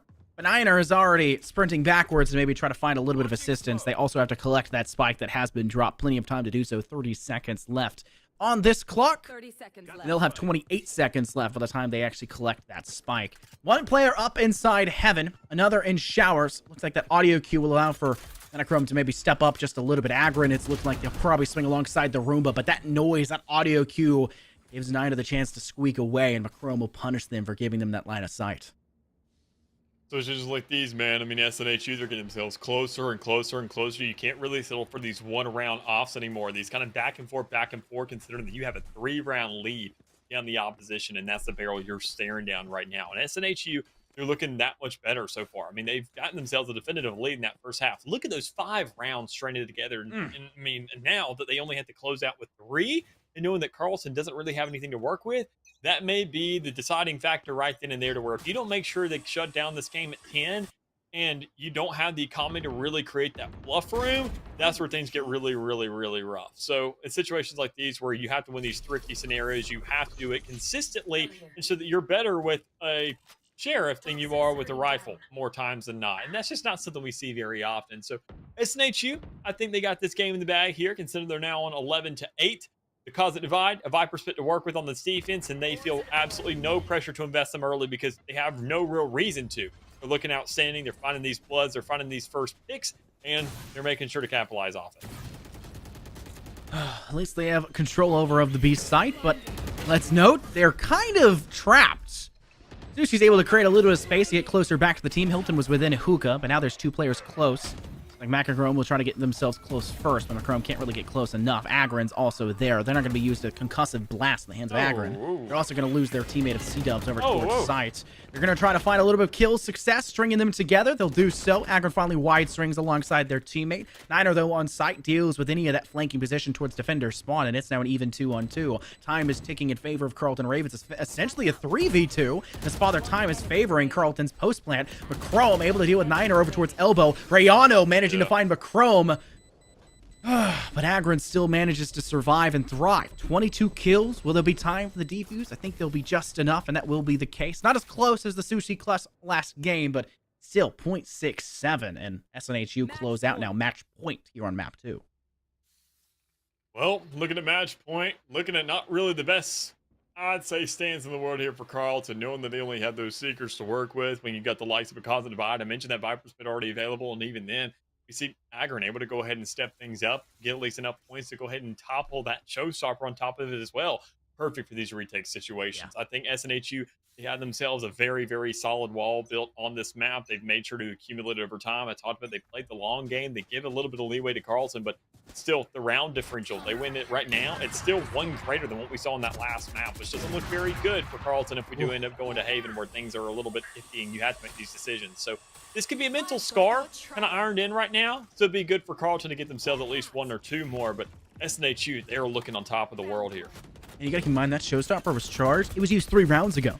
where Carlton had to rely on Sushi to finally clutch up a 2v1 at the end, where they dashed out of hookah and used the showstopper to find one, tagging a second. Their teammate dealt with that second one quickly. That's the position that SNHU or Blue are in. They're charging everything so fast, not even funny. C-Dubs gets a kill with their operator onto Ozzy. That charges their tour de force, but they'll fall quickly afterwards. No point in having it be brought forward in this round. Devastate for another if it has to go down to it. McCrome steps out of hookah in rage, can't connect with their shot. Now it's going to be up to the Niner and crew on site. Niner sitting in Cubby. They take down one, make it two. And McCrome is still up and standing, but only 4 HP truly to work with. Rihanna will wide swing out. Sushi will join them, and that successive frags will give Carlton Ravens at least a little bit of breathing room, but they still have to be flawless for the rest of this half, as at best they can guarantee OT. And that's not the situation you want to be in, but that's what's occurred because you let 5 rounds go uncontested at the end of that first half. Yeah, there's a little bit of copium in the air right now for Carlton. They can say that, sure, we haven't made sure the round differential is bigger than what we saw on our map, where we're making sure that we can go ahead and bite. We can play with the big dogs on their maps as well. We can keep things close, we can keep things contested, but in situations like these, the biggest streak of rounds that we've seen them accumulate so far has been 2, and that's been on 2 other points. And it's been the first 2 rounds of the half. It's never been with these rifles in hand, and it's the closest thing we've almost found them with success in is going to be these situations where kind of confused of why we didn't see that dog kind of pushing up there. But regardless, I mean, making sure that they can iron these things out. And now that they found that quote-unquote kind of thrifty round, or even in the force that's going to be coming through again and again on every single second possible, you have to find the success, I mean, relatively consistent. So now a little bit of econ shut down. This can give themselves that breathing room they need. And depending on how many players stay alive, they can really find themselves a comfortable sitting for the next one as well. But Hilton now has a gun to work with, but it doesn't matter. 4 players remaining at the end of this round. Get themselves a double digits as well. This is going to be the one chance where they can turn around not only this series, but win out the game, because it'll completely shell shock SNHU. Honestly, if I'm SNHU, I'm looking to see where my eco sits in this round, and I'm thinking about not buying completely. That's me. I'm with you. You give it to him, you give Carlton 11, but then you have a full-fleshed round to go back. You do have the tour de force with C-Dubs, so that's a little bit of extra money saved, but beyond that, the highest, even when you save a full rifle, collectively, you can only buy a rifle if you combine everyone's money together. That's not good. That's not where you want to be, and they're going to have to be really aggressive early to try to capitalize on any of that disposition. Thankfully, C-Dubs swings out of hookah. He's able to take down at least one. The clutch player for the Carlton Ravens. He'll even be able to collect the Phantom that was dropped because they had a judge previously. Hopping a skip to bait out, gather information. Oh, no. Hilton does not fire, though, and Dow sees something he does not like. You can hear him in the background. It's these situations, man, where I talk about it. These ultimates. You can't lose out the value on that. You have a Viper spit on the attacking side, and I talk about how much of an advantage that gives you in that post-plant scenario. Why is Viper jump peeking where you just saw in Tour de Force? I don't get it, but hey, I appreciate the cojones to be making moves like these, but I mean, they result in rounds. That's the biggest thing. It's a 4v5. You have the Tour de Force really lining up against you. You don't know where the map is going to be, but you last seen it be, so that could really be the big setter. But no real information to work off of just yet, and that results in Agron getting a very crisp 2K here on the board, sending it to a 2v4 scenario where Carlton is really looking to scratch something together. Oh, man, I'm dying here in the background. That's just... Carlton have essentially lost the round for themselves. That's not what needs to happen. Rage is the only player left standing, now 30 HP. No way to bring that back up. Chrome will guiding light around that corner. Rage just needs to escape, and they'll not be allowed that. They'll pull out a classic. The disrespect there by C-Dubs, knowing that they had them dead to rights, even with the sniper in the back pocket, not even using the headhunter for it, just to make sure that they say, hey, this is our map. Bind was our pick, and we will win it out. That closes the gap just a little bit. I think it was a 5-round difference in terms of round differential for the side in favor of the Carlton Ravens across map 1. This one, and I'll drop it to just a 2-round differential, what I think does help them pick who has what side for the third map. I may be incorrect about that one. That's not my decision-making or my determining. I'm just here to talk funny over the game itself here, Dallas, but still, a really great map. What a game. What a series we have on our hands. That's like, what, the 3rd game in a row now we've had that always goes to 3? They're giving us bangers here. Yeah, and even then, I mean, more importantly, it's with these two teams, what we're seeing. I mean, obviously, a lot of comfort picks here in the map, sitting on one side or the other, and especially for something like Bind, I usually expect those maps to be much more one-sided. Carlton made sure to fight tooth and nail to make sure to keep their relevancy. We knew that, though, that SNHU, early on in that first half, when they found themselves at advantage, they looked like they were just going to win the game outright. It looked like Carlton was almost going to FF at some point. They just wanted to completely get out of that map and move things onto Haven. And I think honestly, that second half did wonders for them. They looked like they were locked down mentally. Like they couldn't make a decision on a site. Like they couldn't really do anything. They couldn't dedicate themselves somewhere. They couldn't hold a site for the life of them. But maybe on Haven, they'll feel a little bit more comfortable now, knowing that, I mean, there's 3 sites and the map is much, much larger. This is where you start to break out. I know that you have your favorite statistic to talk about with how fast it takes to get from C side to A side or B side to C side and yada, yada, yada. Like, they're not worried about that stuff. But the fact that it has to take a factor now, that the map is going to be bigger, that it doesn't say, I have to do a teleporter and I'm on the other side of the map. That's not going to be anything you have to worry about anymore. You're not worried about this indecisiveness. When you dedicate yourself, you are wasting so much time. We're going to have to see that aggression come out from Carlson because that was the one thing they were really missing out on. And my thing is, if you're going to go for a raise, you got a showstopper available, please, for the love of God, press X. I do love that statistic, Dallas, but there's one statistic I love more, and it's about that A site. What is it? I don't want to steal your fire, man. Go for Listen, it. if you're already gonna say all my lines in preparation for that third map, I'm gonna have nothing to say now. All right, you're the guy that talks for a minute and a half. I'm the guy that talks for 10 seconds and then hands it over. Right, that's my specialty. I don't have as many talking points as you, so it's that A side is the easy, most retakeable one. That's fine. Whatever. Great game though. I said the mental game was probably a big deficit for the Carleton Ravens, especially after they let that 5-round spree go in. And you said I'm not sure if that's the case. I do think that halftime switch. Good teams will say halftime, that first half didn't happen. It didn't even matter. Nothing occurred there. And I think Carleton Ravens, that was their mind shift. They're a good team. We've seen that. We've seen them progress. They won week 1. They won map 1 here in a really great way. Got close in map 2. That shows their resolve. That shows their dedication to the game. I think that they very much so can say, hey, this third map, Haven's a good one for us. We can play it.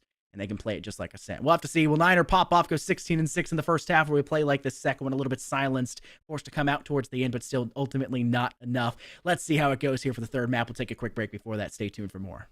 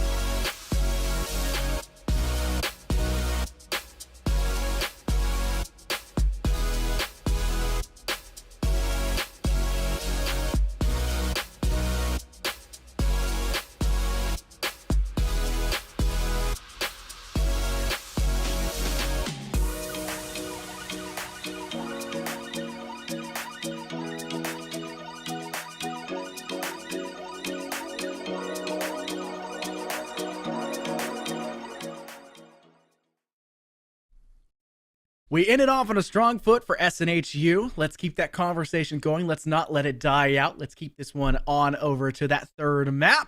Dallas, I know how much you'd love to keep the conversation going.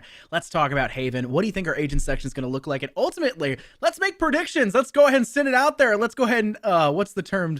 Make ourselves look like a fool when the other team ultimately comes out on top. Who do you think takes this one? Okay, there's going to be a Sentinel. Obviously, that's going to be a Chamber. So we're going to go ahead and knock that out of the way. Controller, maybe, possibly, we're going to see an Astra because we see that in the last two maps. And I think the only kind of variety we're going to get possibly is going to be an Omen because we did see that in map 1. Initiator, Sova, or if I had to choose just one, KO. We're going to see KO. Or no, excuse me. Sorry, no. Forget that. Fade. We're going to see Fade probably over KO. It goes Fade, KO, Sova now. That's the order in the line. Duelist, though, that's where things get crazy. You don't know what you're going to get, but I'd love to see myself a Neon. Maybe a Phoenix. Maybe. None of those really show up, and we just see the boring Jet and Raze once more. There's a lot of variety that could really go here today, and SNHU and Carleton are obviously showing that they have a variety of agents to really bring out on all these maps. But the one thing that comes around of variety is the sites here on Haven. Indecisiveness was a really big problem of Carleton's in that last map of Bind, considering how small it is. But now going on to Haven, you have no real leeway anymore. You have to make up your mind. You have to push onto a site. And with them starting the defense once more, they have to fight for relevancy, more importantly, so they don't really get shut out early. Now, try not to look at the agent selection too much. Just based on map 1 and map 2, who do you think takes the dub? Map 1, map 2, I've already kind of looked at it before you said that, but I'll wipe it Ignore from my memory. Wipe it from your memory. I'll say, honestly, I mean, Carleton, they had much more efficient shooters. And I got to say, a lot of the rounds that were won by the likes of Ace and HU on Bind was kind of miraculous shots. Like it was one player absolutely going off. So I think the level of group cohesion out of Carleton is going to be a much bigger successor here than the likes of individual spotlights from Ace and HU. I think I'd have to agree, if I'm being honest with you.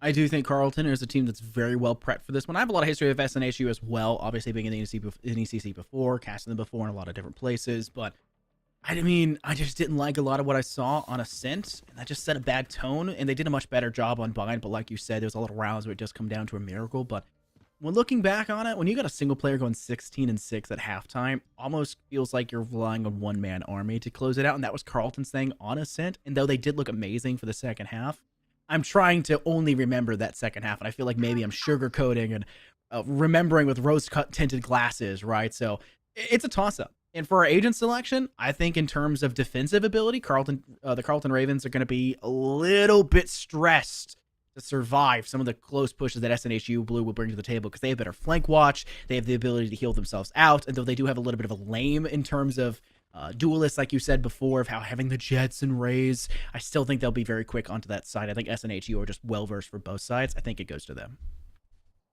Yeah, well, the one thing that we can definitely kind of sell the rest of the game on is going to be these pistol rounds. Who gets themselves the lead, who gets this force to work with next stop, and C-Dubs is already going to be snuffed out. You know that player's there. You got the Hans to work off of as well, but still ends up actually getting killed in the meantime. So an even exchange, but more pressure and control of the C site really going to the hands of Carleton.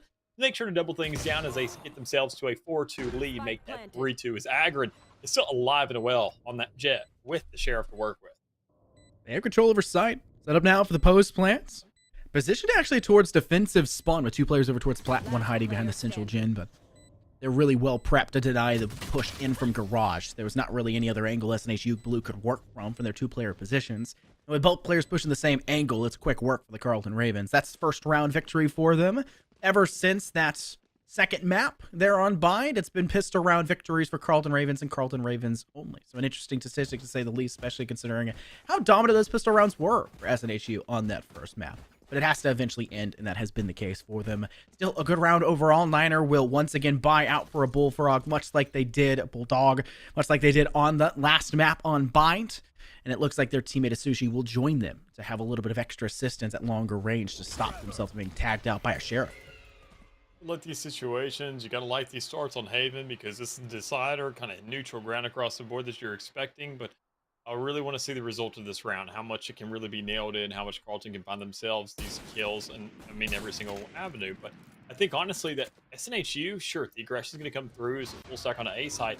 It's going to be a good play here, quite honestly. It kind of alleviates that attention. You know that Carleton's going to push all the way through. They're going to try to find these kills as fast as possible. And Acker does end up getting one. Coffee gets one as well, but I think honestly that sets a little bit of a tone. Or round two, I usually tell my teams when we're in like ranked games, whatever it may be, is let's spit across the map. Let's see what we can get in terms of the default. Let's see what can be given up by the opposition. Let's see where these positions are going to be played and where these defenders are going to be making themselves at home. Let's get a read of the map, find a blueprint, and then work with that for at least as long as we can. Carleton, they didn't get that luxury. SNHU did not give it to them. Let's say let's put everybody onto a site. Sure, it's going to be desperate, but it's the best thing is that just giving up around because we know it's going to be lost anyways. Let's not give them any info. Let's not let them know that we're switching things up because Killjoy was playing towards the C site more importantly rather than actually towards Garage during that first pistol round. Now, they're actually playing fully on Garage and Sky's doing on C. It's these switch-ups right here and there that really create the game, that element that can give yourself the lead at any point in time. The defense switching things up, changing how the game goes. Whether you're going to lock in a chamber on C or rotate them over towards A. Obviously, SNHU don't have to worry about that. They're going to change up their KJ to try and lock down those sites. Works initially. They actually managed to survive up to a point. McCrome's able to find one kill before being felled in return. Coffee is able to swing out with alongside their KJ to find a kill over towards window of Garage.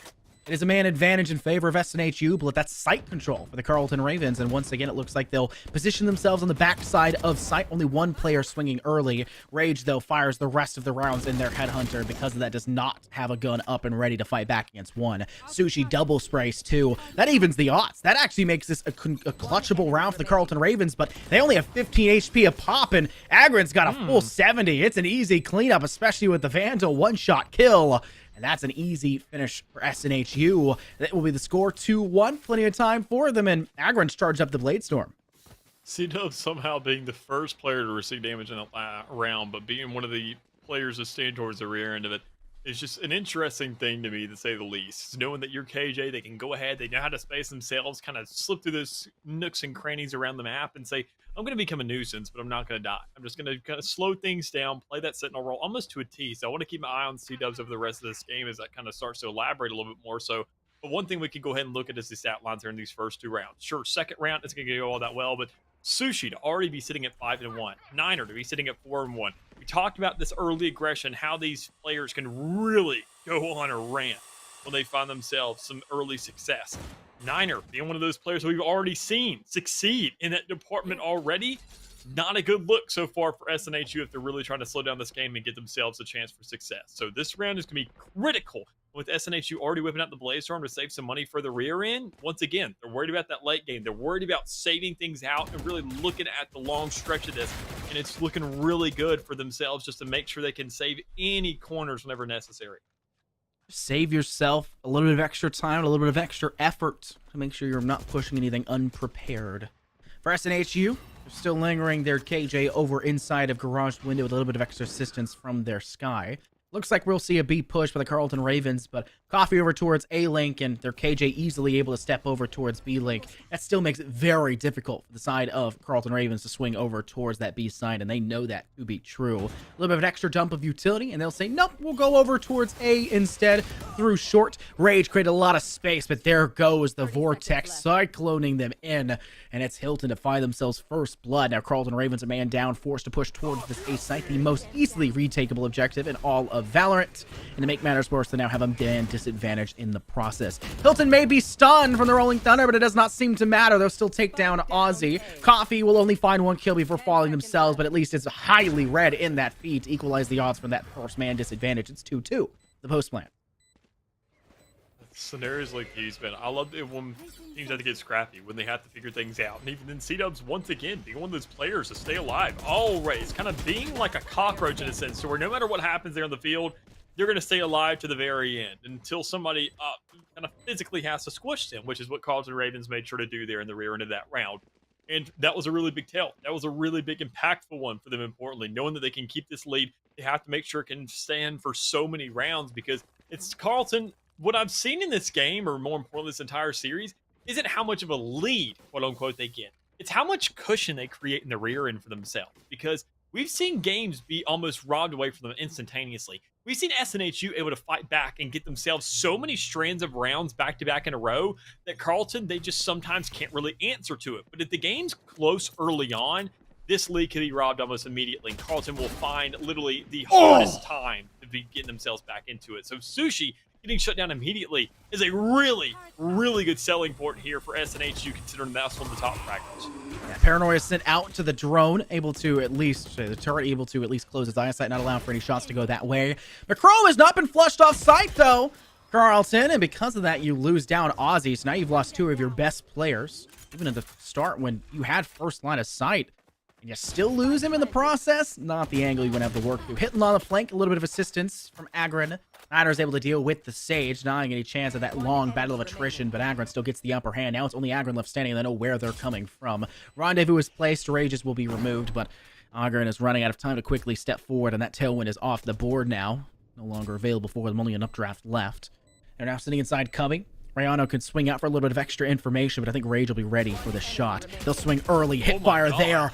Easy kill, though, for Rayano to line them up, but Agron's frag to Rage, that cannot be undervalued. But when you take down Sushi as the first kill with a major gun disadvantage in a very aggressive spot, SNHU made something out of nothing. Yeah, that was a round. Keep in mind, they invested almost nothing into, but yet they still made it extremely expensive. And even then, put Carlton kind of on the back end where they have to invest themselves a little bit more in here. Rage is going to have to move around the map and get an ult point to work with the Tour de Force. They're not really trying to play for this game and really trying to invest as more than necessary, which, I mean, SNHU, they're at a little bit more of a disadvantage, I'll say, in that department because, I mean, they only have these rounds to play off of. They have to keep these guns in play. Otherwise, things aren't going to look good. And they have the resurrection to do that. They can keep the gun to play, and even then for post round, they can definitely do it for the economy's sake. But as it stands right now, Carlton, they're more of the Titan that actually just kind of plays things through brute force. But SNHU, they're more of the David in this Goliath scenario. They have themselves the wits. They have the kind of utility at their hands, at their disposal, and they can really play this a lot more of a mind game going on right now and play for longer seasons. But still, Coffee able to go ahead and get that first pick. There goes one of the stones to be thrown out. And Niner also making a play as well with his From the Shadows. Really going ahead, getting behind the back lines and making sure to get that impact where necessary. But it doesn't really count off enough. It's a 2v3 situation. And the retake is trying to come through without the spike even being down. Guiding Light sit below and the Seekers. Honestly, Niners' survival there was shocking to say the least. I'll even send a Tasmanian Tiger down below. Chrome knows where they're lying, though. They'll try to drop down, and it's an easy finish, landing their feet down and collecting those shots. It was on SNHU's part to clutch that round out. They did it in a great manner. Agron's early attempts there with the operator to try to secure one, even if they do die. It forces Carlton Ravens to use their quick nightfall to try and gather information to mark and decay that player to try to get towards sight. And even with all of that, to their favor, to their advantage, they just fall apart.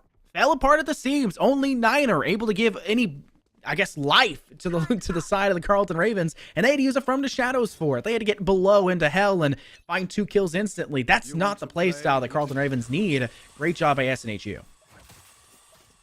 Yeah, I mean, a little bit of a slower game, and even then kind of forcing hands of either side. It's just really almost these exchanges here on the field in terms of rounds to rounds, and then even then just looking for these thrifties, these situations, these first bloods. I mean, nothing's really consistent here on the field. No team is looking that much more dominant.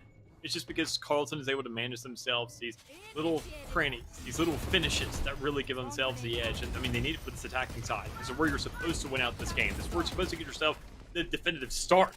And SNHU, they're just fighting themselves to make sure they can look good enough to really have some shots here. So the deep used to be going down, a little bit of an actual hole coming through, and this is really big. Hi, SNHU, but not big enough because the wall will not cover everything. It was built by one of the 3 piggies, and the wolf is coming through to blow it down. But now, with 1 defuser left alive, C-Dubs talking about it. Last player to stand in most rounds, finally getting killed out for this one as Carlton scraps things together, getting themselves one more. Apparently, SNHU's 2 walls they placed, the ice wall and the cosmic divide, were made of straw. And what was the other one? Was it mud or something like that?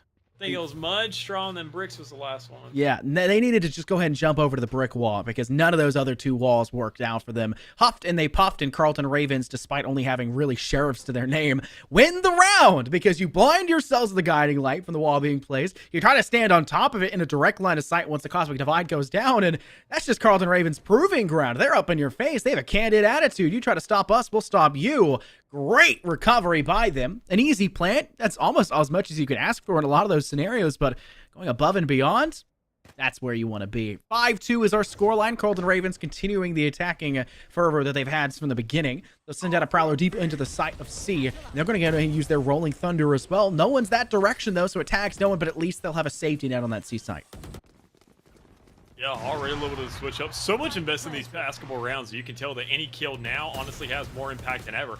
The Resurrection is still fully available for SNHU, and they can actually use it for these retake situations. But a Killjoy doesn't do you very much at this point now in time. You just can't really make sure to get the impact off that. A Duelist or Initiator would do you better. But by the time you even consider the options, everybody's already done and dusted. It's a full wipe coming out in Carlton with 4 players remaining at the end of the round. Roll through SNHU, not only causing themselves to get that even half guaranteed by the end of this, but causing SNHU to figure out what's going on here. I talked about it earlier, Carlton, if they can set themselves up with enough of a safety net to where if things really do fall through, I think honestly, SNHU, they haven't looked darn near established enough on this map to where they can string themselves 4 together. They can make themselves at least an 8-4 half, maybe 7-5, but I mean, 6-6, I feel like is darn near impossible at this point if I'm really putting my money anywhere. You're asking for a lot, right? Yeah. To have such a dominant spree. And we saw SNHU find one. Was it 5 in a row at the end of the first half on Bind? That was their map pick. Yeah, it was their map pick, right? That's kind of the thing it's come down to. And when you leave a map all the way up to this point, the last map, the third map, it's kind of everyone's pick, right? It's both sides picking. You're leaving that one up for the taking, so you at least should feel comfortable on it, though you should feel comfortable on every map. SNHU, though, have been out of their comfort zone, looking quite uncomfortable on these sites. Carlton Ravens, though they did look a little hesitant to push towards C, they made sure they had the space to do so. Rolling Thunder didn't tag anybody. They'll look through the VOD later when they're reviewing, as all these good teams do happen to do. We know that for sure. They'll see that no one's that way. Maybe we'll rethink that decision later, but I don't think that was a missed opportunity for them. Make sure it's safe. Guarantee your victory, and that's what they did. 2 rounds for SNHU Blue. They'll have the rifles here. They also have the ultimates to work with, the Resurrection and the Blade Storm. So should Agron feel it necessary to aggress early as a defensive player or for the post plans, they'll have a good chance to try to return fire. Turret easily destroyed, though, by the Carlton Ravens of Aussie. And the, well, that Nanoswarm does not go down fast enough. It is an easy return. No kills on the board yet, just that. So, I mean, there's still a lot of time, a lot of potential, at least from every single player, to have their own kind of spotlight. But, I mean, the one downside is that your Sky is the one to take a couple of damage there right off the get-go. The one player that can't heal up. You do have a Sage, so you're making sure to really buy into that attitude there from SNHU to be playing things slow, which will actually benefit them on the attacking side. I mean, they can go ahead and invest a lot just to get onto that site. If any of them kind of get scuffed out in the process, you have yourself 2 combat medics to work off of. So, I mean, it's going to be really good, but you have to make sure to have the success to get yourself onto those sites, which it seemed like Carlton Ravens is having too much of here in this round already, as they find themselves a little bit cut short towards that garage. Maybe a wrap around towards C long, which I got to say is a much more difficult avenue to go through when you consider all this utility that can be lined up. But not really the best one out of anything, because a star is not on the field right there, but it could be easily planted down if you do see that spike really start to have that audible as it's immediately placed. When you know you have the man disadvantage to the Carlton Ravens, it's hard to push towards the site. Akron, though, towards platform, finds 2 in an easy spray down. Niners able to find 1 before they fall, and it's just Rage left standing, who, once again, can only find 1 before they fall. That's kind of the forte of Carlton Ravens in that round, but the story continues. 2-1, 2-1, 2-1. Is there another 2-1 in the books? Unfortunately, if you're an SNHU Blue fan, that would mean it goes 8-4 at half. Half the scoreline of that one, and last time we saw that was with the Carlton Ravens on the map of Bind, where ultimately SNHU continue to close out that game and come out victorious. It's going to be a tough game to go from here, but they still have plenty of money on both sides. Operators on the board for both. Agron also still with that Blade Storm they've had for 2 rounds. There are... It's going to be a full bloody brawl over here in Courtyard, where we see Carlton Ravens aggress early. I do get to say, I'm a little bit, proud of SNHU to get themselves that round after the timeout. A lot of teams, if they don't, it's really difficult to kind of think about what you were really talking over and whether it was actually worth your time, whether you actually got the value out of that timeout that you were looking for. And 9 times out of 10, if you lose that round, you say no. But, I mean, they make sure to get themselves some aggression. They're looking at these sites. But, I mean, SNHU, even in a round where things aren't looking too shabby for them, they find these setups. They find the likes of Seaside working out in their favor. And for some reason, Carlton's trying to just hammer it down. The site that doesn't work for them once, say, why not try it again? You should have probably learned your lesson, because, I mean, lose the site once, shame on you. Lose it twice because you can't even get there, you may need to change your mind. Well, that was not the right decision with the Carleton Ravens. You said they're just continuing to hammer it down. Yeah, into the grave. They're nailing themselves into the foot right there. You can't even get out the floodgates. You can't even get out through C long because you're just stomping your feet, making so much noise, trying to peek the same exact angle. Nobody's finding kills, and one single player finds the first, then the second. You didn't even deal with Macrome that entire time. That is not where you want to be if you're the Carleton Ravens. Adjust and adapt on the fly, even if that means you have to start to walk your way on over, all the way over to the ace side to try something new. Just get the job done a little bit quicker. Nano Swarm could be in place here for C-Dub, so go ahead and toss the second one just to make sure. Will at least slow down the set of Carleton Ravens as they push through those doors. But from the looks of things, I don't think they're going to go towards garage. At best, they'll hold down those garage doors. Maybe decide to plant towards B once again. I remember the last time we saw this was an eco round for the Carleton Ravens. Finally, they have rifles in their hands, so they shouldn't feel that pressure to go that direction, but they'll rotate that spike the other direction. They'll let those two players in garage aggress. Monochrome's already stepped their way back over. Macrome is nearby and waiting. Gets a little bit of damage off to Ozzy, but can't finish the job. Paranoid, blinded, and dealt with. Great job by Carleton Ravens to get out the gate this time. Yeah, big shutdowns already from SNHU to know that, I mean, we're seeing these players kind of fall like flies so far. I mean, Carleton, they have to find a way to really get this round and, more importantly, get themselves relevant back in this game because these last two rounds, it's not like they haven't looked good. It's just that they haven't looked really like too much effort's gone into them. And that's the thing. You didn't make sure to fight these last couple rounds here in this half. You'd have to make sure that SNHU, they're recovering. They're kind of caught out with no breath to go into this next round or this next half, more importantly, with, but we haven't seen that thus far. 2 rounds for free. Third try is the charm, but I mean, you got to make sure that you can get yourself something to work with here. Carleton invested a lot in that last round. SNHU had the 3 ultimates to play off of in this time. Sure, one of them's combat oriented, one of them's a resurrection, which is going to be huge, which hasn't even been touched this entire half so far. Why? And the constant divide is also going to be nice as well, but I'm kind of with you, man. There's a lot of questions to ask here from SNHU to say, why aren't they doing this? Why aren't they doing that? And I think Carleton's kind of putting enough pressure on them to where they're asking this question themselves, to where they never really come up with the time to get themselves an answer. It's like, we got to find our way to adjust, guys. Well, we can't. They're already in our face. That's the Carleton Ravens kind of ideology they're working with. They're swift, they're fast, they're unpredictable. But the issue is eventually it does become predictable. But SNHU just haven't keyed in enough on that fact. Back over the Blade Storm, all the way back towards attacker spawn, working over through to A lobby. Ozzy and Rage, though, do not let them pressure them enough, and they'll find the kill in return. That's now, unfortunately, that ultimate off the board. Resurrection is available, so maybe they're thinking that early aggression will still net them the chance for the Resurrection, and that does seemingly be the case, as you do see Hilton walking up through short on A side. Maybe hoping that Carleton Ravens work over towards B. Hey, guys! No one's here. The B side and C side are up for the taking. Go that way. It's fine. There's no one going to be on your flank. Unfortunately, though, Hilton's the only player left standing. And if I'm Carleton Raven, I'm saying, well, we know it's Sage. We know they have not resurrected anyone so far.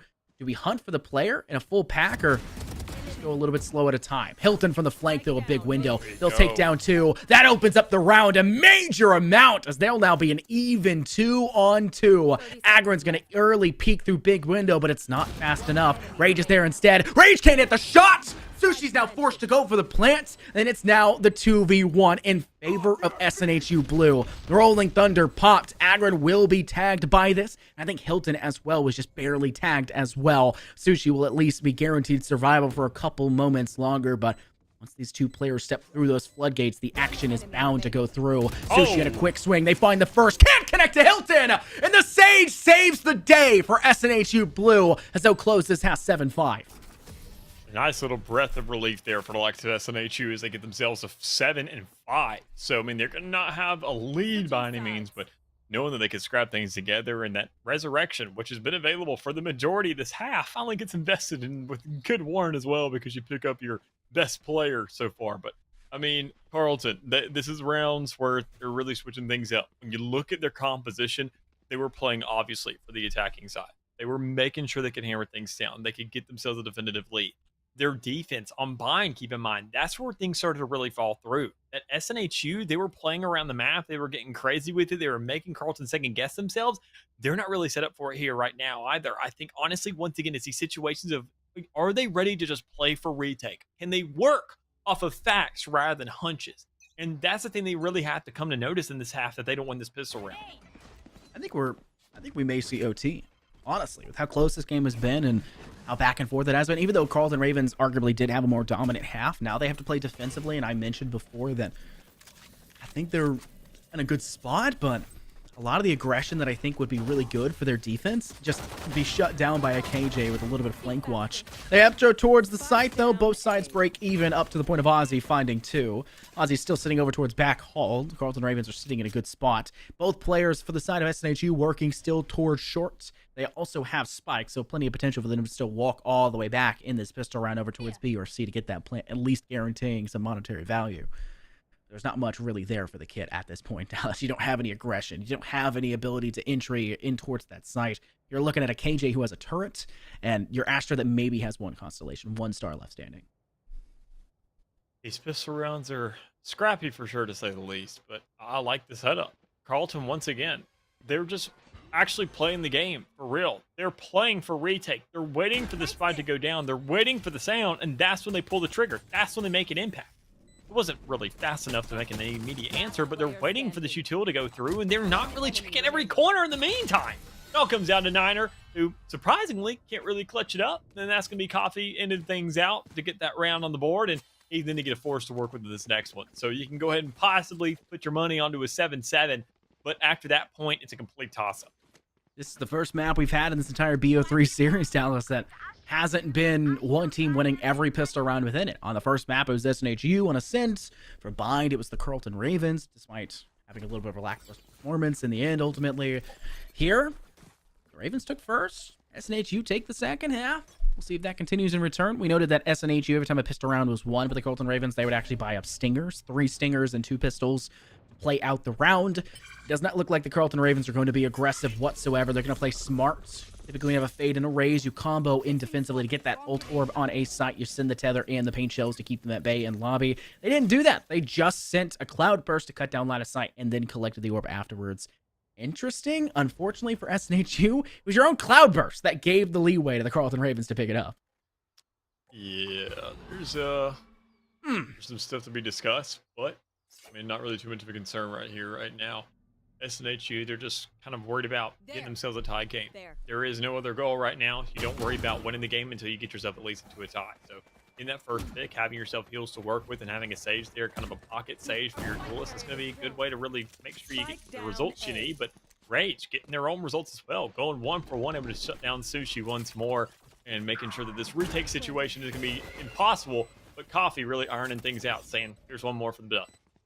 That's a great spot for Coffee to be lying in wait as well. They were already towards garage doors.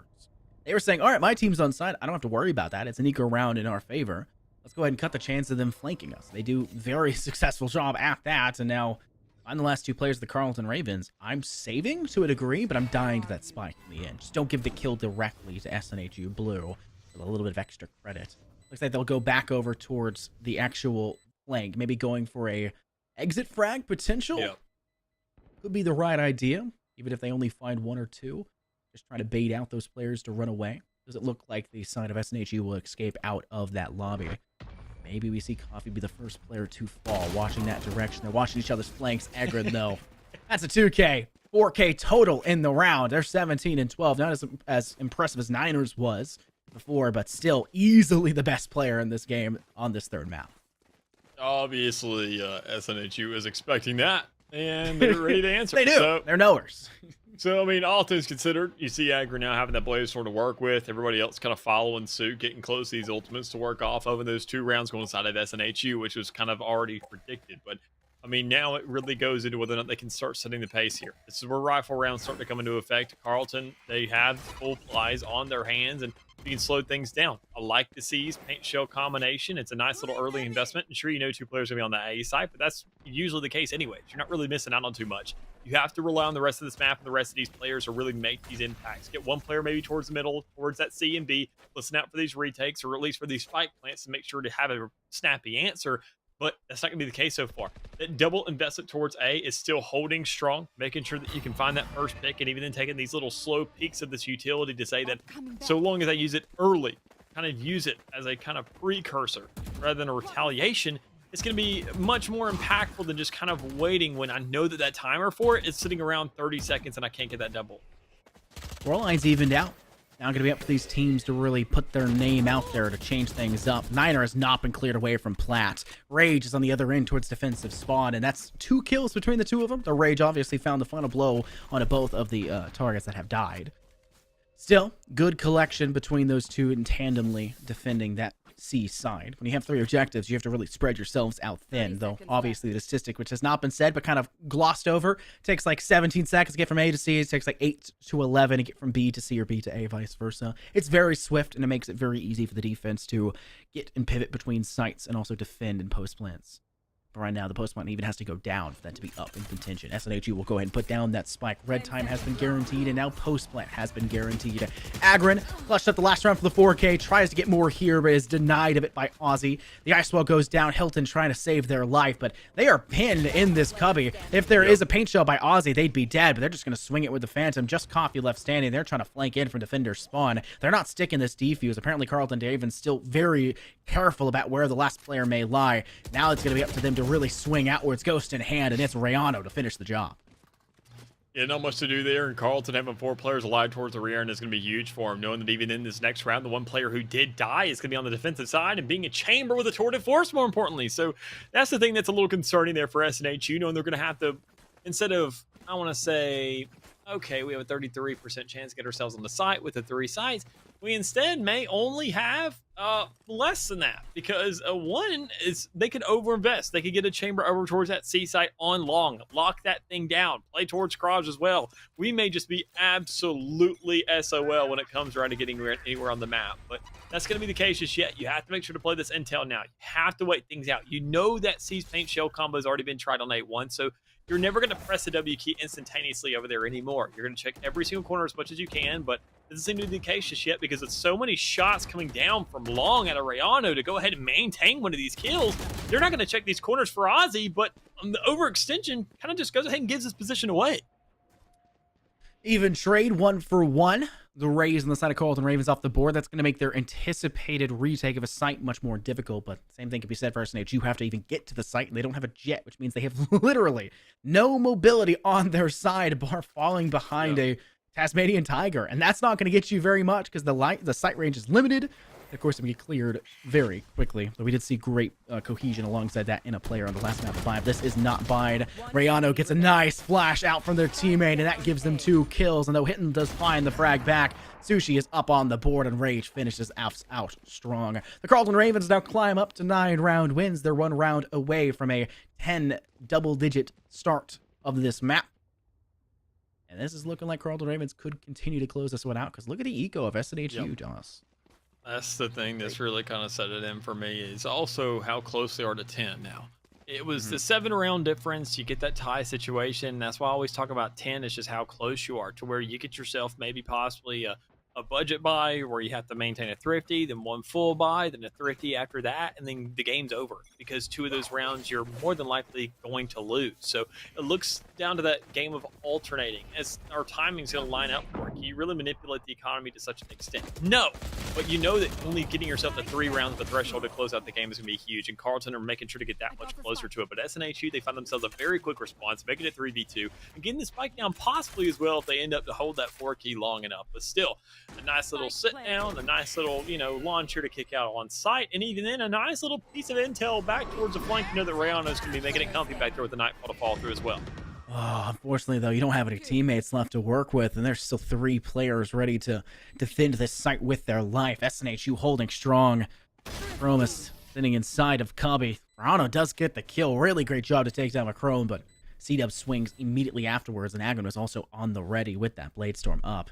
Great round by SNHU. That closes the disparity up by a little bit, and that's an eco round win for them, coming into that round with little to nothing in their hands. The Carlton Ravens now will have to be picking up the scraps, figuring out what they want to do and how they want to play this round. Niners bought a rifle.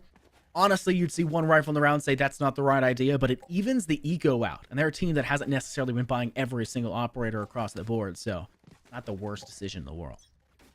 Yeah, it's most definitely not, and even it's better for SNHU to kind of, as I mentioned, shut down that 10-round threshold, that double-digit checkpoint, that kind of new floor that's being set. But the attacking side, they could have themselves a free approach on the site, which they're not really going to invest too much. They just have to be more important to watch that flank, which is exactly the kind of checkbox that Coffee is marking off to say, all right, done it, did it, gone. There goes most of the team, and it all comes down to a 1v5 scenario. And Rage honestly could find some value out of that Headhunter, but that's not really what you're concerned about now. Honestly, I could see them wrapping around either through B or on to C and just kind of knowing that that's going to be on the opposing side of the map. But the spike will go down, and they're going to get very close and personal with it, making sure to go flawless in the meantime. Keep this game tied once more, making that overtime that you kind of alluded to earlier looking much more inevitable. Much more likely at the very least.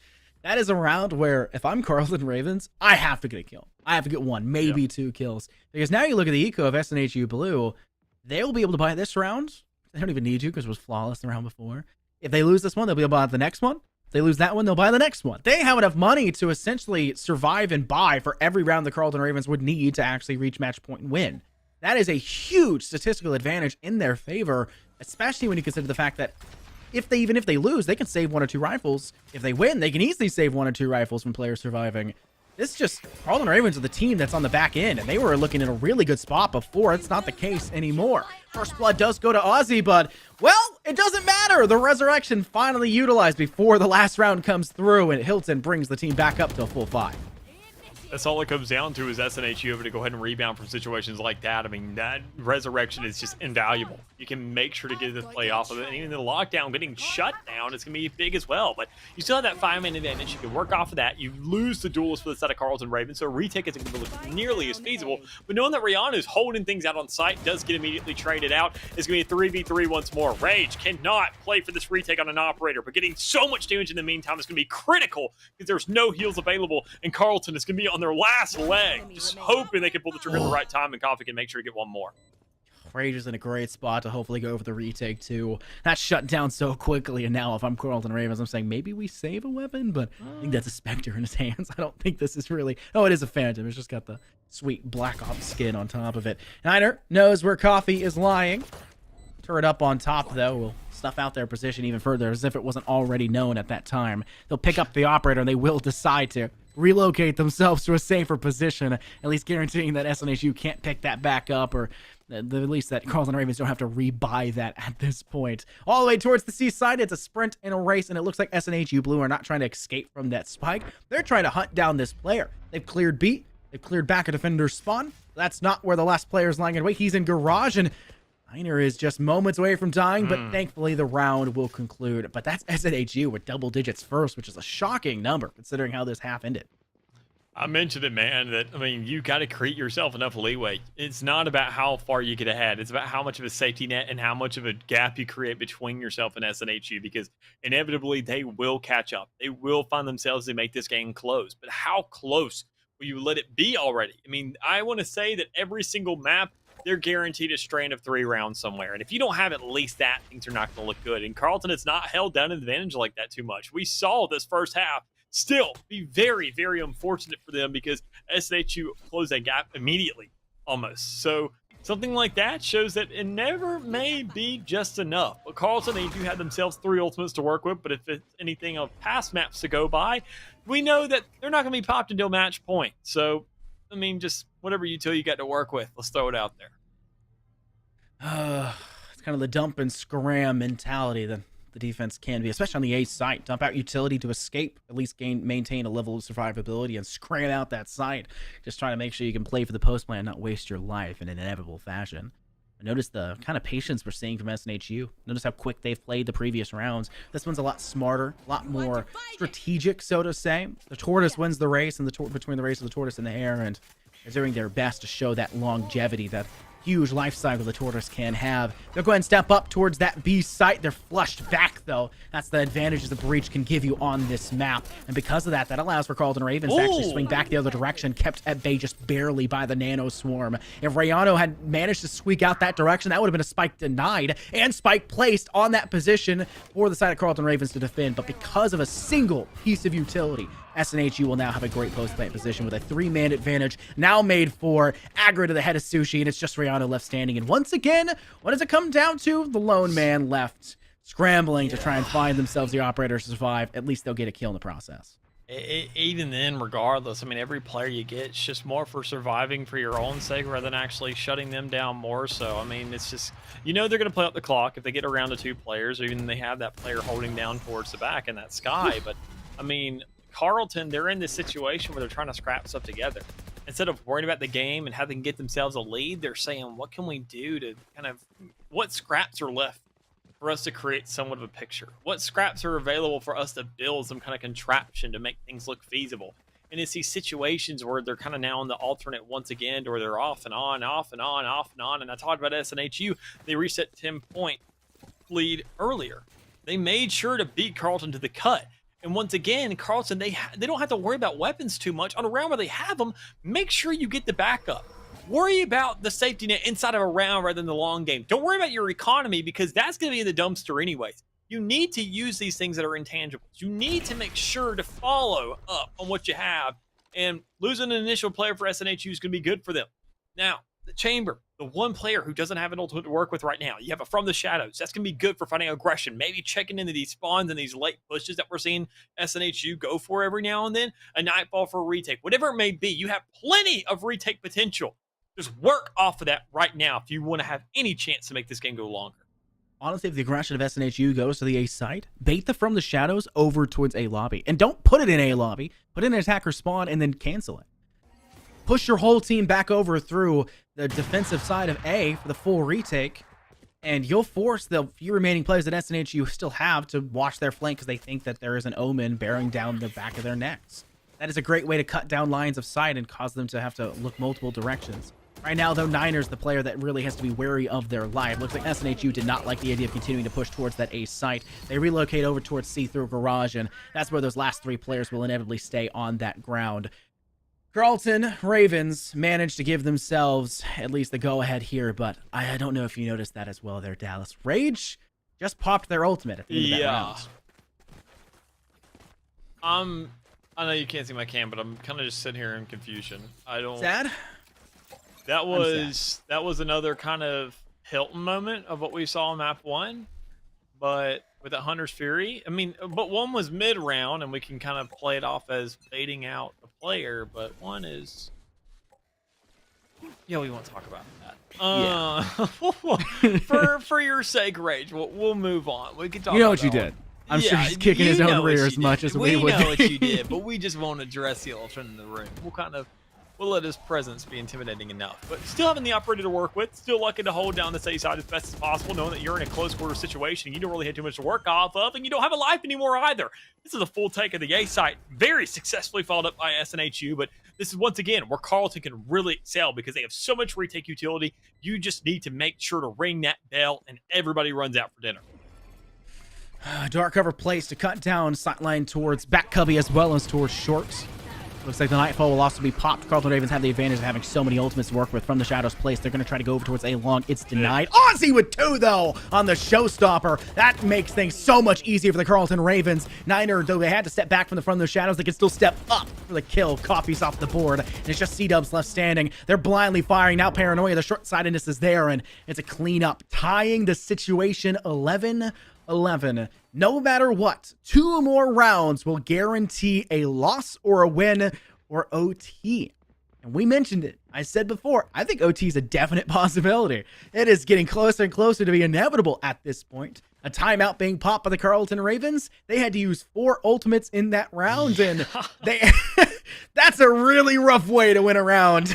Yeah, that's kind of my thing, is I always talk about the invested ultimates, and I understand, we say use them, but I mean, if everybody's keyboard, if your coach has a master keyboard that presses the same button for everybody's computer at the same time, it was definitely pressed right there. I mean, you just can't really deny things like that where you use 4. And it got themselves a tie game. But if you're not spreading it out, I think honestly just as much could have been invested just without doing that.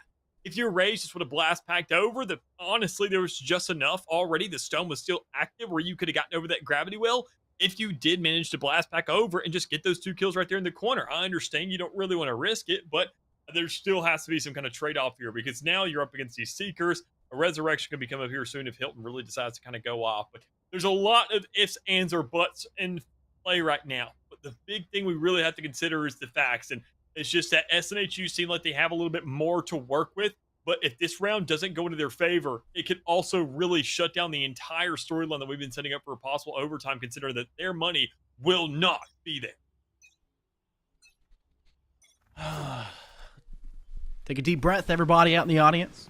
Whether you're an SNHU fan or a Carleton Ravens fan, you're definitely needing it, having holding your breath for this entire map so far. Rage will have the first shot, and unfortunately for the Carleton Ravens, will miss. But thankfully will also survive in that position. Last round didn't give a great shot to use the round if you do escape. This round don't even need it. They'll cut down Agron's push, and that's also the Blade Storms off the board. There is no resurrection available for SNHU in the hands there of Hilton. Chrome managing to find themselves their first blood. It's over to Sushi, who is trapped below in hell. Carvy's going to plant below heaven itself. Ozzy has a good spot to maybe keep them in that corner. They'll also remove the swarm that was just placed. Trying to just bide yourself some time. Carleton Ravens position everybody else for an influx towards that site. They break down that ice wall, and it will be a full dash into position. Rage nets themselves their first into this retank. Coffee does manage to cut down Ozzy, but that's only one player. There's still 3 more to deal with. They're all over towards the same exact way over towards Halls. This is an easy spot for C-Dubs. He can't connect fast enough. Niner already got one down below in hell. Mariano finds another. It's up to Rage! And Rage clutches up! We see the mistake 2 rounds before, and Rage says, I'm still here. I don't need it. That gives me 22 kills and the Carleton Ravens the 12th round. And it's a situation where I thought that SNHU, they were going to be so desperate for this round. You saw the Seekers being invested. You saw everything they tried to throw on the field, and they still have themselves somewhat of a bye, but it's not going to be flawless by any means necessary. You got yourself, half armor for 2 of those players. More importantly, one of your actual engage. Somebody else needs to go ahead and take that sacrifice. Somebody needs to make sure that Agron can take that buy and have everything available, because sure, they'll go ahead and fall, but look at their kill line. I mean, their KD ratio is there. Coffee will have the follow-up no matter what, but they're actually stacking themselves even more, saying that we'll probably die to an operator if anything goes wrong, which is a one-tap anyway. Let's not invest too much into this. It all comes down to the 50-50, or the 33-66 that we inevitably lose once more as we push A, where we know Rage has been playing so much. Oh, we've mentioned so many times, you have to be all over the place. You have to be, I guess, unpredictable. That's the way to phrase it. You have to be unpredictable. Carleton Ravens have not changed anything. They're still putting Rage in the exact same spot. They're still allowing Rage for that first kill. And SNHU are still peeking Rage for that first kill and letting him have it. You get the resurrection up, but let's keep in mind the last time that resurrection was used, it was paramount to the success of SNHU in the round. And the time before that, it was the only reason for the success behind that. This is going to have to be even more important because it's a match point scenario for the Carleton Ravens. This is an make it or break it point. You lose out on your Sky. Yeah, that's rough. Resurrect them back, but now you don't have it available for the latter half. And it looks like SNHU, they still want A. They may have lost an initial peak. They'll bait over towards B. They'll put in the lockdown in play. But honestly, Carleton Ravens, they're unfazed. They're still defending this A site. They have not relocated towards B. They realize it's a fake, and now Rage has the intel. Easy information. He can't hit the shot, though. This one's not enough. Trapped on side is Ozzy. He still gets the flick, evening the odds a little bit further. Hilton claps back. But time is of the essence. The plant must go down. And now C-Dubs gets caught on the rear. Rage deals with them quickly. Spike is down. Cosmic Divide will be placed here by the side of SNHU. But Carleton Ravens have the man advantage and can send themselves quickly out of heaven. Sushi kills his teammate from fall damage. It's unfortunate to see. Not actually how it worked out. But Hilton and Coffee easily find 2 more in the process. Rage is the only player left standing. We'll need to see even more than what we saw last round. He'll swing for the first. Can't even connect. Hilton with a 3K to save the day. The freshmen bring SNHU into overtime. I'll give you credit where credit's due, Scott. You went ahead and you called this almost closer to the entire beginning of the map, and here we are sitting in the situation. It took Carleton a long, long time to even finesse this, quite honestly. They were stuck on 9 for a very long time. When we saw SNHU make the comeback, almost what we could call the redemption of this entire series. It was the only chance they had after considering it buying their whole map. But I mean, each map is its own storyline, its own investment, its own kind of, set, its own little saga in its own right. And I think, honestly, SNHU, they've given themselves enough of a warrant to really get here right now. And now they're right back on the defense. This is where we looked outstanding earlier on. But Carleton, this is where they all set themselves up for the attack. These rounds are going to be the biggest factor, I want to say, in these games. These ones where SNHU and Carleton are on these respective sides alone, because it's what they've invested for early. And coming into the agent selection is where they really want to make those investments. But One investment that isn't going to work out for you is Hilton being dead. That's not something that's good. Sure, Hilton hasn't really been alive in this game, but losing those heals, losing a wall, losing those slow wars for somewhat of a possible approach on the A side, that can make a very big call to the rest of the squad to say that it's free to push now. Well, let's keep in mind, we were little rough on Hilton on map 1. They didn't have the best performance, so to say, on the map of Ascent. Map 2, they did much better. Map 3, Hilton has been insurmountable. They've been amazing. I would dare say they're MVP despite the scoreboard not necessarily showcasing that direction, but Hilton has been in every play, has been so strategic, has been doesn't look like a freshman. That's the way we'll put it. Hilton looks phenomenal in this squadron despite being the youngest one there. We once again see a little bit of that map 1 scenario for Hilton. Overextending, maybe feeling a little too comfortable, pushing over towards a long. That's a little bit of that needing to tone it in there for the side of SNHU, but they're still going to have to make that recovery. They've been capable of that before. We'll have to see if they can continue the same way. Link paint shells tossed by Ozzy over towards the A side. Ozzy will extend towards the back of B, trying to maybe cut down the chance of Coffee finding a kill. Unfortunately, cannot do just so. Coffee's able to find a second. This one onto Ray Ono, but at least things go even. There's still plenty of time to no longer plant on B, to actually rotate over and plant on A. Ozzy going up to heaven, and Rage planting on site for a great spot for Ozzy's defense. I like this so far, but the one thing that you're in Carlton's shoes don't like is seeing this raise. That, I mean, not really the best for holding on to sites, not really too much of a defensive stance, not really a defensive agent, and even then, not really having too much health to work off of either. So, I mean, C-Dubs can use that turret for the retake situation. Go ahead and cover up a spot. So, you know what? I can throw this up towards heaven. I can throw it onto the flank because we know we just lapped around too long. She's talking about the lap around. Here comes Chamber, setting things up. Rage waiting for the opportunity, able to go ahead and get one off into the board. And it once again comes down purely just a macro. A player who has absolutely found all the necessary kills in a lot of these situations, but looking at the pincer, the two-man stack on top of site and on top of heaven, there's just not much you can do. Carlton close out the round. They get themselves a lead and really put SNHU once more into the receiving end where they got to clutch things up. I want to point out as well, Carlton Ravens at the end there just outsmarted the last two players in SNHU. Notice that Rage placed his rendezvous on site, one on Spike and the other one behind objective, and then didn't play anywhere near it. Literally went as far away as possible to still defend the site and be nowhere near the rendezvous. The reason why he does that is he can go towards short, be safe from a hall push. Ozzy would still also have a position to defend, so they come up through stairs up towards heaven. And on top of that, he would know that they fire, because it's too easy.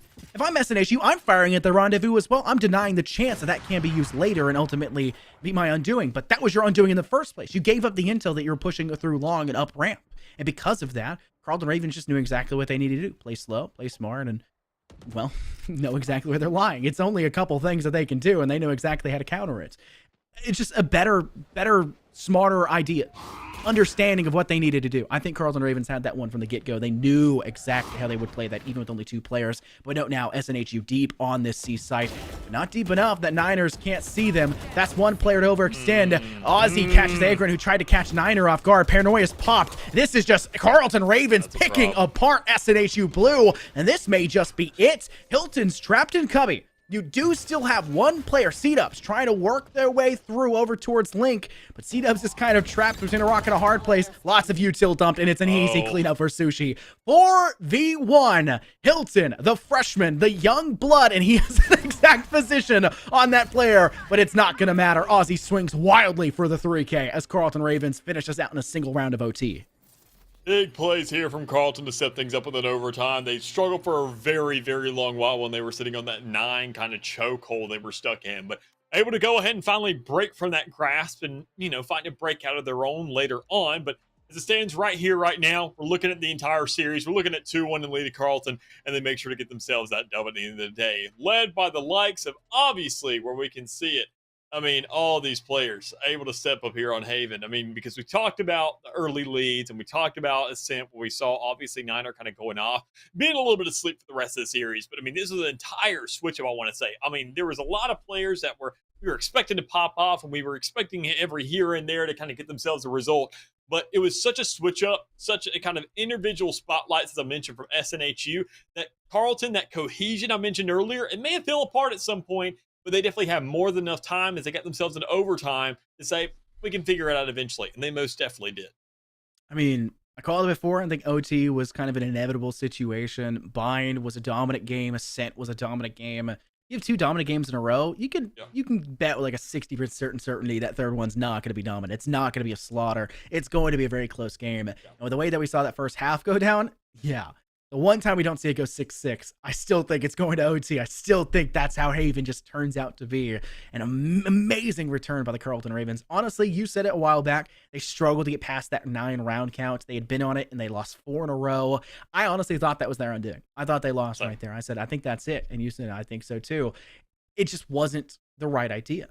They lost too many in a row. They extended past their point of comfort. They had no ego, and SNHU had so much economy they could buy out every single round until 12 rounds were reached by the Carleton Ravens. They did exactly that, and they managed to clutch up to OT, but money doesn't matter in OT. Your chances, your ability to get above and above the competition just with economy wasn't available to you. And when that happens, better players, better play styles, amazing decision-making, and just an outsmarting in that like first round of OT by the Carleton Ravens, that wins you those games.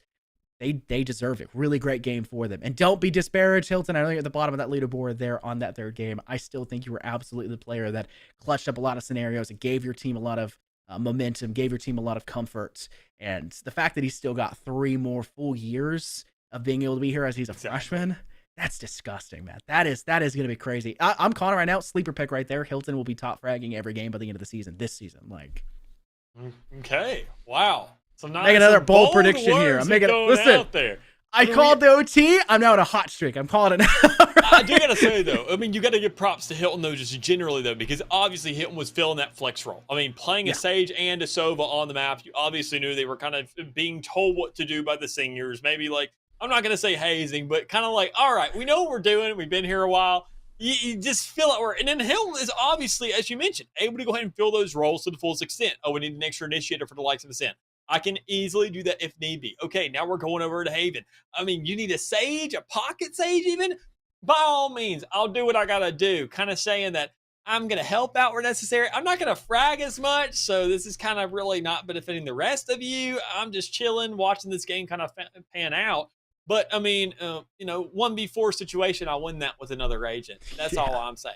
But regardless, though, I mean, looking at Carleton and what they did, it was just more of them kind of playing the game of resilience there towards the very last map. That's what it came down to. We saw bind, and I think a lot of teams would fall apart in points like that, where we saw that first half. Things were not looking good, but I talked about it, how they made sure that round differential was that much closer. That whenever, even then, they took that same exact rebound that we saw towards the latter end of bind, they found that same exact rally when it came around to Haven. It was just enough for them to get to overtime, where you've mentioned it as well, where economy was all over the place for the entire game. I mean, this entire series, I felt like economy was never ironed out. It was completely one-sided for 90% of this entire series. When you get into overtime, though, that's where Carleton, they say, all right, we have all the resources at hand. We're not having to worry about scrapping this stuff together anymore. We can just get everything to work with. We lay it out on the field as much as we can. And so long as they won that first round where they were on the attacking side, where they picked those agents specifically for that, it's a defense, fingers crossed. And that's exactly what happened. Their prayers were answered. They pushed right into C, right into your controller, who I want to say had the best potential to really create a stall compared to anybody else in the chamber. Yeah, and you got to think about it as well. They were struggling on A. I mean, they won 2 out of the 5 rounds that were attempted there defensively at the end. So the Carleton Ravens, statistically speaking, you probably should have expected it to go A again, but they're still a team that resilience, being the team that's more resilient, saying we're still going to defend the other sites just as much as we have been. We're still going to play for the full retake on that site. If I was SNH, I would have said, keep going to A, right? Like, we know it can work, right? We know we can make it to this point. Let's just keep, poking the bear, so to say, in that direction. But the second they go over towards C, that's kind of what the Carleton Ravens were relying on. They're saying, you take this site, you think you're comfortable on C or B, haha, joke's on you. We're still defending it. You're not expecting that. And since you never push C, I think they did 1 attack on C, maybe 2 on C for SNHU. Since you never pushed it, you don't really know how we defend this. At best, a single platform player, you don't know our garage positioning, you don't know our Ready Night Crate positioning, you don't know our defensive spawn positioning. And too many unknowns just breeds a game, a mindset that's just not indicative of a round result that you want in your favor. And because of that, picked apart on site, Paranoia easy finish off. That's just all she wrote. A great map for the Carleton Ravens. Unfortunately, SNHU will fall in their first game of the NECC season. The Carleton Ravens will at least escape out of this one with I think a 5 total round difference. So they'll go up to 13 or 12 total between it. But they'll go so far undefeated in the season. Great job by them. That's it. That's all we have, Dallas, for this game. There's another one coming up after this one. Apologies to those teams that are having to wait so long to get this one started. At least you got to watch a banger of a match yet before that one. Stay tuned for more of 2 new casters here for the Casters musical chairs. 2 new teams coming right up.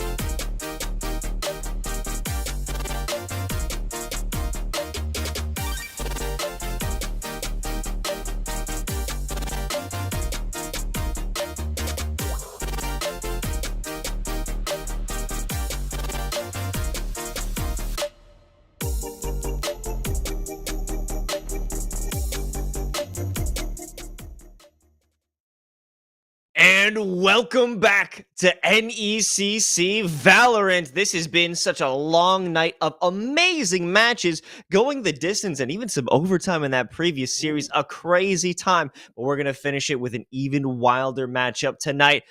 It is the champions Atlantic, Fisher College versus UML. I'm Los, joined by Vincent, and don't we have a banger on our hands? Yeah, this is going to be a good one. We have some very good players in the server tonight with regard to these two teams. A couple of players that, I mean, you and I casting like semi-pro games have seen, actually, which is pretty cool to see in the collegiate circuit.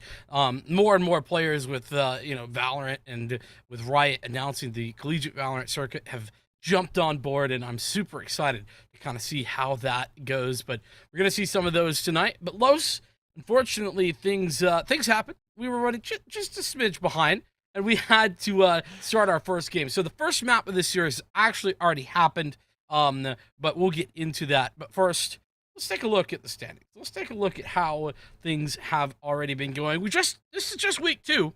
Fisher College White, they're up at the top of the standings. Of course, and that isn't an easy climb for them. They have been fighting tooth and nail. In fact, one of their first victories, it was into double overtime territory for their victory over Montclair State Red. But they have their opponents still. The work is cut out for them. UMass Lowell.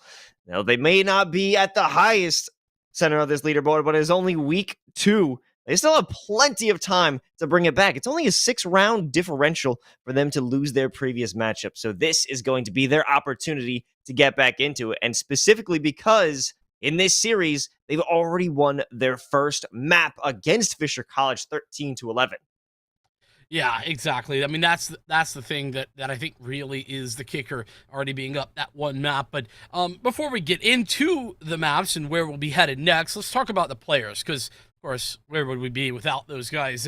On the Fisher College side, the man up at the top of your screen, Menace, that is who you should be looking for. Has played with Virtuoso for a long time, is a very well-known free agent Tier 2 organization, and is incredibly strong. I remember casting Menace even back in 2020 when this game first came out, and he indeed was a menace in the server. Joined by Reese, Tuzi, Rex, and KM Lord. All of these players, with I think the exception of Rex here, have experience playing at like Tier 3 levels. So this is a very impressive roster. But if we flip things over to the University of Massachusetts Lowell, we have some experience here too. Witness, Soul, Cutie, Dolan, and of course, the gaming creature.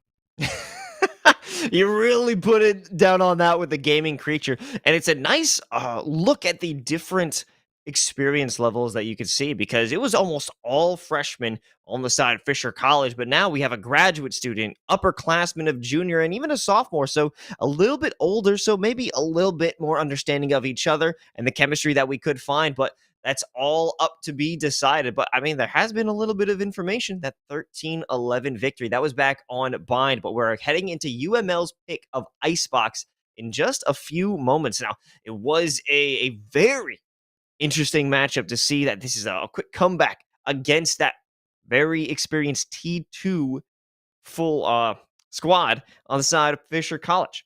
But at the end of the day, if Icebox won't be the finisher, we do have Ascent as our last stop.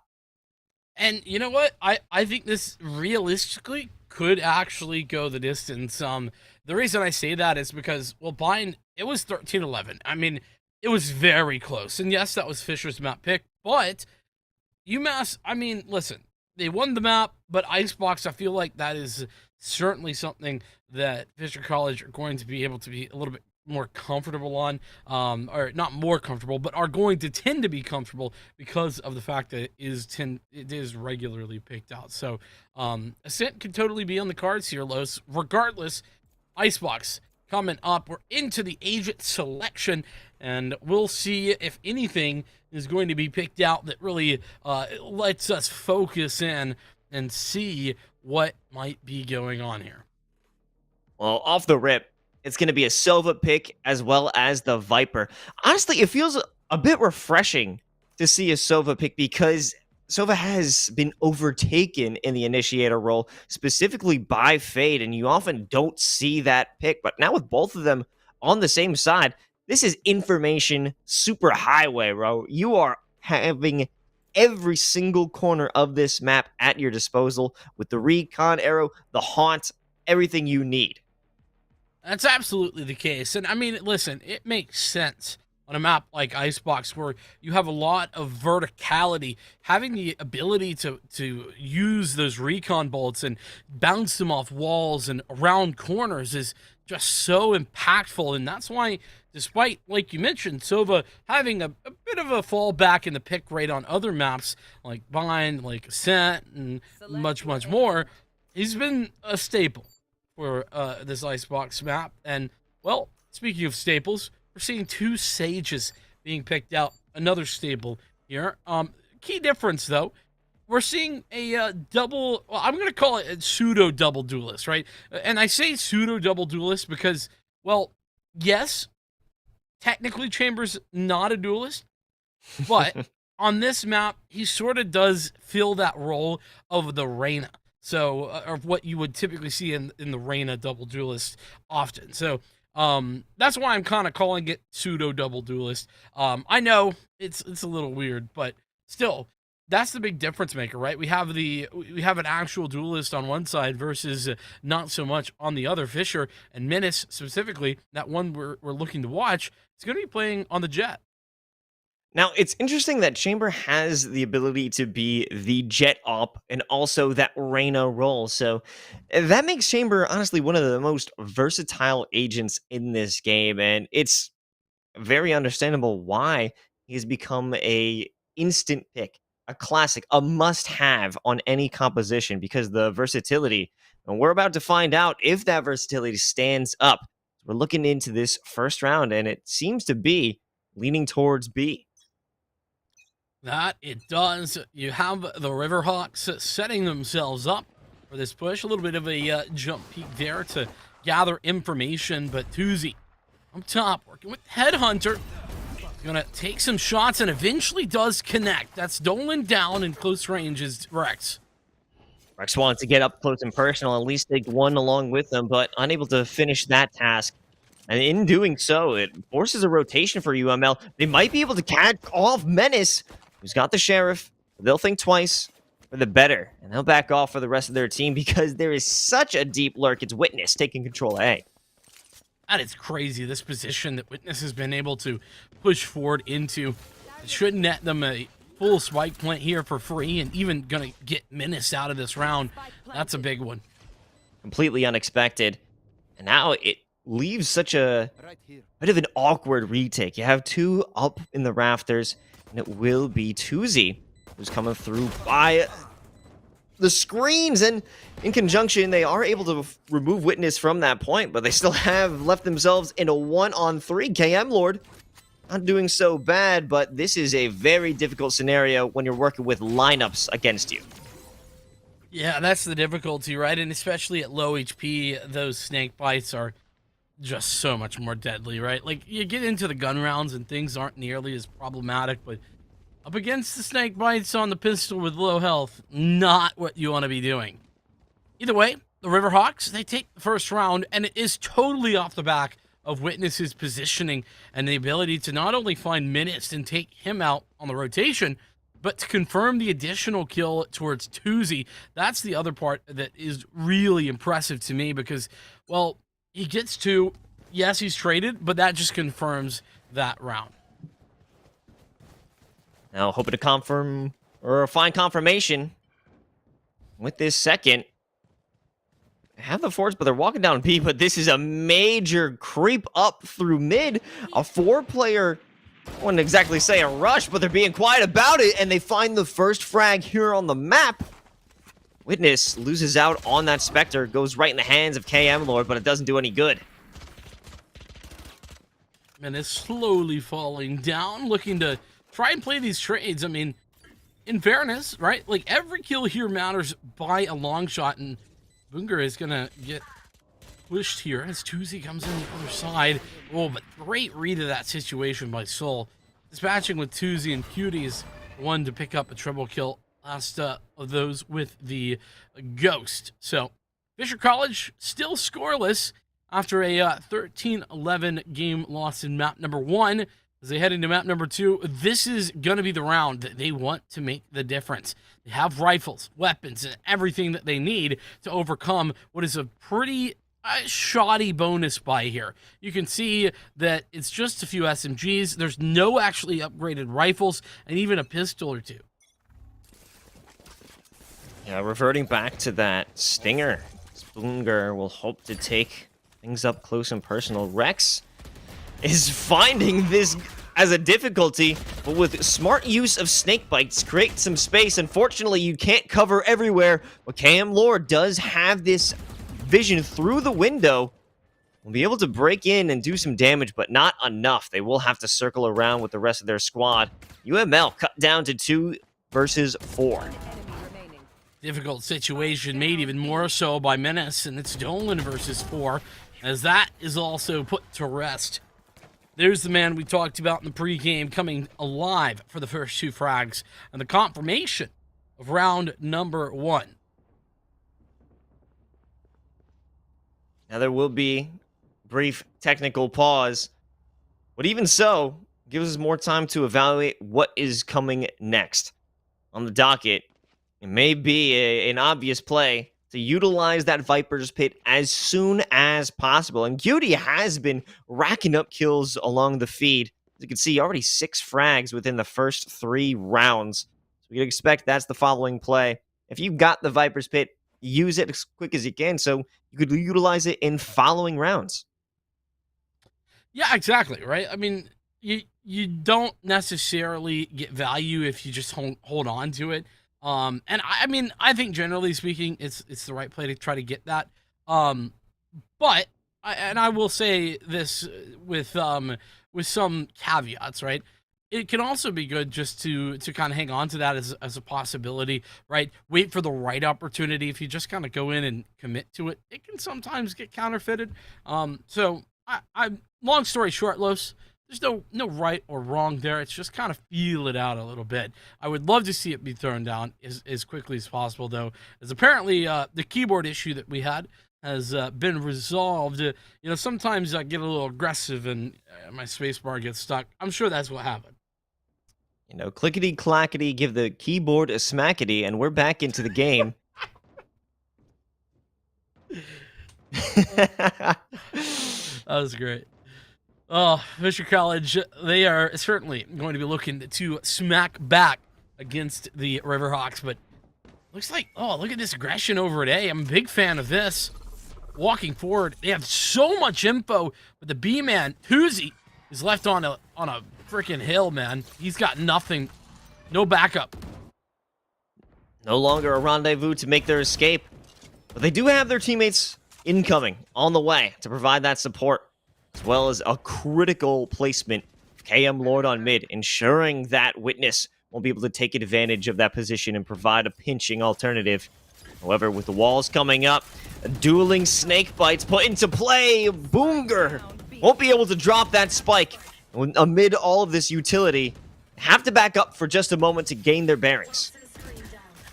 So much of that utility being put forth there, and Rex continuing to play denial. Reese gonna find one in the meantime, and the Riverhawks are not only pushed back, but they are walled in. Look at the rotation coming through from the Sova. There's no way to get out of here. No, the long-range shots from Menace are solid, but Witness also staking a claim for themselves. It's a 1-on-3.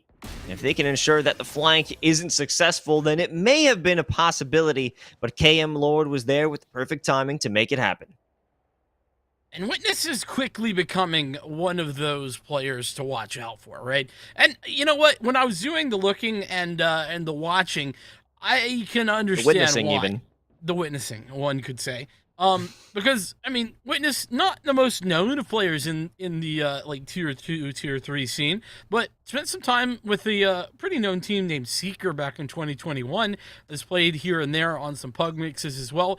Definitely has put some time in, but since then, not as much. Either way, though, obviously that time is been put to good use. Thinking about this, spending some time in mid. How will this time be put to use? Will it be successful?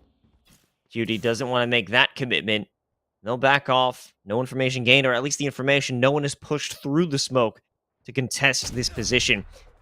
Soul, taking a few tags, but they won't lose their life over it. It's very scary walking into a headhunter like that. Uh-oh. This may be wild. Barrel spotted, but you got the wrong player. Regardless, a kill is a kill. Over Cutie is handled swiftly. With all this emphasis on mid, nobody forgot to check A. Spike planted. That's just such a great little fake, right? You invest one single player, they get a kill, and they trade 1-for-1, and it gives you free entry onto A. And is playing it safe. Didn't want to make the commitment for an extended spray down. Will have to back off. But when you're in this post-plant situation against Sova, potentially could be utilized with the Hunter's Fury, and it is to counteract that Viper's Pit. I don't know if it's made any connections. In fact, this will simply be baited out. Dolan with a fantastic headshot onto Reese, but it won't be enough. But nobody is expecting Soul, yet he can't find the shot. Shock darts don't make the connection, and even after the defusal, Witness falls. Yeah, unfortunately, those shock darts were off target. That was the big issue. That would have been very effective if it hadn't been for that case. But I do want to kind of reiterate that was an eco round. All right, the spike got planted. It was a significant post plant. Quite a few players went down from Fisher College. All things considered, UML did pretty darn well for their investment level. That said, it is 3-2, and Fisher College had just taken the lead, so certainly need to turn things around here and now. Aggression may be punished. We've seen them get up close, very close on A. In terms of their power as a team, they work to ensure that nobody falls, at least without a trade, but this time Menace will have to play it safe. They've been getting quite aggressive in these situations, but at the very end of the day, they'll always work to keep themselves alive. I like that the Riverhawks have slowed things down. Not that they've been playing particularly aggressive, but they're playing very defaulty, whereas before, they had mostly committed to the sites that they were looking to take, right? We saw that B hit where they got flanked. We saw the more aggressive A hit where essentially it was only one lurker. Right now, they're just feeling things out. They just want to see if anyone's going to play aggressive into their hands, and credit where credit's due. Fisher College, they're not biting.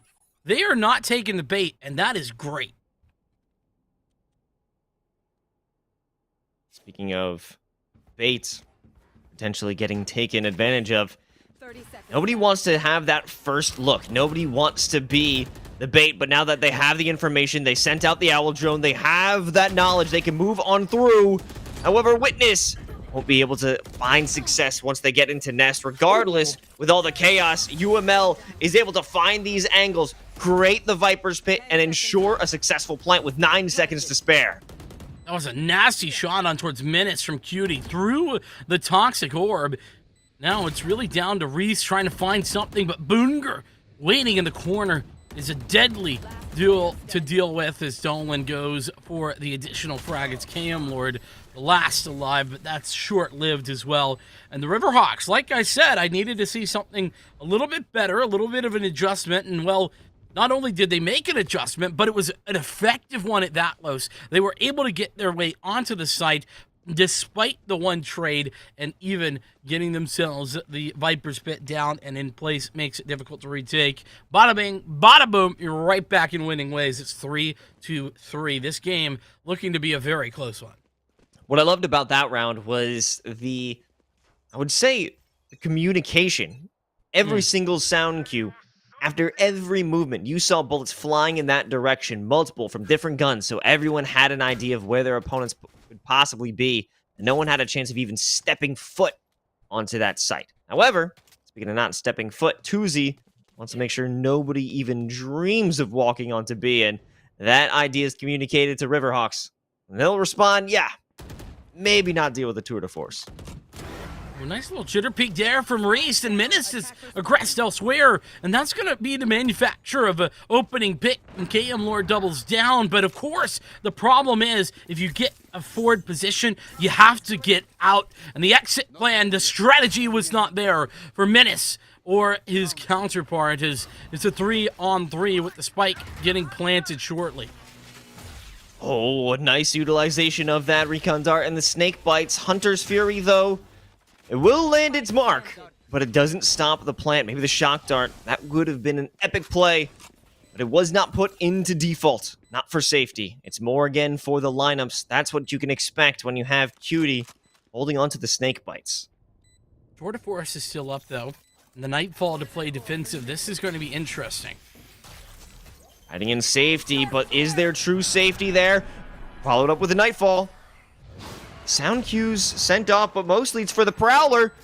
Haunt into the poison orb. It won't be necessary as that snake bite does the final blow. With time ticking down, no chance left for the defusal. All you can do is try and remove the guns from the hands of the Riverhawks, but they will stay in the hands of exclusively Witness. Yeah, Cutie. A little 4-4 there. A little bit of an unforced error, if you will. But hey, you can't win them all. A little bit of a small mistake, but considering the economy that Fisher College is working with here, Los, I don't think it matters all that much, right? You got one player going down, but after 2 wins in a row, everything's okay. The other thing to note there is you can see the oppressiveness of this utility once you get the spike planted, right? You know, it's already not great when you're working against a Viper, but you add the Fade into that mix alongside of the Sova, and it's really rough. It becomes so unpredictable to deal with because you don't know exactly where that utility will be sent out, especially in terms of the Haunt or the Recon Dart. You don't know where to keep your crosshair in preparation, but Rex, they've got an idea where to keep theirs. Waiting for the moment that someone peeks out, but it does not matter. A team ace into a flawless Riverhawks leading by 2. That's the way you want to have every, anti-eco round, right? Fisher College, they were on the sort of half-buy sort of situation. They didn't have enough to invest fully, so they just bought what they could, and the Riverhawks just kind of showed them the door, booted them on the way out, and it's actually forced a bit of a timeout here. Rex calling it on behalf of Fisher College White, and they're going to be discussing how do we adjust here? How can we figure out what's been going wrong? And let's discuss that just a little bit, because for me, I think the Riverhawks, it's a lot to do with their post plans. They've been doing a very good job. This composition essentially is built for that post plant capability with the multiple snake bites, the multiple uses of that shock dart, and even the Hunter's Fury if it comes to. It becomes a very difficult scenario to navigate. It's incredibly tricky when you're dealing with all this artillery coming from halfway across the map. So it forces you to go beyond the regular retake scenario. You have to go deep into enemy territory. Well, and don't forget about the Haunt either. That's another bit of a problem, especially considering how often you see the toxic orb being thrown down in order to cover off the diffuse. Well, that's no longer effective if you can get seen straight through the orb via that Haunt. So, lots to think about. We'll see if Fisher College have been able to refocus and reimagine their defensive hold. They have done some reimagining here. They've been aggressive towards A. They got punished in the prior round, or at least that last gun round, and now they're going to be very passive with a B aggression instead. Beautiful shot by 2Z, but Soul's back in action quicker than you could think. Reese got the first gun around the corner. Barrier has been broken at least in one quadrant. But is this going to be a retreat? You still have this strong presence with the Owl Drone, but a majority of the players are heading down mid. They get spotted out by Menace. This could be a bit of a problem, but they missed the first shot. The op Tailwind not quick enough to find their escape, and this is a sprint to A. Yeah, good example there of where those Tailwind changes, where you have to queue it up, matter a whole lot. Close range, it's KM Lord. The triple kill from the Sova of Fisher College might have just saved the Fisher College side from the domination that looked like this round prior. Soul unable to find that first shot, and Reese wouldn't dare have repeating that and giving you an open opportunity to B. Now, with that one moment, matter of less than 3 seconds, Cam Lord turned this round on its head when it felt to be in the palm of Riverhawks' hands. This, at the very most, could be a forced plant just for extra money, but more than likely, Soul will opt to keep the Vandal in hand. So maybe looking for a fight or two there, but has ultimately elected to put it away. So, Teleport's ready. should be able to save this pretty... Yeah, there we go. Just making sure. UML, you know, I will say that they have been very solid, but some of those rotations, it's been a great answer from Fisher, right? Yeah, Menace got punished, but the positioning, the information that he was able to ascertain was brilliant. On top of that, communication to KM Lord to push up through Maze. And honestly, I'm sure they didn't plan in that tactical pause for him to get a 3K, but it still was important for that positioning to be secured, to stop them from getting so aggressive and be that buffer to give more time for the rest of the squad to roll up. Well, it's a little bit of a buffer time here for UML to try and at least expose some of the A-hold, figure out what's going on. But, well, little do they know that actually this A-hold is very passive. There's just one player there, just the Sova. That's it.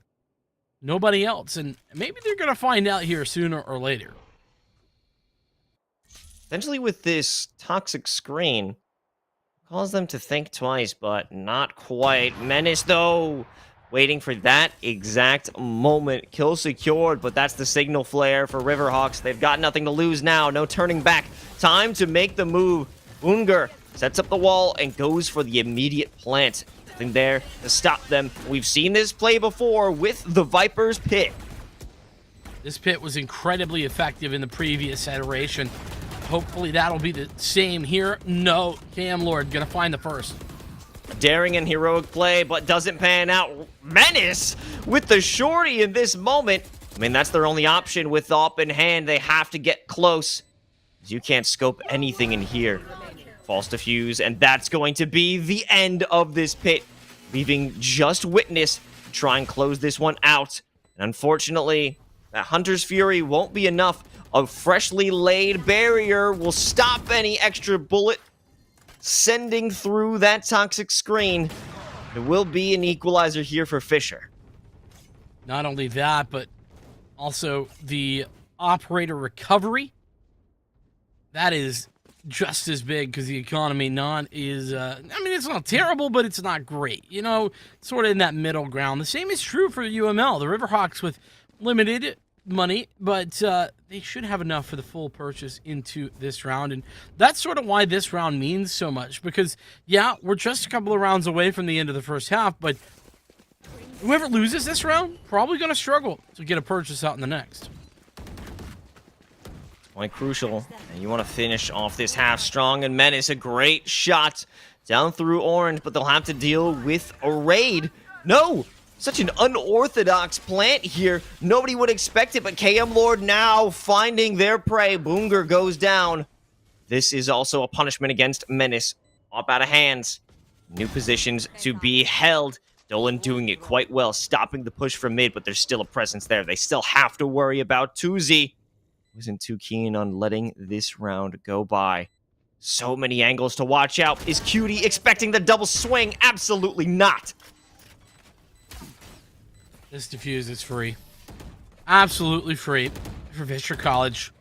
Great communication, great understanding, and great awareness of where Witness had to be based on what the rest of the team had cleared. So, Fisher College able to get that out. And, well, ironically, because of the spike getting planted, I think most everybody has mostly enough money. I mean, you see Boonger down to just the Bulldog, but it's not the worst. It's not the worst case scenario. Like I was talking about in our earlier series, Los, yeah, Bulldog's not bad. It's not bad. You can definitely do something with it. And the Nightfall's ready to go as well. If you look up the ultimates, that one's highlighted. Seen a close play like this end terribly for the Riverhawks. And Tuzi starts it off with a massive blow. Won't have that barrier to keep them safe for the post plant. And especially not, but it doesn't even matter if they can't even get onto the site. A great hold now that there's more emphasis, more agents holding it down on the A site. Look at this. There's 4 players here. I mean, they're dominating. Reese has gone down in the meantime, but have they forgotten? They've forgotten about this player in the close right? There's no way. So it seems, Vincent. Now they're left in the 2v4, running away, hoping for a quick rotation back to B. If that even is the plan. With this squad, with the Riverhawks, I wouldn't be surprised if they're looking to watch their backs and go back in. In fairness, look at Menace. Just casually moving up, clawing back this positioning, confirming that nobody can rotate over. But actually, what a ridiculous timing that is. UML, Seoul specifically, have no idea how lucky they are to be alive. Rex Skater is defeated. The screen's gone. Viper's Pit out of commission. But if this swing finds success, that would be beautiful. Unfortunately, it does not. Fisher College White will win the half 7-5. Can we just talk about what a madman Cam Lord is there? Just swinging through the snake bite. Yeah, dude, I'm gonna get punished a little bit, right? Yeah, I'll just take the hit. My kill. I'll have that. 7-5, but madman Cam Lord sitting at the top of the leaderboard as well. 12-8. Such a close game. And remember, UML, we didn't see it on stream, but they are up one map in this series. So they want to win this out in 2-0 fashion. They are going to need to start making some better plays on this defensive side. Yeah, we've seen a few slip-ups from the Riverhawks, and I specifically want to point out that one attack that led them to plant by Orange. It was an unorthodox play for a reason. It had no post-plan efficacy, but if they're going to step it up here, well, it's going to be a much easier situation because they won't find themselves in a wacky plant like that. A great start removing Menace off the board, but now there's a bit more pressure here for Seoul. Certainly is the start they were looking for. Looks like Witness has gathered information in that recon bolt. Oh, it's a big scanner. 3 taken and given information. Trying to deny this plant. Can Witness get here? No, not going to be fast enough. Retake, set up, the heal as well for Witness, and this could be good. Witness goes down, and Reese stays strong. However, your mid presence evaporated. You're about to have 4 players, 4 Riverhawks running it down against you without the recon dart. That is going to be a nightmare. KM Lord going in blind, but they aren't going in without any hope. In fact, they'll take down 3 before they fall. Almost all 4. That was nearly the most ridiculous play of this game, and it all happened in just a split second. That said, unfortunately, it doesn't come away quite with the outcome Fisher College were looking for. And, well, the UML Riverhawks, they are on the board here in the second half. Not only that, though, but they pick up that first round. And here's something interesting, Los. We didn't necessarily see the force by last half, but Fisher College going for the 5-stinger approach. Kind of feels like we're going back in time here with this 5-stinger approach, considering, you know, that used to be crazy meta. Not anymore, but I kind of like it. I'm down. You know, I'm here for it as well. It does evoke some fond memories. But will it evoke a similar feeling of joy at the end of this round? Only time will tell. Witness will be the first one to put this to the test. He's holding it down right in green, waiting for the first player. But if you multiple swing this one, it is going to be a bad time. Witness only good for 1, as that's all the magazine will allow. Seoul doesn't manage to get the second shot off, but it does put some intimidation in their side. Spike's going to get planted here.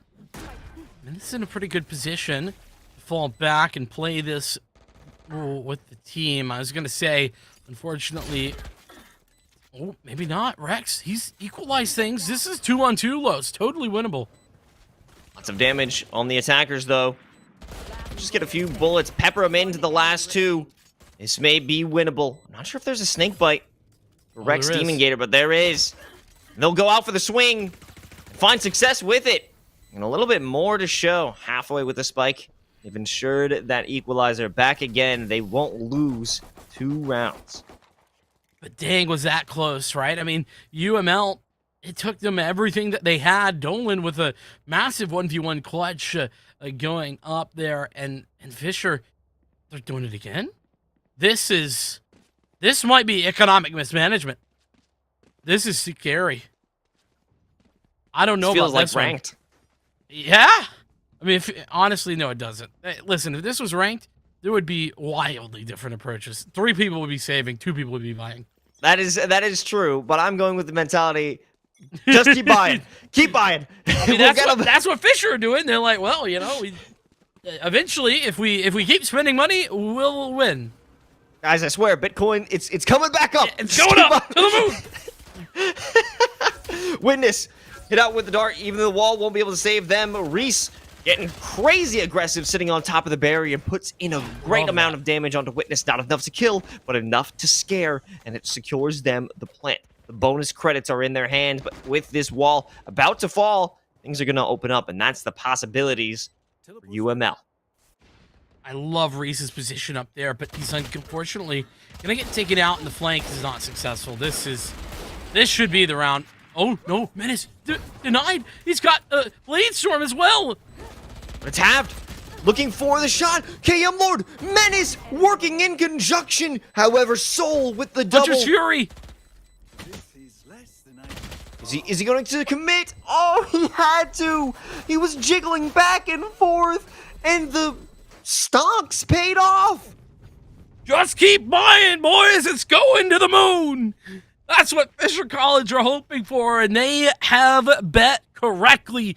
They have gotten the payoff. Big win for Fisher as they, I mean, look at the economy. It's busted. It's broken. The Riverhawks have nothing, Los.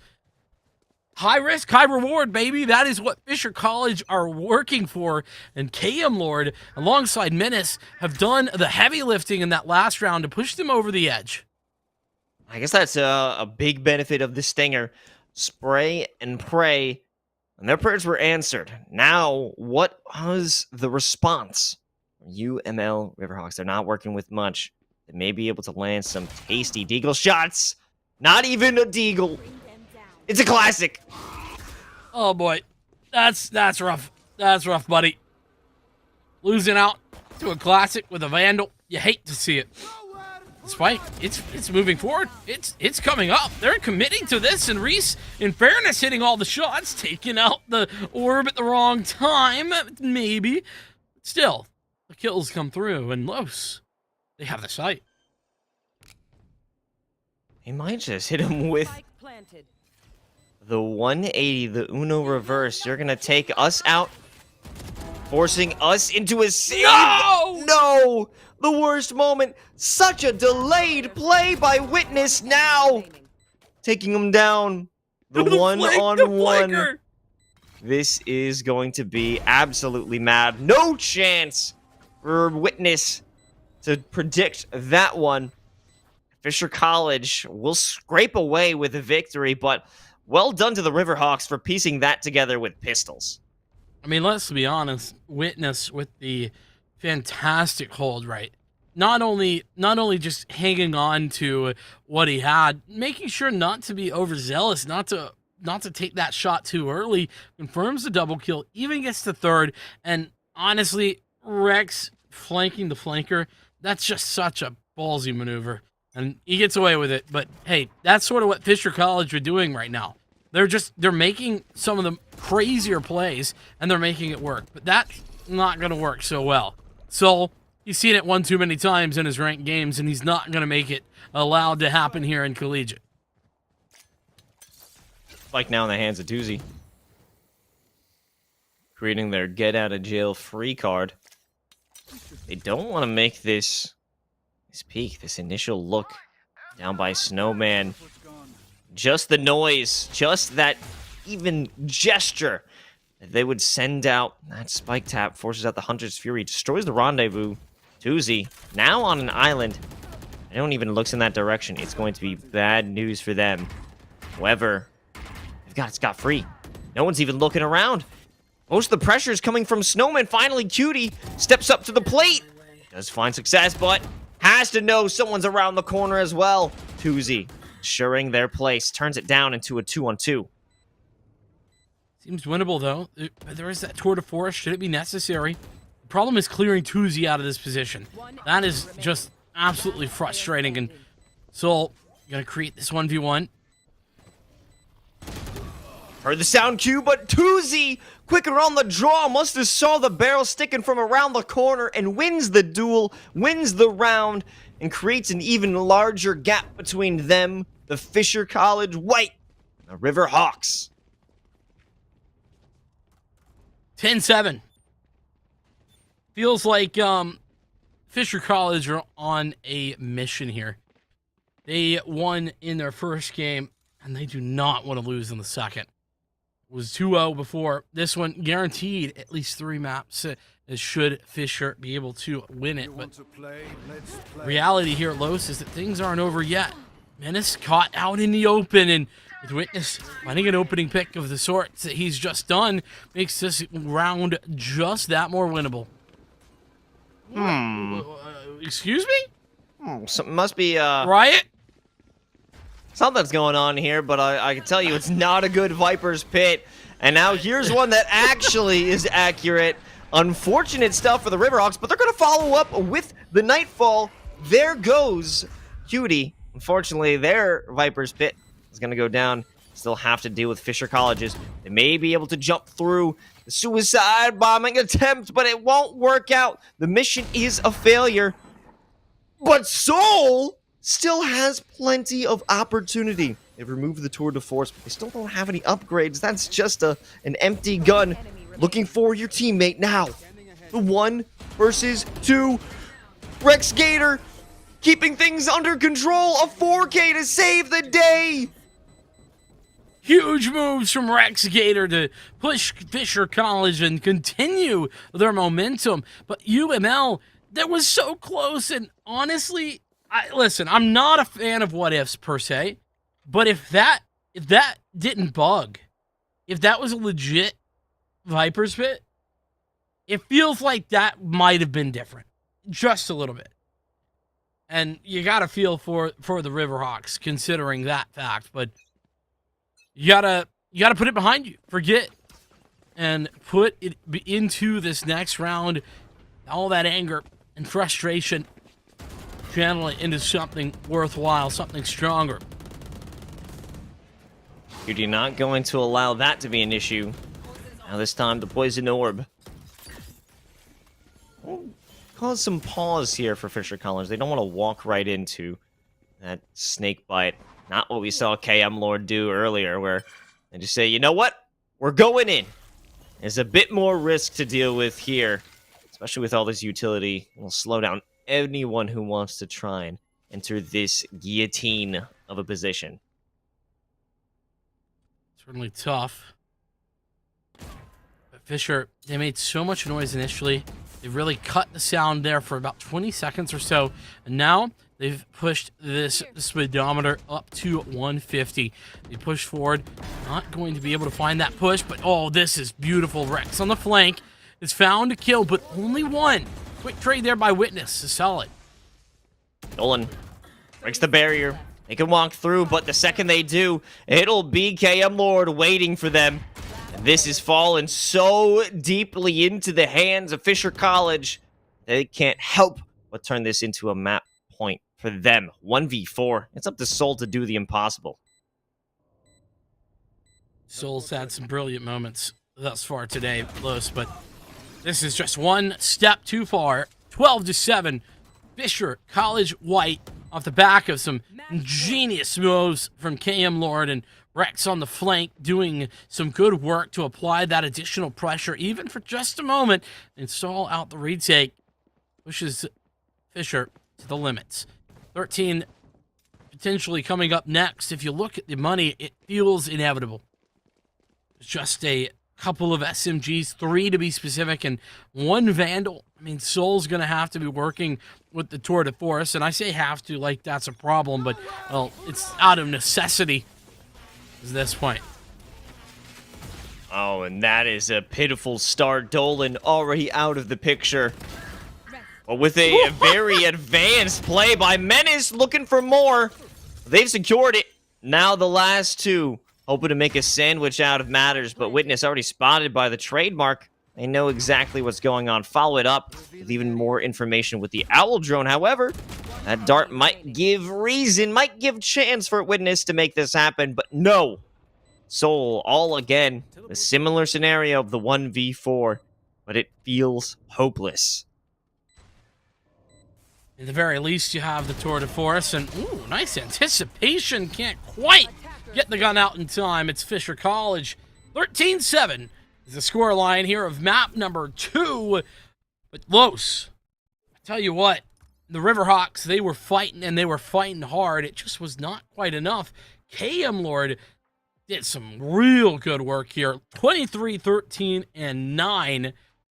320 average combat score. I think that is the highlight for sure as we look towards Ascent. I gotta ask, what do you think it was that gave Fisher that advantage, that they were able to push all the way to the limit for that 13-7 victory? I think it comes down to a little bit of star power of KM Lord being able to clutch out so many crucial rounds. Like in that second half, it seemed like a stomp, but it wasn't really until those final few rounds where it came down to a 4v1.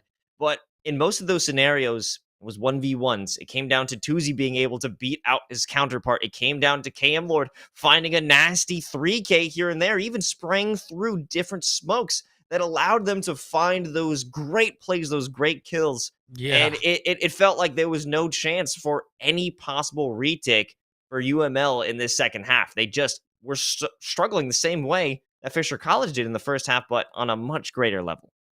Yeah, the scale of those two struggles was certainly the differential as we were looking at it. But the other side of things, I think, was the consistent ability for Fisher College to kind of take some part of the map, right? We saw it today a lot, right? They took a part of the map, and then they would just cut sound.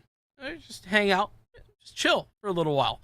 And then they would come back and re-hit it. It was very solid, a very nice play, and it consistently forced the Riverhawks to kind of spread their defenses a little bit more thin and made them a little bit more vulnerable. But vulnerable certainly was the word to describe the Riverhawks in this map. But it's it.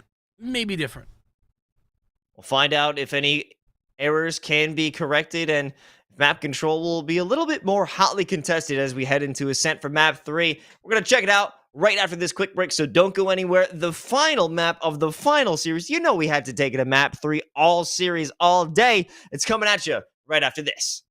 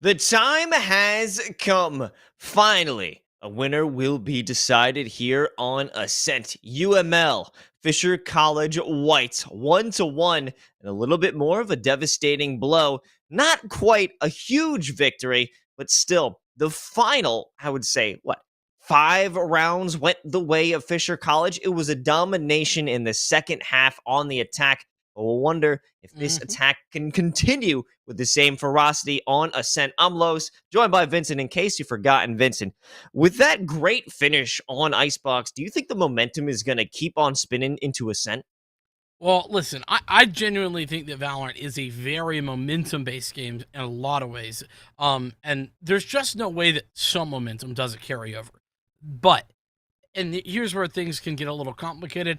All that the Riverhawks have to do is just win a pistol round or something early on to get themselves right back in there and things get reset. It's that simple. But if Fisher College can run themselves out to a very nice early lead, then, hey, I think things could fall apart from there. We're seeing the agent selection, though, Los, and I'm absolutely pumped to see what this goes towards because Boonger has brought out the Killjoy once again, and I'm a big fan of the KJ on this map.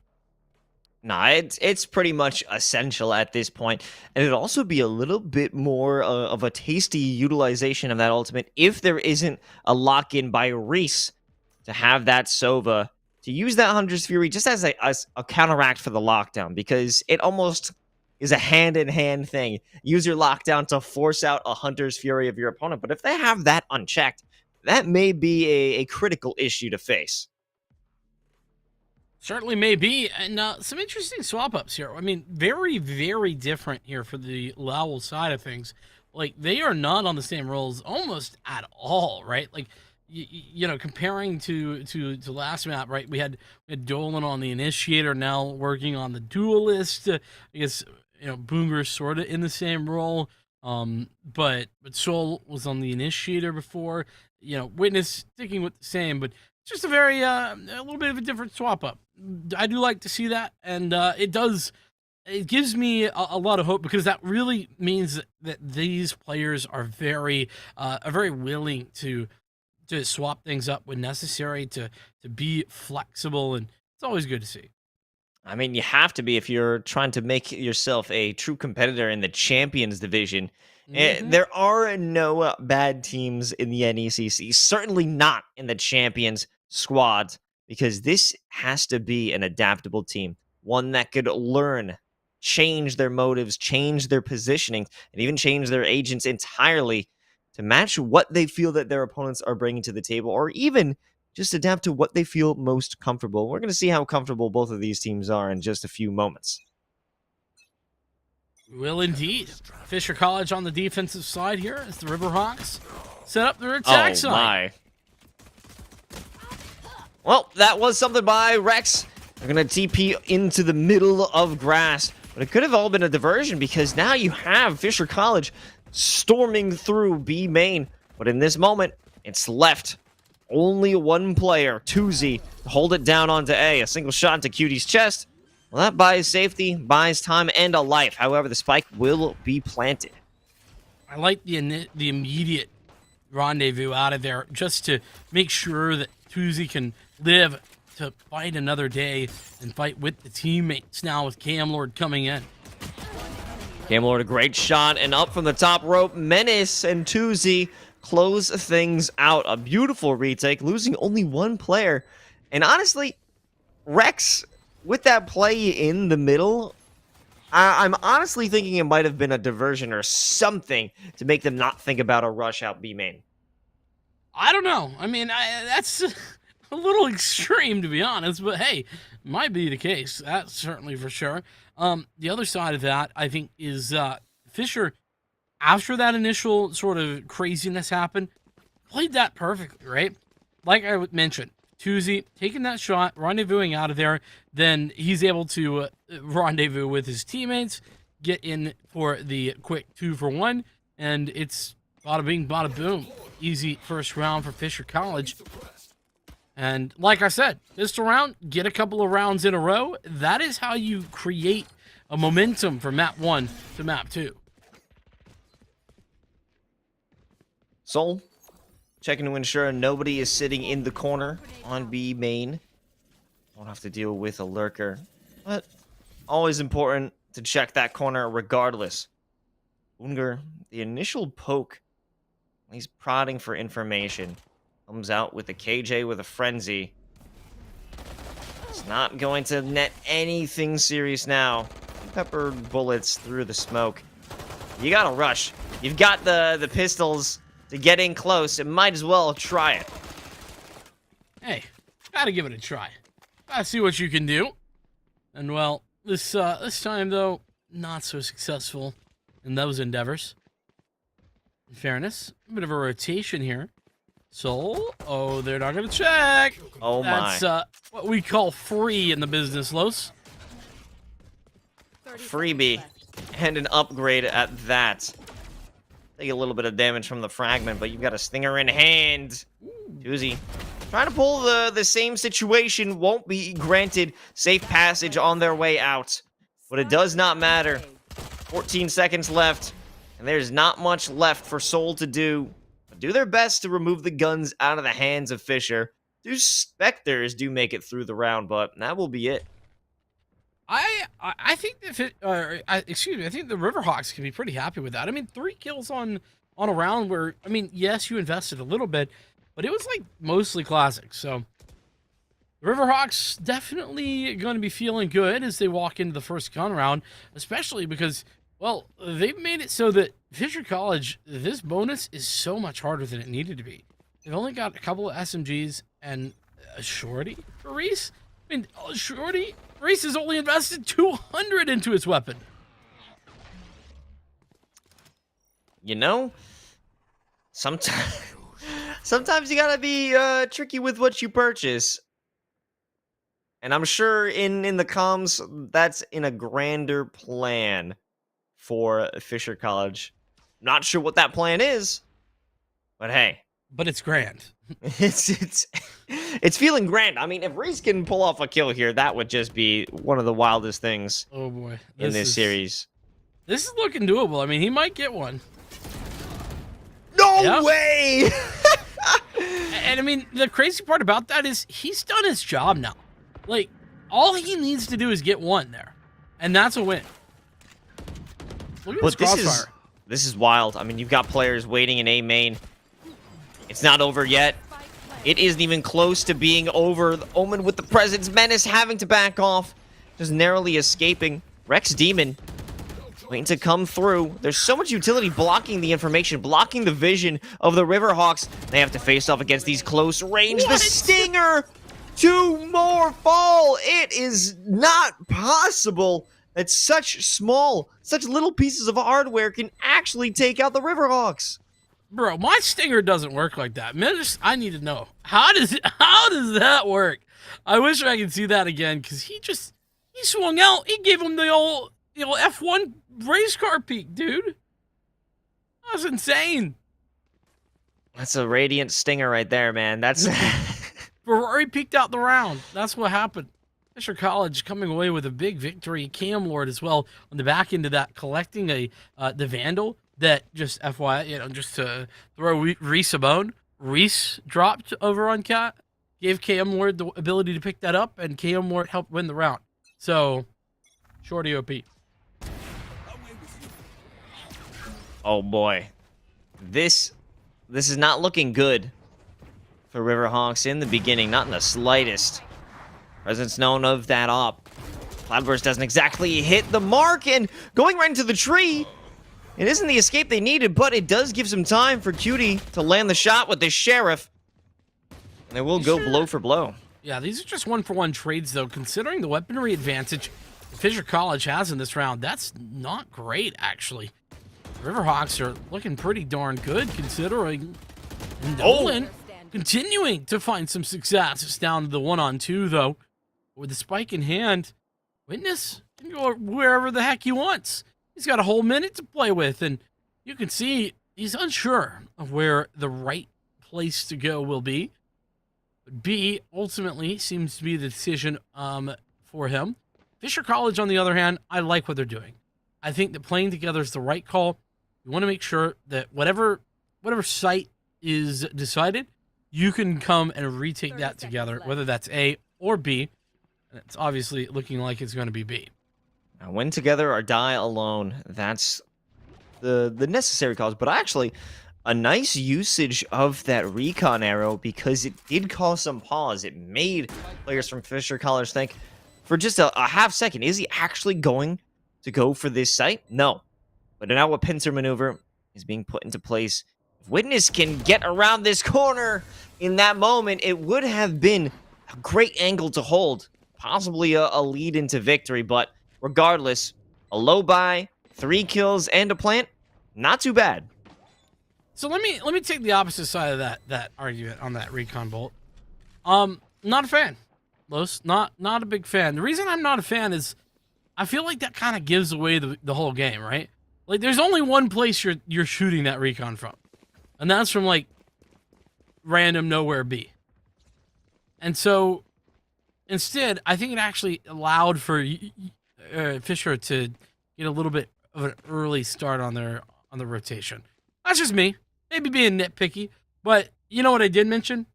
Getting up and getting early in this start. Fisher, they got 4-0 on the lead. That is a significant lead. They've been able to take that momentum and run. Okay, now this is a crazy scenario. Finally, Dolan able to dole out the damage, but it is returned. It's paid back. They won't be able to walk away with that. However, the rush through, finally, securing very aggressive attack. Operator going to be swapped out for a Vandal in this case. 2-on-4. Lots of ultimates available, but those not maybe the most useful considering the situation. No real ability to utilize those, and with QT finding Tuzi in through that dark cover, I think Reese is trying to maybe look for the operator, but that's too far gone. No chance to recover that one. And Fisher College, just as I was talking about their good start, they're going to lose their first round. Reese with the save. It's a big investment with the Odin. They spent quite a bit of money holding on to that operator as well. They don't want to lose this 3K gun, this machine that you have to hold and lug around, especially if Reese wants to continue sitting around on B, going for those spam plays, which is very characteristic of a Sova on Ascent. But now that they have a victory, finally, things may seem to be turning in their favor, but it does come down to the grand aggression from the Riverhawks, as well as Fisher College, willing to meet them an all-out duel, 2 double swings from each side, respectively, on A main. Indeed, yeah. I mean, and listen, when you're getting aggressive on Ascent, that's sort of the risk you take. Sometimes it's not going to work out, and look, they're doing it again. This time with the Blade Storm. And this Menace. actually, wait, that Menace didn't use the Blade Storm. It was Menace who destroyed the Blade Storm. Wow. Great start for Fisher College, putting all of their minds, all of their utility to clear out A main and even push them back into the lobby, not even allowing them to walk up by the orb, taking so much space away from their opponents, leaving UML to wonder what is safe, where can we go, what can we actually take in terms of territory, and mid does seem like an option now with the removal of that tour de force. Yeah, I feel like need to be a little more passive there. No need to go for those swings, but hey, Soul, oh, nice check, gonna spot Menace out. This is an equalizer, 3-on-3 now. It's down to Cam Lord on the site, but he's only good for 1. From the shadows available for either of these omens. The spike gonna get planted. 30 seconds left. The Soul to hold it down from tree. We're looking at the angle at tree. Each player has their work cut out for him. Rex Gator spotted out first, and Soul on their 3rd. Looking to close this out, potentially with a 4th. They've been holding it down. No longer have the ability to even send out that recon. Stalling out time. If Reese does opt to utilize that, it'll waste more, but it does give information. Yeah, I mean, considering walking to a dark cover, that's always a rough one. And swinging into 2 different players watching your every move and shooting you right in the skull, not good for your long-term health either. Fisher College, After a 4-round run here at the beginning of the half, they have lost 2 in a row, and they're on the cusp of their final purchase right here, right now. Blade Storm going to be out for Menace. That's going to be in lieu of any rifle or weaponry, and it's actually an operator for Tuesday. So good to get another buy. This is the 3rd buy in a row, so that just goes to show you how strong the Fisher economy was after just 4 rounds. Tuesday backing off the dark cover, locking out vision, the heavily investment of that operator.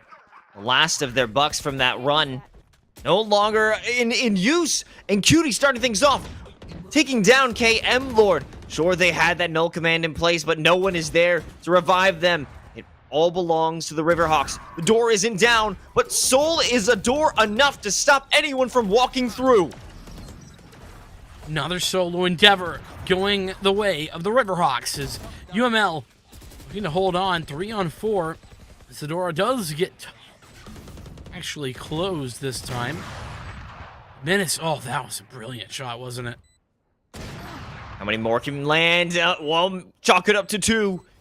You've got 2 more players working in opposite corners. Soul not even looking toward their opponent's shot in the back, and no chance for an attack.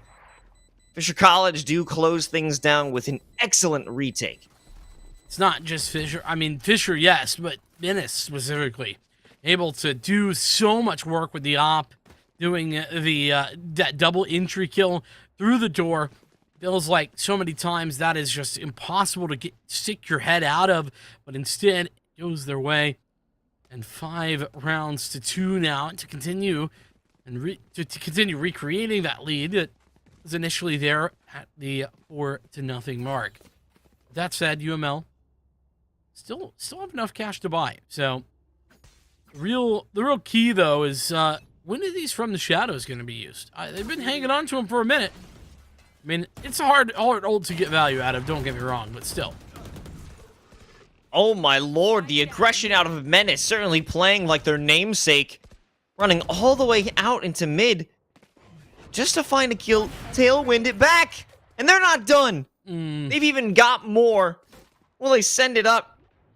Cutie, last one alive, it's a 1v5. Spike not even close. Whoa, man, that's rough, buddy. That is rough. Cutie, I'm sorry, man. You didn't deserve that. That is a Menace moment right there. There's a reason I hyped this guy up. That is one of them. He is absolutely stalwart when it comes to holding with the operator. Consistent as can be, and finding the multi-kills when required. 6 rounds on the defensive side for Fisher. And I mean, 6 rounds is already pretty solid. Like, this is slightly defensive-sided on this map, but just 6 rounds, you can be happy with. No, that's something to be proud of. Absolutely put that on the fridge at Mom's. But I'm thinking that Menace is pulling out the Smurf plays, it feels, going so crazy, so deep to make those up shots and able to return to the squad safe and sound. It makes you wonder, how do you keep up with this gameplay? I mean, it is possible for the Riverhawks. They've already taken a map off this team. But the question is, how do you stop a play like that you're not even close to expecting? Well, you know, you say Smurf plays, and I think that's funny because I would agree with you if I hadn't seen Menace play like this with this level of aggression at the highest level. I mean, he just does it there too, and it works. And so the real answer is actually pretty interesting, right? Is you actually just have to, there's 2 ways, right? Number 1, you have to be able to just out-aim him and wait for him to overswing. The other, just meet that aggression with more of your own. No way is that going to work again. A rightful punishment against Menace, but they do not fall before taking 1 off the Riverhawks. Even so, advantage put into the attackers, and they're sending it down to Catwalk. This time, no one will be able to lie in wait on A main, but this Hunter's Fury may force them to cause an error. Null command going to be used. That's going to allow time and space for the plant to go down. And Dolan trying to apply some of that pressure up towards Heaven. Not going to be so successful at that. 3v4. Big key, of course, is Menace down, but Tuesday still alive and kicking, and Recon Bolt alongside the Paranoia has definitely gained entrance. Reese, first one to drop down, but the first one also to drop in this retake.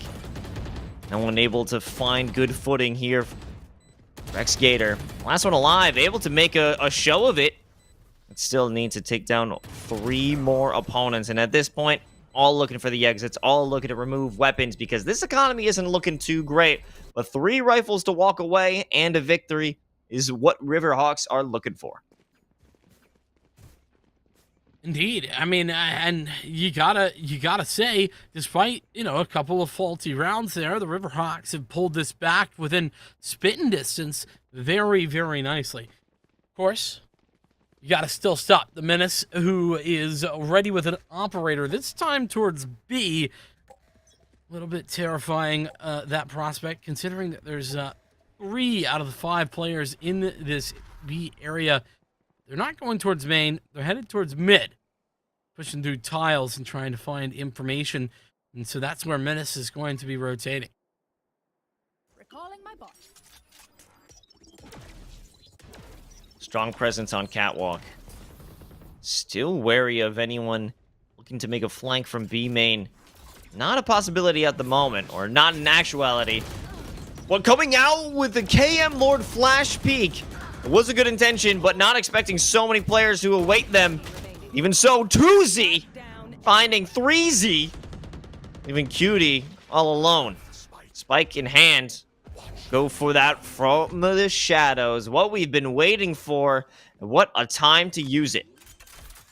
Yeah, I mean, now is the time. This is one of those classic from the shadows moments. And, well, this is a lot of information gained. Audio cues, massive. Giving away a whole lot, but the spacing, that's really what it comes down to in a 1-on-2. You don't want to line up, so you can't be too close, but you don't want to be too far away so that you can't trade. Cutie. Unable to connect, and Reese, with the nice shot, turns around, makes the flick connect. It is Fisher College at 7. Now remember, first half last was 7-5.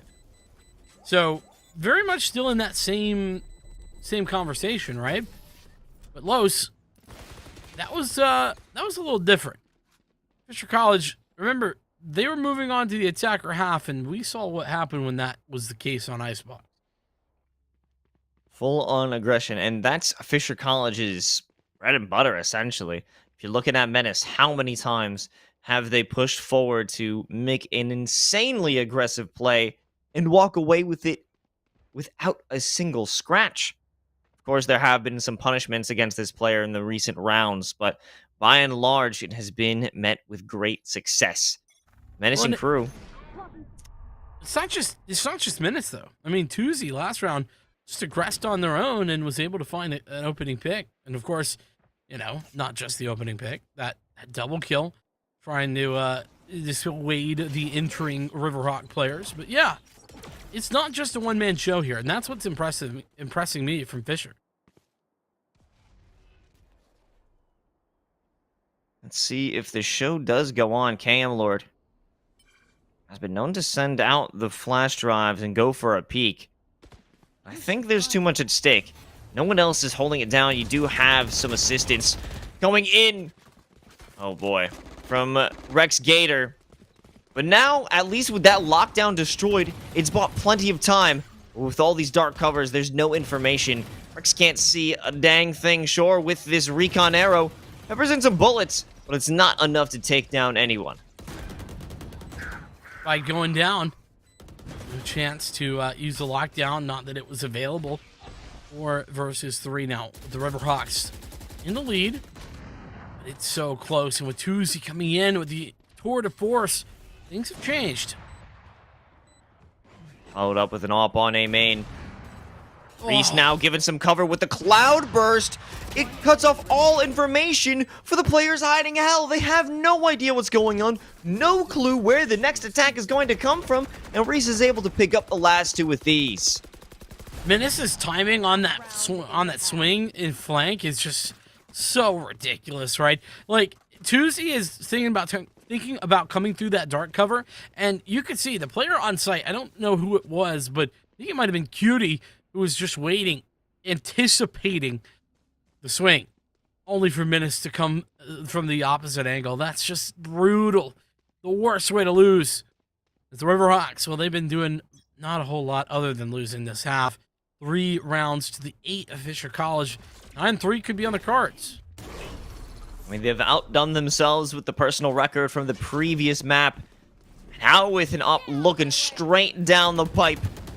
Uzi is waiting for this moment. Flash will stop that immediate shot as we could expect. Now with the reposition onto the site proper, things may get a bit dicier.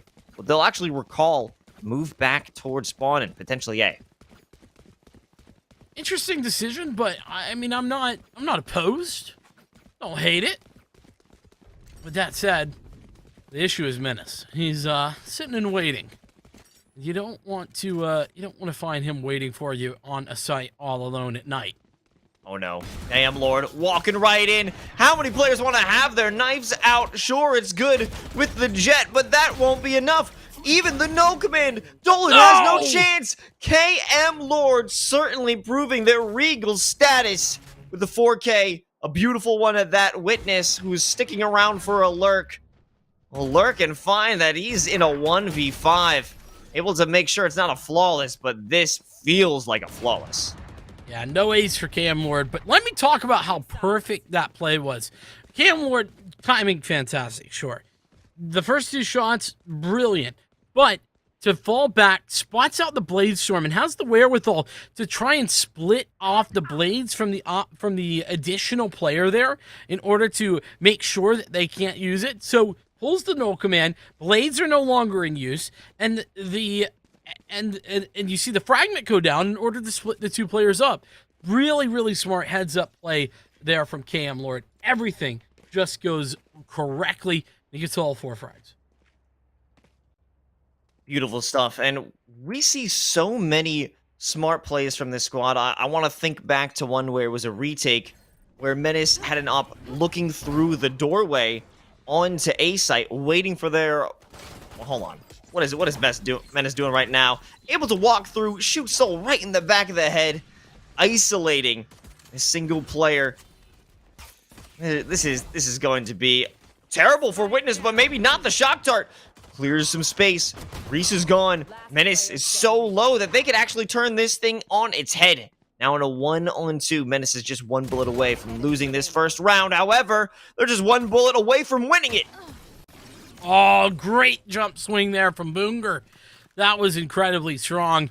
Knowing the HP was low on both himself and his opponent, he actually has the huge advantage. When you think about the classic, right? With that right click, it's a shotgun of sorts. You only need to hit 1 pellet, and you're going to come away successful. That's what happens, Boonger. Using the right mode for the right situation, for the right player. Now going into this next round, will this be the right buy or the right players? Menace. We've seen how a single shorty can work out its wonders, but it won't be this time. Not this round. Soul defeats the one who's gotten in their face previously. They hold on to market.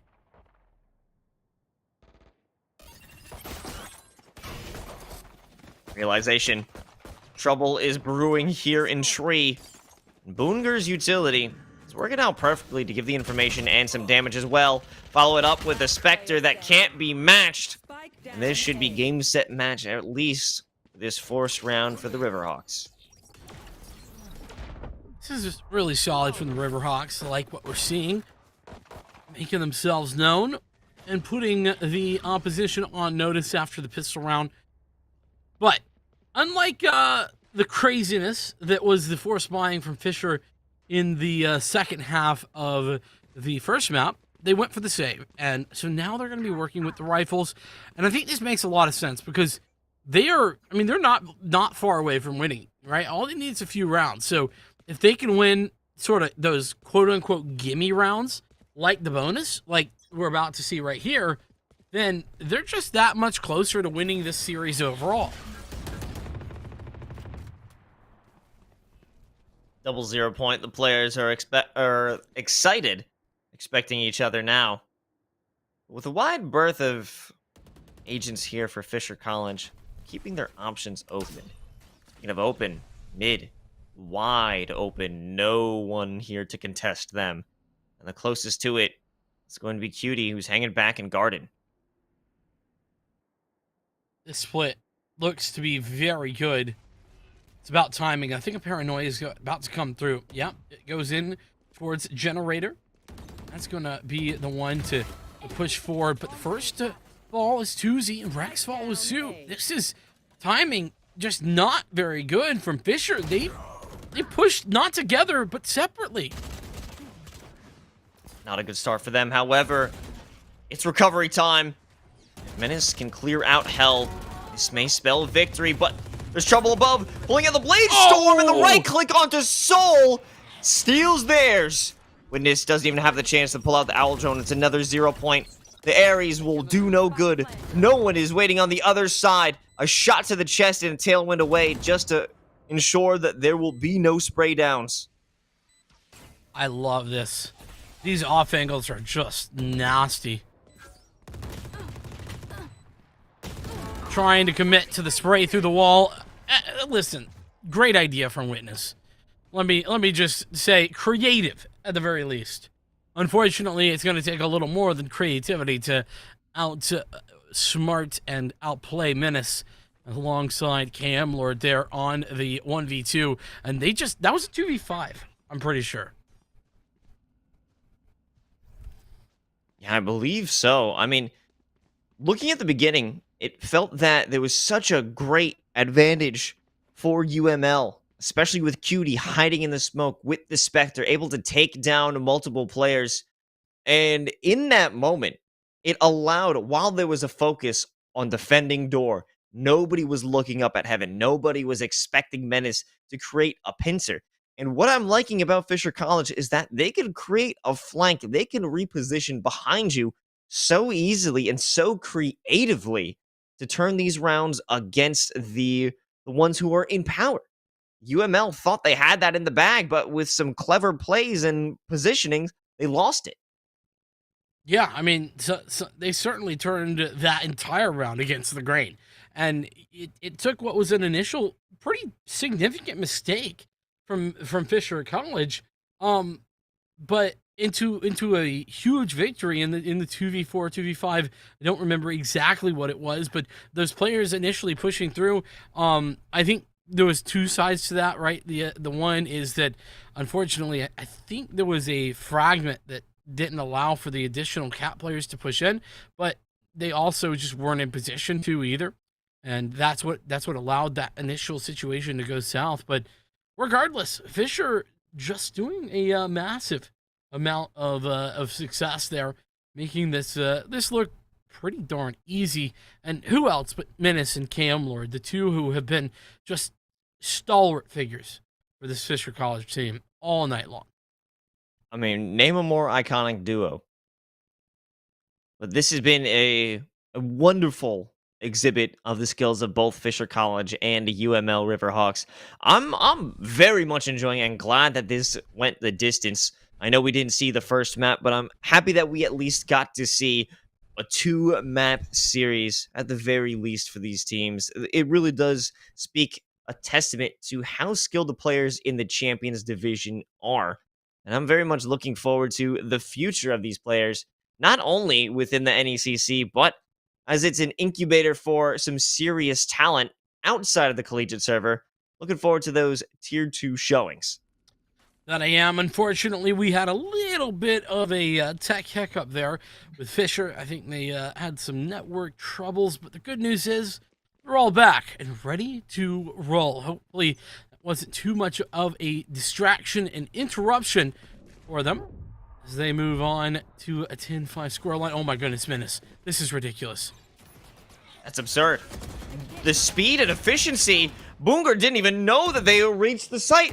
But even so, they lost 2 players in the meantime. So they've earned themselves a spot on the objective. But what more? Certainly it was at a hefty cost. Of course, with the spike plant, and now they can play defense. KM Lord still alive and kicking. But it's about information and information gained. KM Lord down. It's 2v4 again. He's stuck, forced out of position and into a perfect wall bang. Now Rex Gator alone, the 1v3. Not a single paranoia or a dark cover to save them, give them cover. And the Riverhawks will take it. It will be their 6th round here on Ascent. That one was super clean. I mean, that's just a good example of where, Menace goes to that aggressive play, and Tuzi's there to back him up. Unfortunately, it doesn't work out, right? And when you're going to play that aggressively, I think you just kind of have to accept that sometimes that'll happen. Of course, high risk, high reward plays are going to be like that. So 4 rounds the deficit for the Riverhawks. They are on the way to the comeback. 3 out of 4 rounds this half have been theirs. And it will be theirs again, potentially up against the half purchases. We got 3 stingers. So, given Menace's history with that weapon, I'm a little scared. This isn't a save round for them. For Menace, essentially feels like a full-on rifle with the skills that they've brought to the table with this gun. However, a lot is waiting for them right around the corner and tree. It's going to be that alarm bot. If anyone gets tagged by that, imagining an immediate spray down from guard and follow it with the paranoia. What is the response? How do they walk through? Dark cover. Giving them the space they need. They won't even fight it. They don't have to. That's what we call a free entry. But Cutie is taking, or should we say giving, free haircuts. Nicely done. A couple of those given out. Tuzi, though, at least collecting something for the road. It's Cutie for the triple kill. And UML for the 2nd round in a row as they push their victories this half up to 4. So that seemed like an interesting approach. Not too concerned about a post-plant setup. It felt that Fisher College just wanted to get some frags, get some kills, remove the guns from the hands of the Riverhawks, and not quite successful in that endeavor, but they did at least get the plant. So they're coming in with rifles this time, a real buy setup, not to mention a no command for KM Lord. Ooh, that's a great point. That could definitely be the difference maker, especially with 5 players grouped up in this one scenario. And yeah, it's going to be the no command. The dash setup here, and Menace is going to go for the dash in towards the site. They've gotten on the site. Now they just have to defend it. Menace clearing hell. Just to be safe, have to check in the dark cover. They know no one is lurking in the depths. But it's not the depths, it's the heavens you have to watch out for. And Witness with a great shock dart takes down 1. Fragment misses. They don't have that extra pressure up the top. Soul will be the first one to make their way out. Paranoia coming in from Garden, blinding anybody in sight. And all these players in conjunction, working together. They have to fight this final moment. 3-on-2. Destroy the dart. Looking for that consistent peak, but they cannot find it. And with such swift succession, the Riverhawks take it back one more time. Wow. How have the Riverhawks been able to do this? Just great retake utility. Cutie especially doing a good job of setting themselves up for success. But the trades, I think, were ultimately what was so effective. Playing out in the open, playing together, and setting yourself up for success. Fisher College, they couldn't do anything. They didn't have a response. It's down to another bit of a half-buy sort of situation here. As Fisher, well, they're going to, they have quite a bit to work with considering the loss bonus in 3 rounds that they've lost in a row, but I can't use that. here we go. A good stack here from the Riverhawks. While they've had recent succession over by A. They had to expect it going to B, and they've put more stacks. 3 players sitting around waiting for this push. And the spike falls down on the speedway. Tuzi and crew looking for more, looking for the kills, and they will find it with the headhunter. But do they know how many players are still on the site? Dolan and Soul across angles, giving themselves safety. Sure, Tuzi now has the spike. Or no, they haven't even recovered it. It's too far out. They'll just go for some kills at the moment. Surprised to see still bullets in that headhunter. Feels like a lot of them been thrown out, but hey, another shot, another moment. Upgrade to the Phantom as well. 40 seconds remaining. Like you said, the spike, no, not gathered, but still lots of good work being done, and a Jitter Peak gonna give the info. 30 seconds left. Now they know. Tuzi aware of both these players. One close, one far. The shot connects, and Slow and Steady seems to be winning this race. Absolutely mad. Soul doesn't want to wait around for this one to end. He closes out with a headshot. Tuzi even expecting that as a possibility with them playing it back by the switch. The game was won. Soul and Dolan holding down B site was a phenomenal display of working with your team, and the cross angles to keep each other safe proved that to be a fact. But even so, Tuzi made that such a dangerous round. I mean, terrifying. Like, I thought for a moment, like, that was definitely going Fisher College's way. And you know what? That does a lot of damage to the economy of the Riverhawks, but the Riverhawks aren't going to care. They've won 5 out of 6 rounds this half, and they're going to be doing well. Just Fury coming through, but not sure where it's even sent. Hasn't made a connection. They will simply back off. Witness, Owl Drone out, realizes, yep, this is the push. We're going to need some help ASAP. Reese, the first one to move through Speedway, navigating through those shock darts. It doesn't matter, but Witness able to clock down 2 before they fall. Soul as well, remove the forces, and in a matter of seconds, the Riverhawks have equalized ascent. Like I said, game ain't over till it's over. 10-10, the score. Fisher College, what has happened? They've fallen off a cliff. It's as if we're looking at a different squad almost at times. And it's mostly due to, I think there's 2 things going on here, but the first of which is that the calm, calculating, slow, and methodical Fisher seems to be gone. I mean, we've seen very one-sided approach, like it's like B rush, A rush, A rush. That's what we've been seeing. This time, hopefully it's going to be different. We got 3 players grouping up towards Catwalk, and well, okay, well, the rush part definitely still on the cards. Phantom in hand, Menace removing all other threats. We've got 2 sticking around on site. Dylan up top. Boonger was down in bottom. Now with this moment, Dolan just has to make an escape. Dolan has to get out of there. They'll stay alive, try and keep a presence, don't allow anyone to have a much more aggressive angle into heaven, but this is a difficult retake looking forward.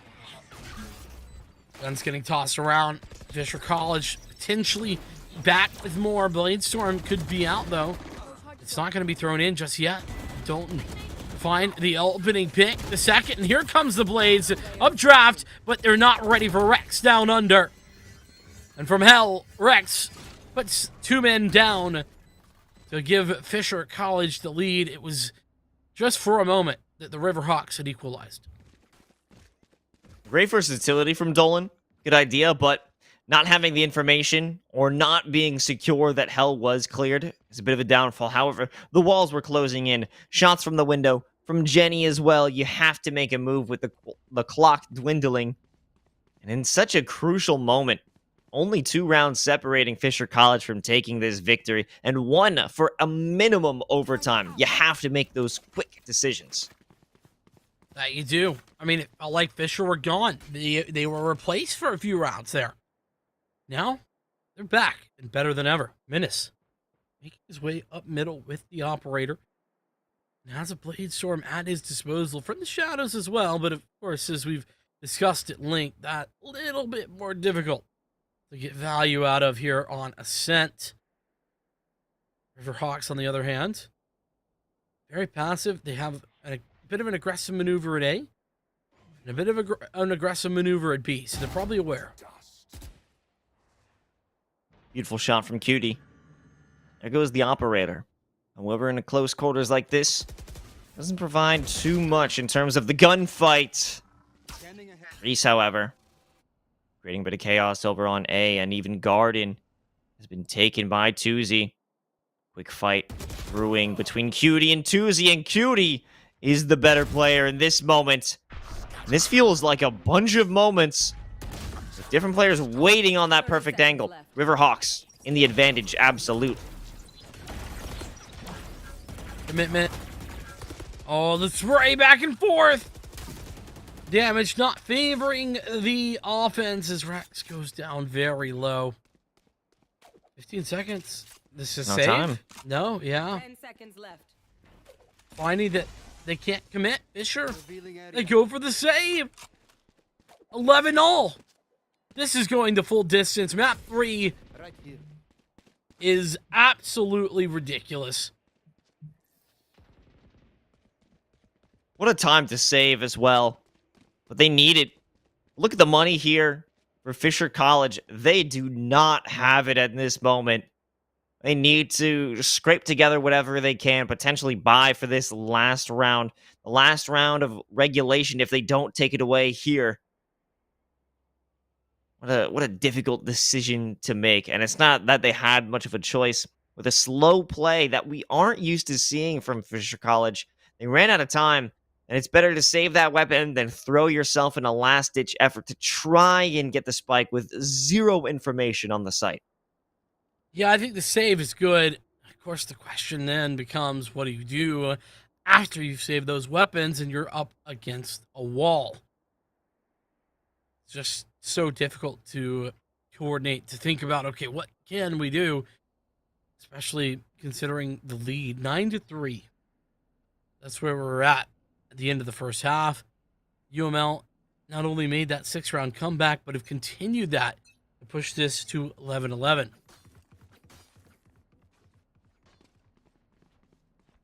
Moment is here. The buy has been placed. Menace back again with the operator. They didn't find the hope, the kill they were looking for up mid in the previous round, the previous engagement. This may be much more telling. Skirmish on Catwalk. Well, it looks like nobody wanting to take that fight. Understandable. If they knew what they were going up against, I wouldn't either. This is going to be a double swing. Not expecting it. Great play there from Cutie. Reese, though. Reese with the ultra regress. That is massive. 2 quick frags, and suddenly things are looking up for Fisher. Great response. And Reese able to find safe passage with the dark cover. They walk on through.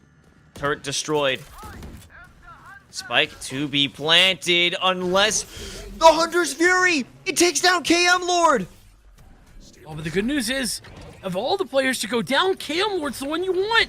The core can be stabilized, the spike can be recovered, and the plant can go back down. Best case scenario, here and now. Tuzi coming up from the window, puts a bit of pressure onto Heavens. And in a matter of seconds, Witness is all that's left. It's a 1v3. They've been hit with the suppression.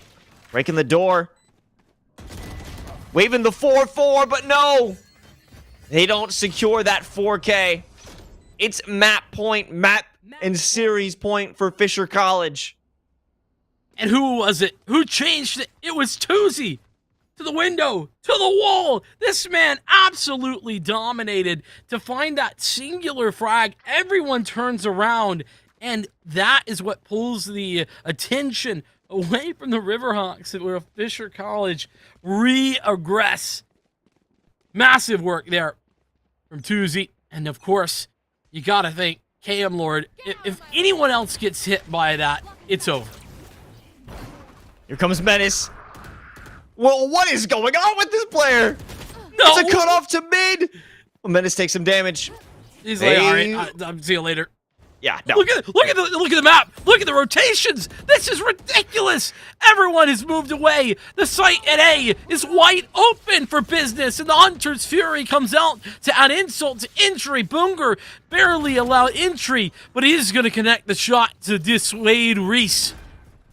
Cam Lord sticks the plant. now there's a lockdown, and nobody is there to stop it. Hunter's Fury already committed, and they'll have to back off into Wine. That's their only option, and in this moment, put down the dark cover, activates. Oh no! That defusal.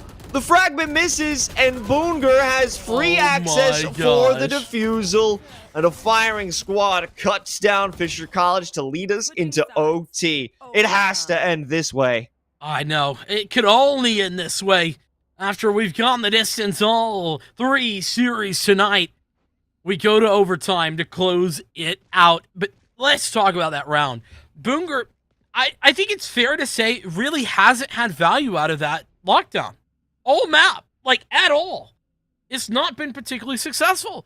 But here, now, at the last moment, he's able to pull it out because of the fact that Reese had utilized that Hunter's Fury earlier in the round and got punished for it.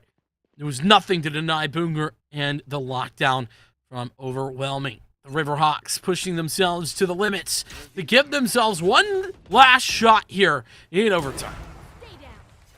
Menace reliving their role, going for the glass cannon up, but it will be destroyed. That over aggression. Placements, a lobby. You can never be too sure what the plan is with these two teams. Always willing to rotate, always willing to adjust their plans on the fly. Witness, the orb might be looking for laying the plans of that Hunter's Fury, but now we'll have to just investigate what awaits them on A. Ooh, Rex tagged up. Oh, but the paranoia connects, and he's turned the wrong way. Oh! Cutie, you have to be aware. A missed shot, but allows KM Lord to come through. No! Oh my. Not like that.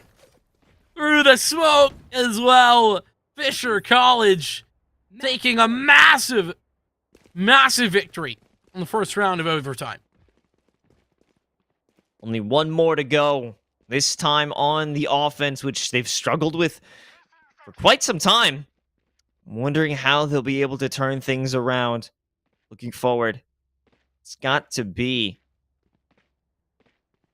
this one moment. The first few seconds of this round, I believe, are going to be crucial if any information is secured. If anyone does manage to get shot through the wall, no. They'll play it back. The Riverhawks aren't taking any chances here. Dude, Menace is so fast. It's ridiculous. And that fragment. Whose fragment is that? That's not going to do anything. Spike down B. Soul, Dolan, the B-site defenders, but will they defend their title? No! Menace in the cloudburst, a fury to be dealt with in Boonger, the last one alive, a 1v3 and 17 HP. Walking into this one is walking into a death trap. You cannot escape fate, you cannot escape death, and you cannot escape Fisher College. Fisher College showing their stuff there at the very end. They nearly gave that one up. It was 9-3. That was the half. That was the magic that Menace allowed them to have at 29-18. But on the way back, it was QT, it was Soul, it was Witness, it was everyone chiming in there for the Riverhawks. But ultimately, the University of Massachusetts Lowell are going to fall in their second consecutive game. Big congrats to Fisher College, and of course, man, did they show that they had the mental toughness to stay in that fight despite the comeback. Yeah, no, there was a great opportunity for UML to bring it back into their favor, and they did. Enough to turn this into an OT map, and of course it had to be finishing it off. A beautiful series between these two teams. A clinic, honestly, but who I loved as time went on, it was KM Lord. KM Lord has to be my MVP. Of course, Menace is coming out with those flashy kills and the high kill count, but when it came to those very crucial clutch moments, it was KM Lord who stepped up big. Listen, I don't disagree with that in the slightest. KM Lord absolutely had a massive performance tonight, but call me biased, but I've been watching Menace for far too long. I got to go with my boy Menace, at least my MVP, Congratulations on the win. A huge W for Fisher. This is their B team, by the way, not even their A team, is what I understand. Which, Oh my God. begs the question, who the heck is their A team? But anyway, all of that to say, this was a really crazy game, and it sure went the distance. We had 9 maps today here on A Stream. That's insane. I wonder how many OTs actually occurred within this one, because I know it did go that distance in the previous series. But, you know, it's the A stream for the reason. You got to pull out the greatest games, the longest heaters of series, and that's what we got. A true treat it was to cast this game. Fisher College take this new record 2-0. We'll be continuing into week 3 undefeated. But that's going to do it for us here at the NECC Week 2 Valorant. I'm Los, joined by Vincent. Thank you all to the fans for joining us, and have a good night. Peace.